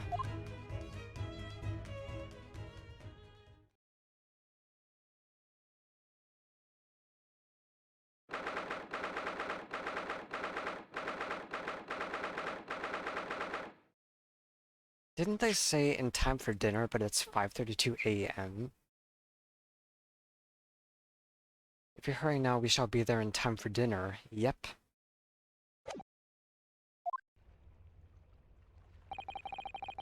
That took somewhat longer than I had anticipated. Susie's boat must be about to leave now. Monsieur Seto, where are you? Over there, look. It looks like she's reading something.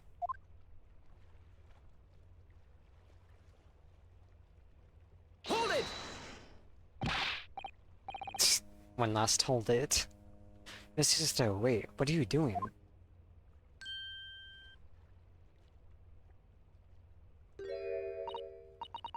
Mr. Naruhodo? What are you doing here? We came as soon as we could after the trial. I mean, we heard that sailings were being delayed due to the bad weather, as you see. Oh, I see. Then, tell me, how did Gina's trial go? It went well. She was acquitted.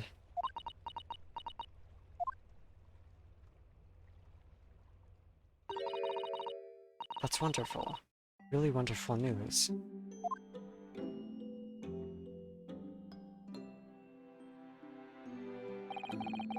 The book you were about to throw into the sea.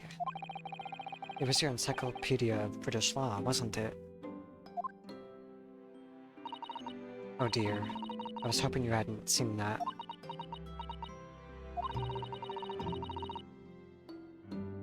I'm not worthy of practicing law in any way now. So, I was saying my final farewell. You're saying goodbye to law? You? Susato-san? Would I be correct in assuming it's because of the people, Miss Susato? I deliberately altered the scene of a crime, and then I tried to hide the truth. The fact. What I did is utterly unforgivable. That reminds me. How did you even come to have this, Susie? On the evening of the incident, Mr. Stromzad invited Gina to dinner, if you remember. Oh yes, we had a wonderful time. Well, Gina gave us a little introductory lesson, didn't she? To the art of pickpocketing, I mean? She was gonna eat that book. Oh, that was so much fun. I stole Runo's armband. Yes, please don't do that again, Iris. That band's very important to me. Well, if it's so important, you should pay more attention to it. You didn't notice for ages.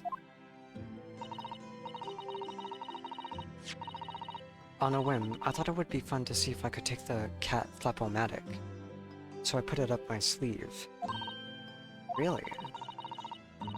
And then I rather forgot about it until I found myself in Mr. Windibanks with it later that night. And then...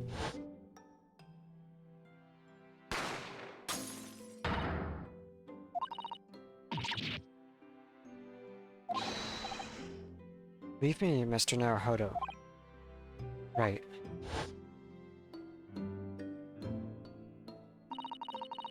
After Mr. Naruhodo had left the shop, I started to think. That door started to play on my mind. The storm door, you mean? Yes. If Gina was anywhere in the shop, I realized it could only be behind that door. And at that moment, the little device that I had up my sleeve sprang to mind. I was so worried about Gina, I simply had to know. So you used the cat Flappomat to make the people on the door. As captured in a photographic print of the shop, or one of Early's red-handed recorders. Indeed, it was of the first importance at that point. Precisely when the people was made, that information would prove to be Mr. Naruhodo's greatest weapon. Though naturally, without proof, it would have amounted to nothing. But when I looked through the hole in the door, the sight that met my eyes made my blood run cold.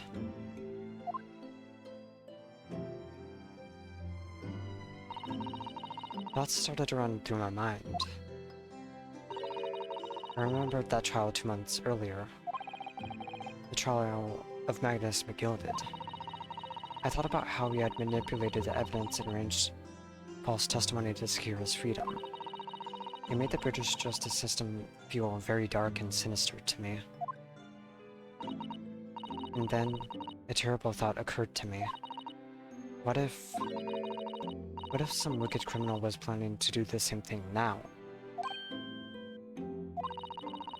Because from the appearance of the crime scene, it looked exactly as though Gina had shot Mr. Windibank. Even though I was sure she would never have done such a thing. We were worried that the true culprit would try to frame her for her crime. That's right. But then I realized... it would be very difficult for anyone to give false testimony in this case. What do you mean? Well, the crime appeared to have happened between the door of a locked room. For someone to claim falsely to have witnessed it, there would have to be a way to see beyond the door. For which, a people would be the very thing. Only the people I have made wasn't actually there until after the crime had been committed, of course. And the criminal would know that, so it wouldn't make any difference. But the possibility of a rather ingenious trap was there, was it not? A trap? Is that why she did it? So, is that why you kept it a secret, Susie? You never mentioned that you made the people to anyone, not even to the police? I know, and I knew at the time what I was doing was wrong, a criminal offense even. That's why I decided to confide in Mr. Sholmes. If Mr. Naruhodo was completely backed into a corner with no other possible means of escape, the truth about the people could save him. That was my plan. She really does think of everything. But then... why didn't you just tell me everything before the trial began? My dear fellow, you're not thinking straight.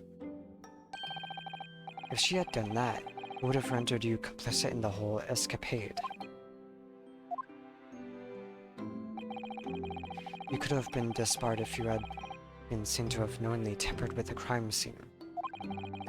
So Monsieur Sato decided to shoulder the burden of responsibility alone. For your sake, and Miss Lestrade's. Monsieur Sato, the truth is, when it happened, I did it because I'd lost a little of my faith in the law.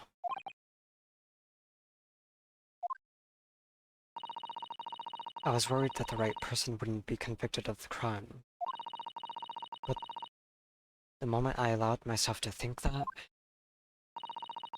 is the moment I lost my right to call myself a judicial assistant.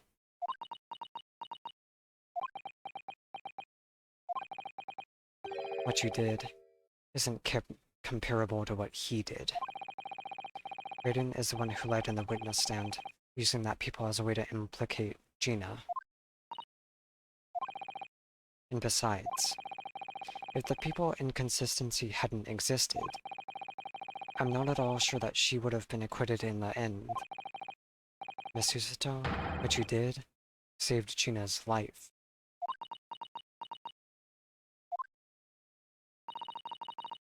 Well, with your kind words, Mr. Naruhodo, you've saved me too, from my regrets. Oh.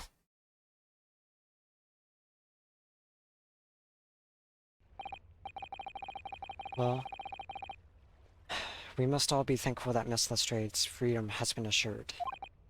Yes, exactly. Although some of the loose ends in that trial will continue to play on my mind, I'm sure. But the revelation that the music box disc contained secret messages, Mr. Naruhodo. What a triumph to work that out. I'm full of admiration. Well, actually, that argument wasn't quite as compelling as I thought it was. Oh, it wasn't? There was a communications officer among the jury members, you see. A telegraph operator. But I myself pieced together that it was potentially Morse code without her help. I blame myself for coming to that revelation. She said that the majority of the sounds on the disc were just meaningless tones. That is true. As one would expect, after all, we are talking about secret government communications. No doubt they were written in cipher to avoid being readily understood should they have been intercepted. In cipher? I see. So then we could never hope to understand the message anyway. Nonsense, my dear fellow. It's quite a zero-pipe problem, I assure you.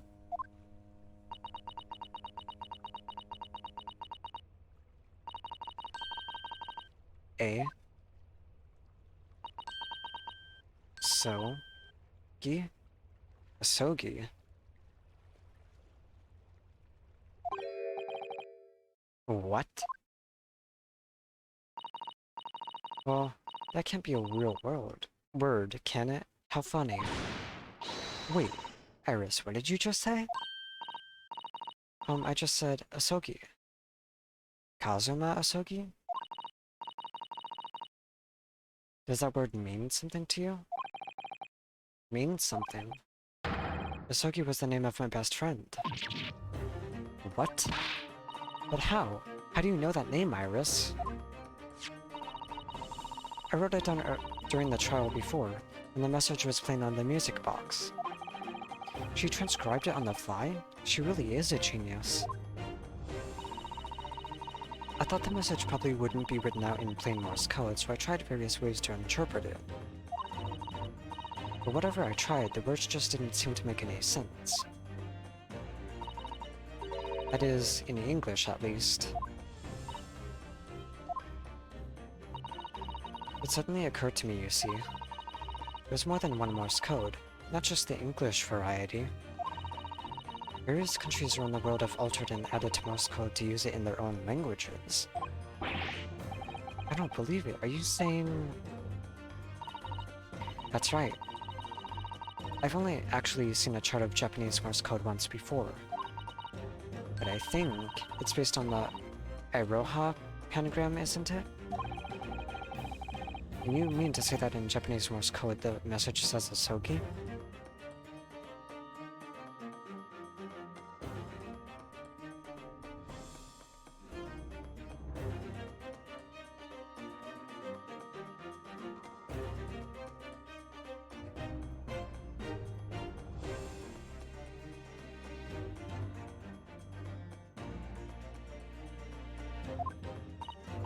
Yes, I think so.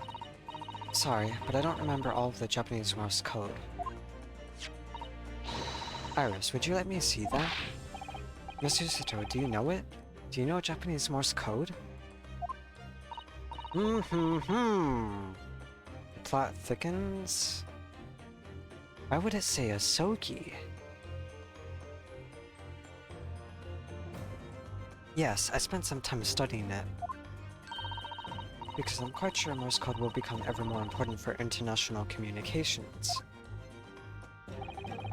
And might I recommend, my dear madam, that you focus your efforts on the English version? Be that as it may, Iris, show me the message, please. Of course.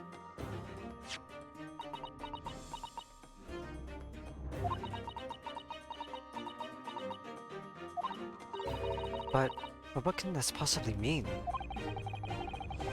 Whatever is in that long sequence of supposedly meaningless dots and dashes, it's made the color drain from Susato-san's face. There's no doubt that this message is written in Japanese Morse code. So the British Empire has been using Japanese for its secret communications? I don't understand the reason why, but the message appears to be a list of 4 people's names. 4 names? The first is Kei Asugi. Kazuma Asogi. Why? Why was his name on that disc? The second is A. Shin. Shin? I don't recognize that name. The third is T. Gregson. Gregson? It would seem Tobias Gregson is the third man on the list. And what's his name doing in secret government communication as well? And the last name?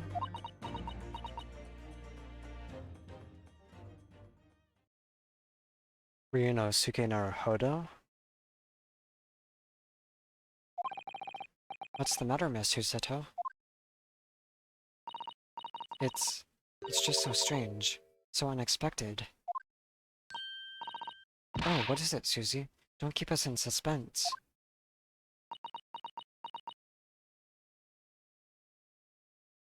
I'm gonna leave chat in suspense for a minute.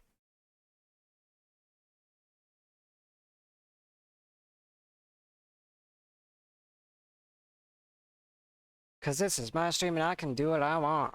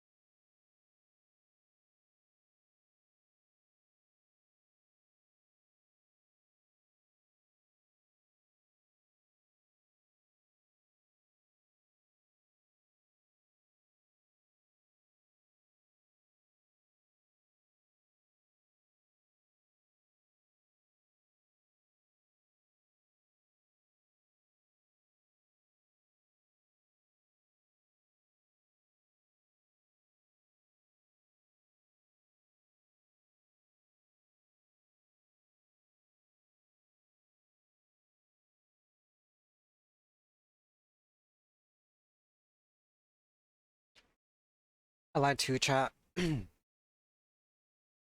wasn't just keeping you in suspense, I was actually snacking and drinking. I do want to say something, though. I want to speculate ahead, ahead of time.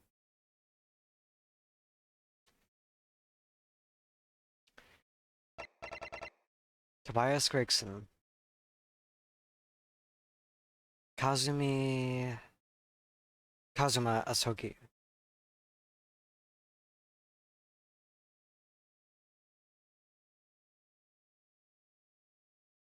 Now,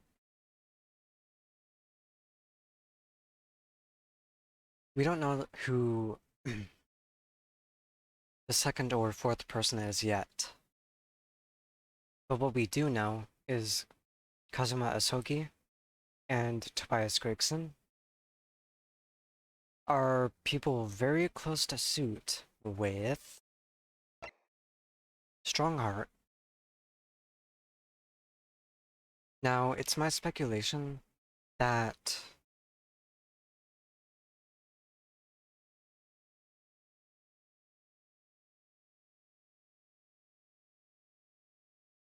well, I don't know what to speculate exactly yet, but I guess let's just continue. Oh, I was wrong. The last name is J. Wilson. Wilson? John H. Wilson? You mean Daddy? It says only J. Wilson, so I'm afraid I can't be sure. Then, after the four names, it reads, if I translate from Japanese, that is all four. And that's the end of the message, or rather, the end of what you noted down, Iris.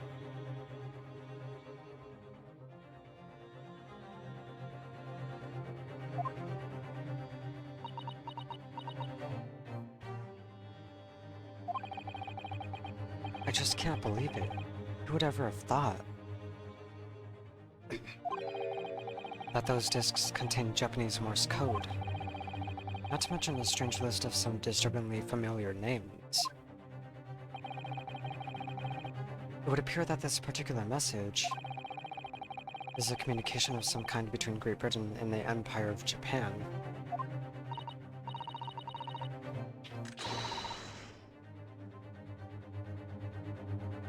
Oh no, we have to break the news to her. No. No.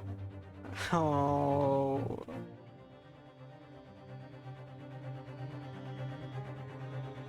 So Daddy could be in Japan then, where Susie and Runo come from. Oh.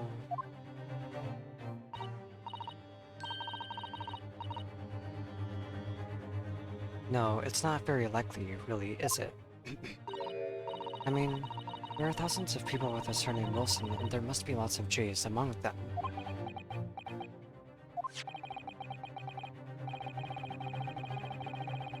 Professor John H. Wilson, visiting professor of medicine at the Imperial Yume University. We can't tell Iris about that now. We just can't. And why not? It would be better to be honest with her now rather than hide the truth. This is so strange. Somehow, in solving the case of Mr. Windibank's murder today, I feel like I've rolled back a boulder at the mouth of a very dark cave.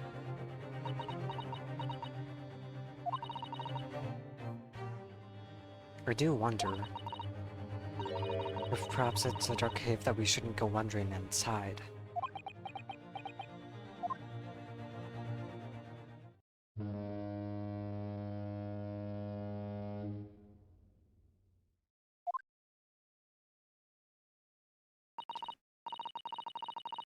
Oh dear, the ship is going to set sail soon. Yes, it seems so. I'll sail on that steamship first to the port of Dunkirk in France. Then I'll change onto a larger passenger vessel bound for Japan. You really going then, Susie?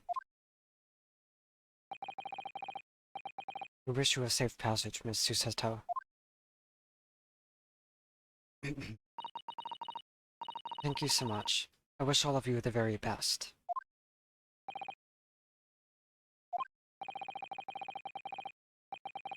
I had hoped to have you always at my side, to guide me and support me.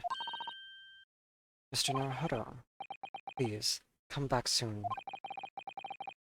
As far as I'm concerned, you really are the very best judicial assistant in the world.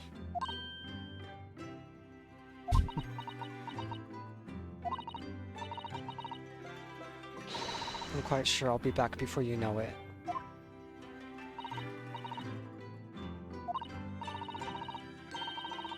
Oh no, don't forget, Iris. I made you a promise I've yet to fulfill. Promise? About your manuscript. Oh yes, the Hound of the Baskervilles. Well, I'll be waiting for you then, Susie. A promise is a promise. Definitely, Iris.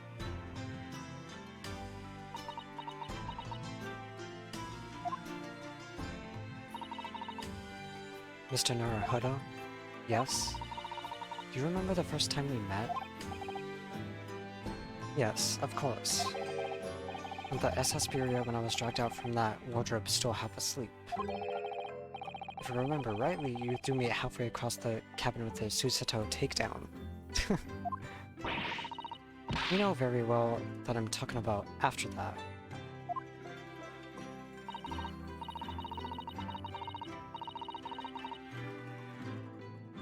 It's strange, but being thrown together as we were in that case, I somehow felt straight away that you were the perfect person to continue Kazuma-sama's great legacy. Miss Susato. And my instincts were right. I really want to believe... No. I'm sure that... I'll be back soon. Farewell until then.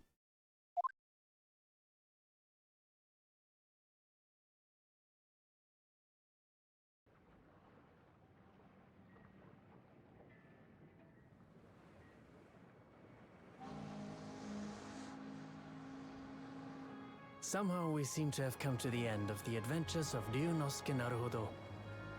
Or the first volume, at least. Looking back now, it feels as though fate has led me on this journey.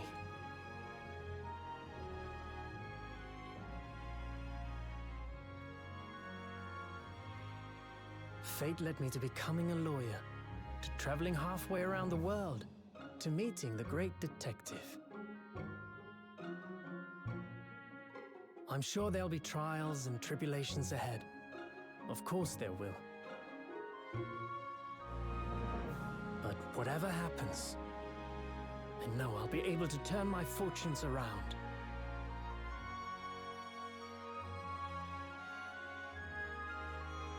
After all,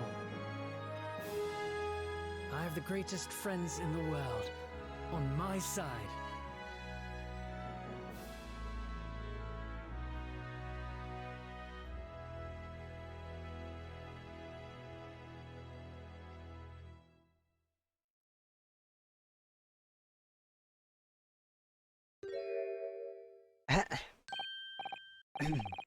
Oh yes, Mr. Naruhodo.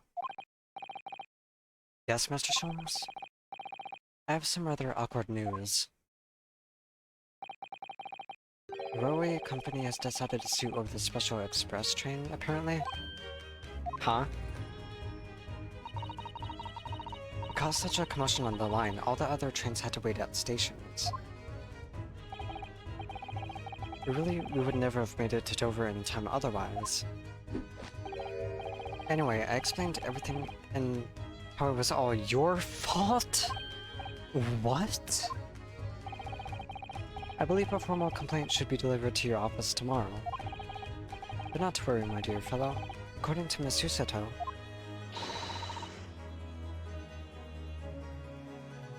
Fucking really? You love defending yourself in court.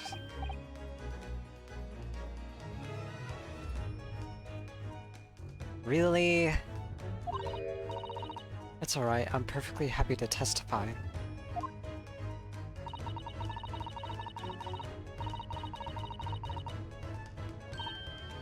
Yuli didn't look like the sort of man who'd do something so outrageous, see?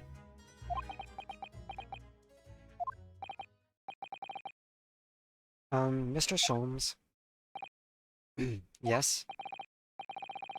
A word, if you don't mind?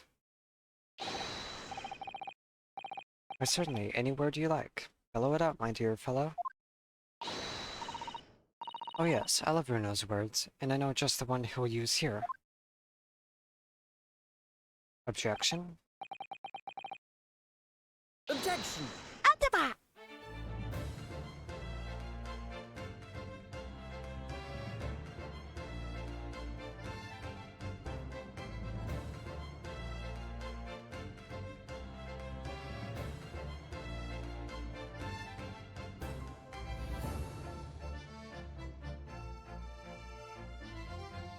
Ah. In the following weeks, hundreds of music boxes. This dialogue's going too fast for me to read. Chat has to be fast readers.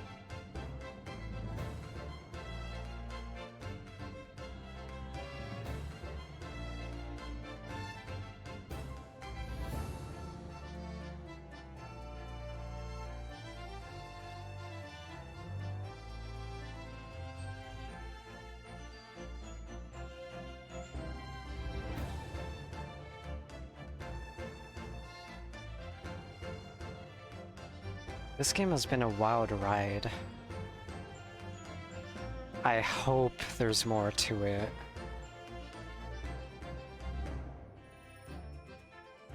Because I've looked up how long the game was, and I apparently read that there are 10 episodes. I'm not positive. I'm not sure if that's within this game or if it's within another game, but I also tried to look for a sequel and couldn't find it. So the only conclusion I could come to was that there are 5 additional episodes within this game that are unlocked once you complete the initial 5 episodes. I'm not positive though.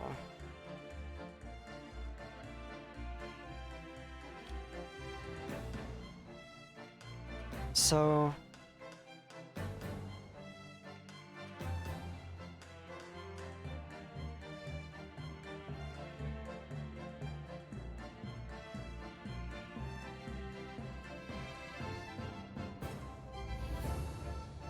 in the case that this game doesn't continue, I want to say that I enjoyed the first trial. I liked that it gave a bit of development to Ryunosuke, not just as a lawyer, but a defendant. It gives him a reason to understand the helplessness that other people are going through. Like, firsthand, because he was accused of murder himself.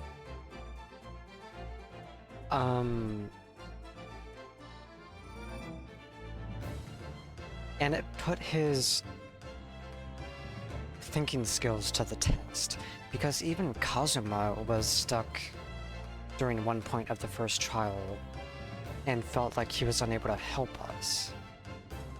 So it was up to us to defend ourselves.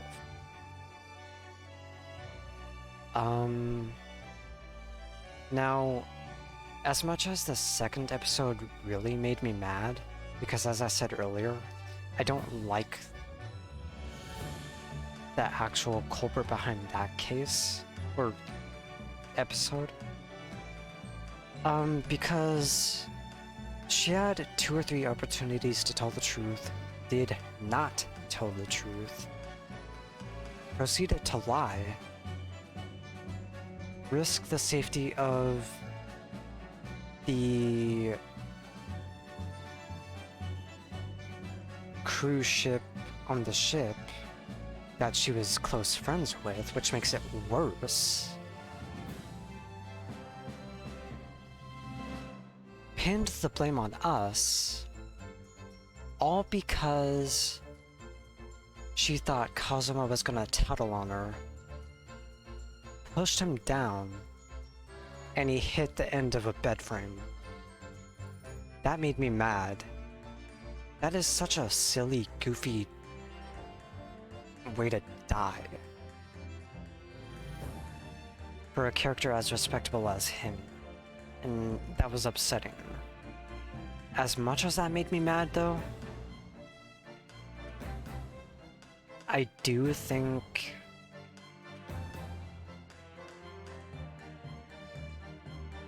oh wait, we're getting actual, like, we're actually getting what happened to everyone.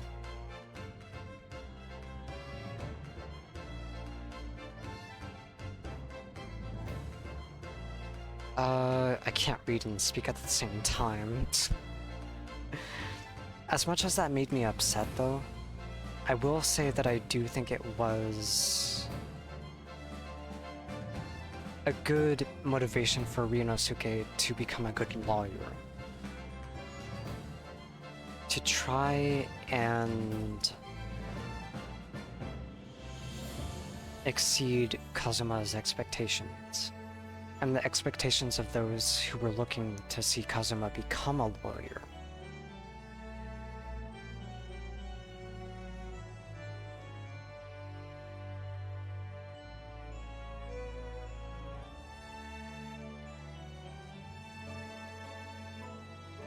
I will hydrate and snack.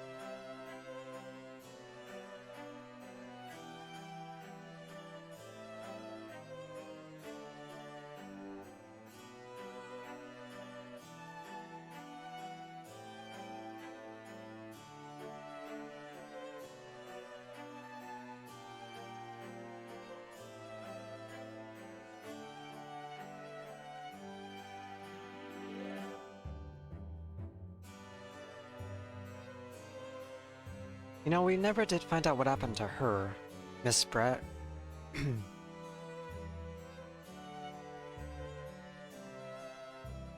It also seems we're actually getting the actual credits now.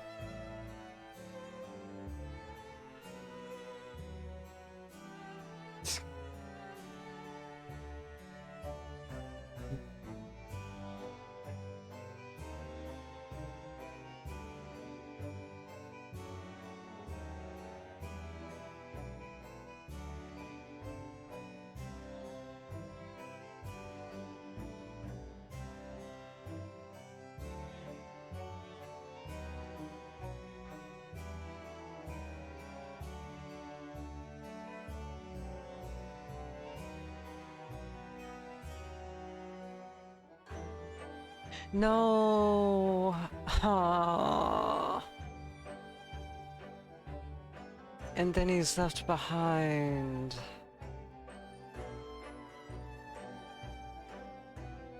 I was just thinking in my head, too, that this is symbolism for him walking us along the way.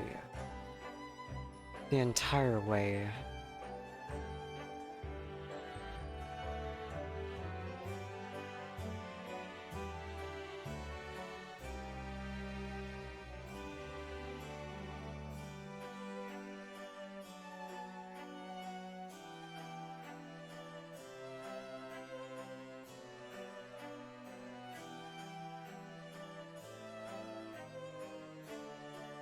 But now it's Susato following us.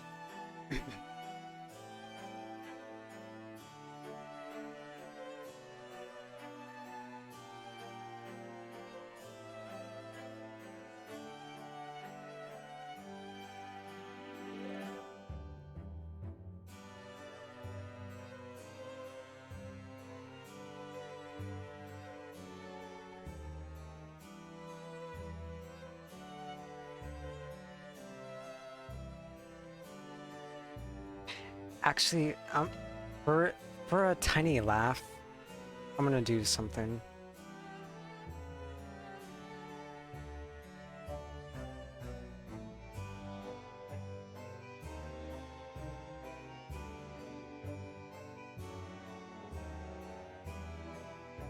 Hold on a minute.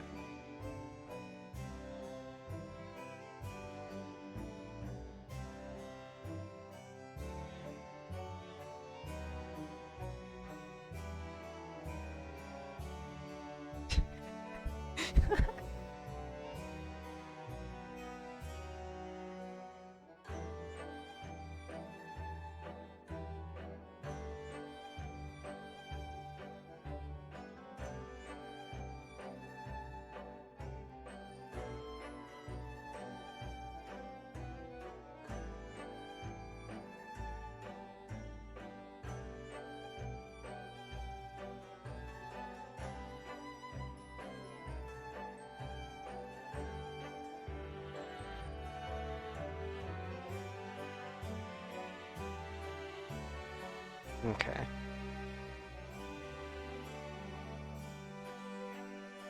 You shall be serious now.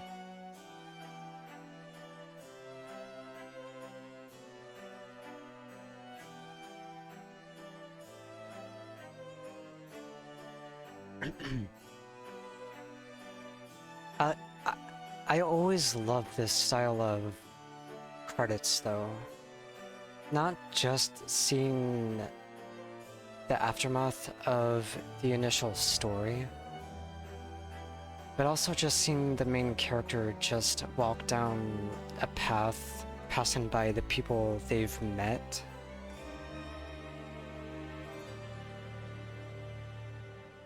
I love it.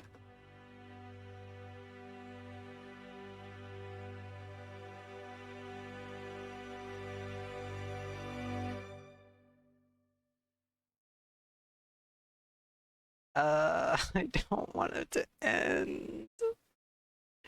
Please, no. Oh, that is some good art, too.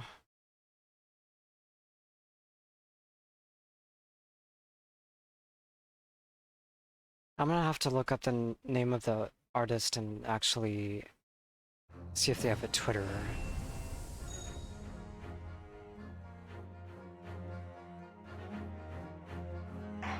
That's not the end, is it?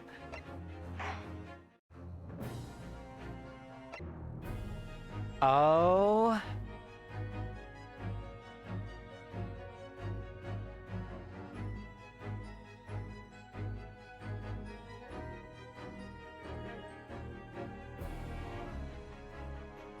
There's more.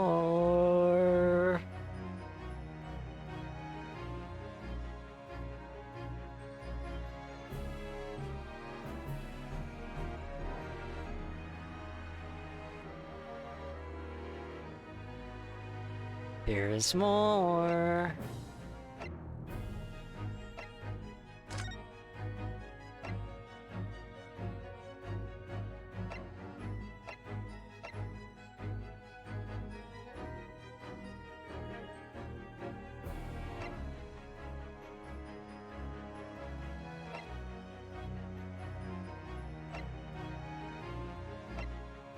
Ah.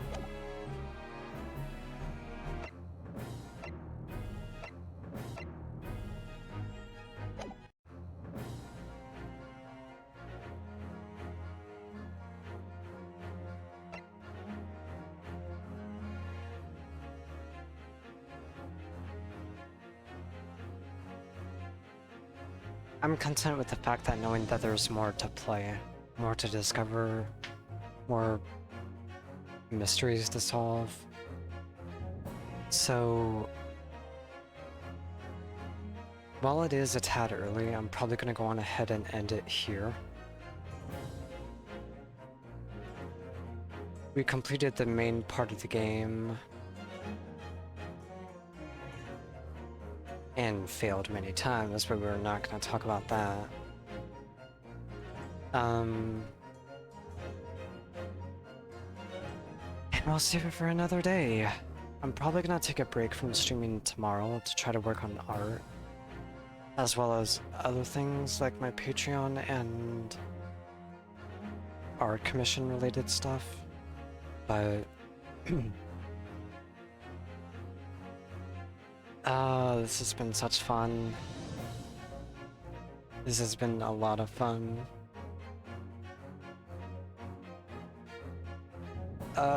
It's not the end. It felt like the end, but it's not the end.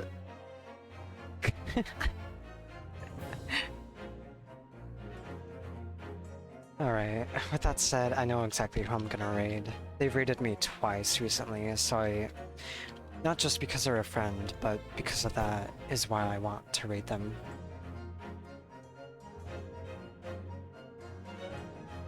If you want to see various art that I make, memes that I make, or video game clips that I post, I have a Twitter. I also have a Discord server that everyone above the age of 18 is free to join. And real quick before we leave,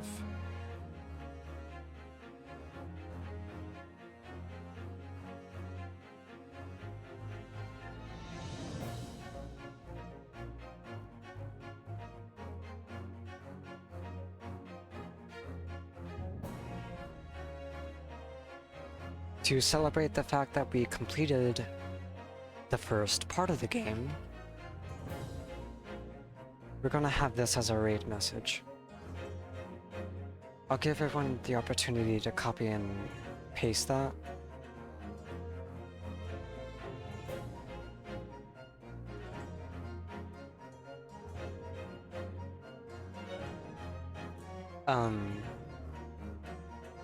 But yeah, with that said, I hope you all have a good night, and I'll see you all next time.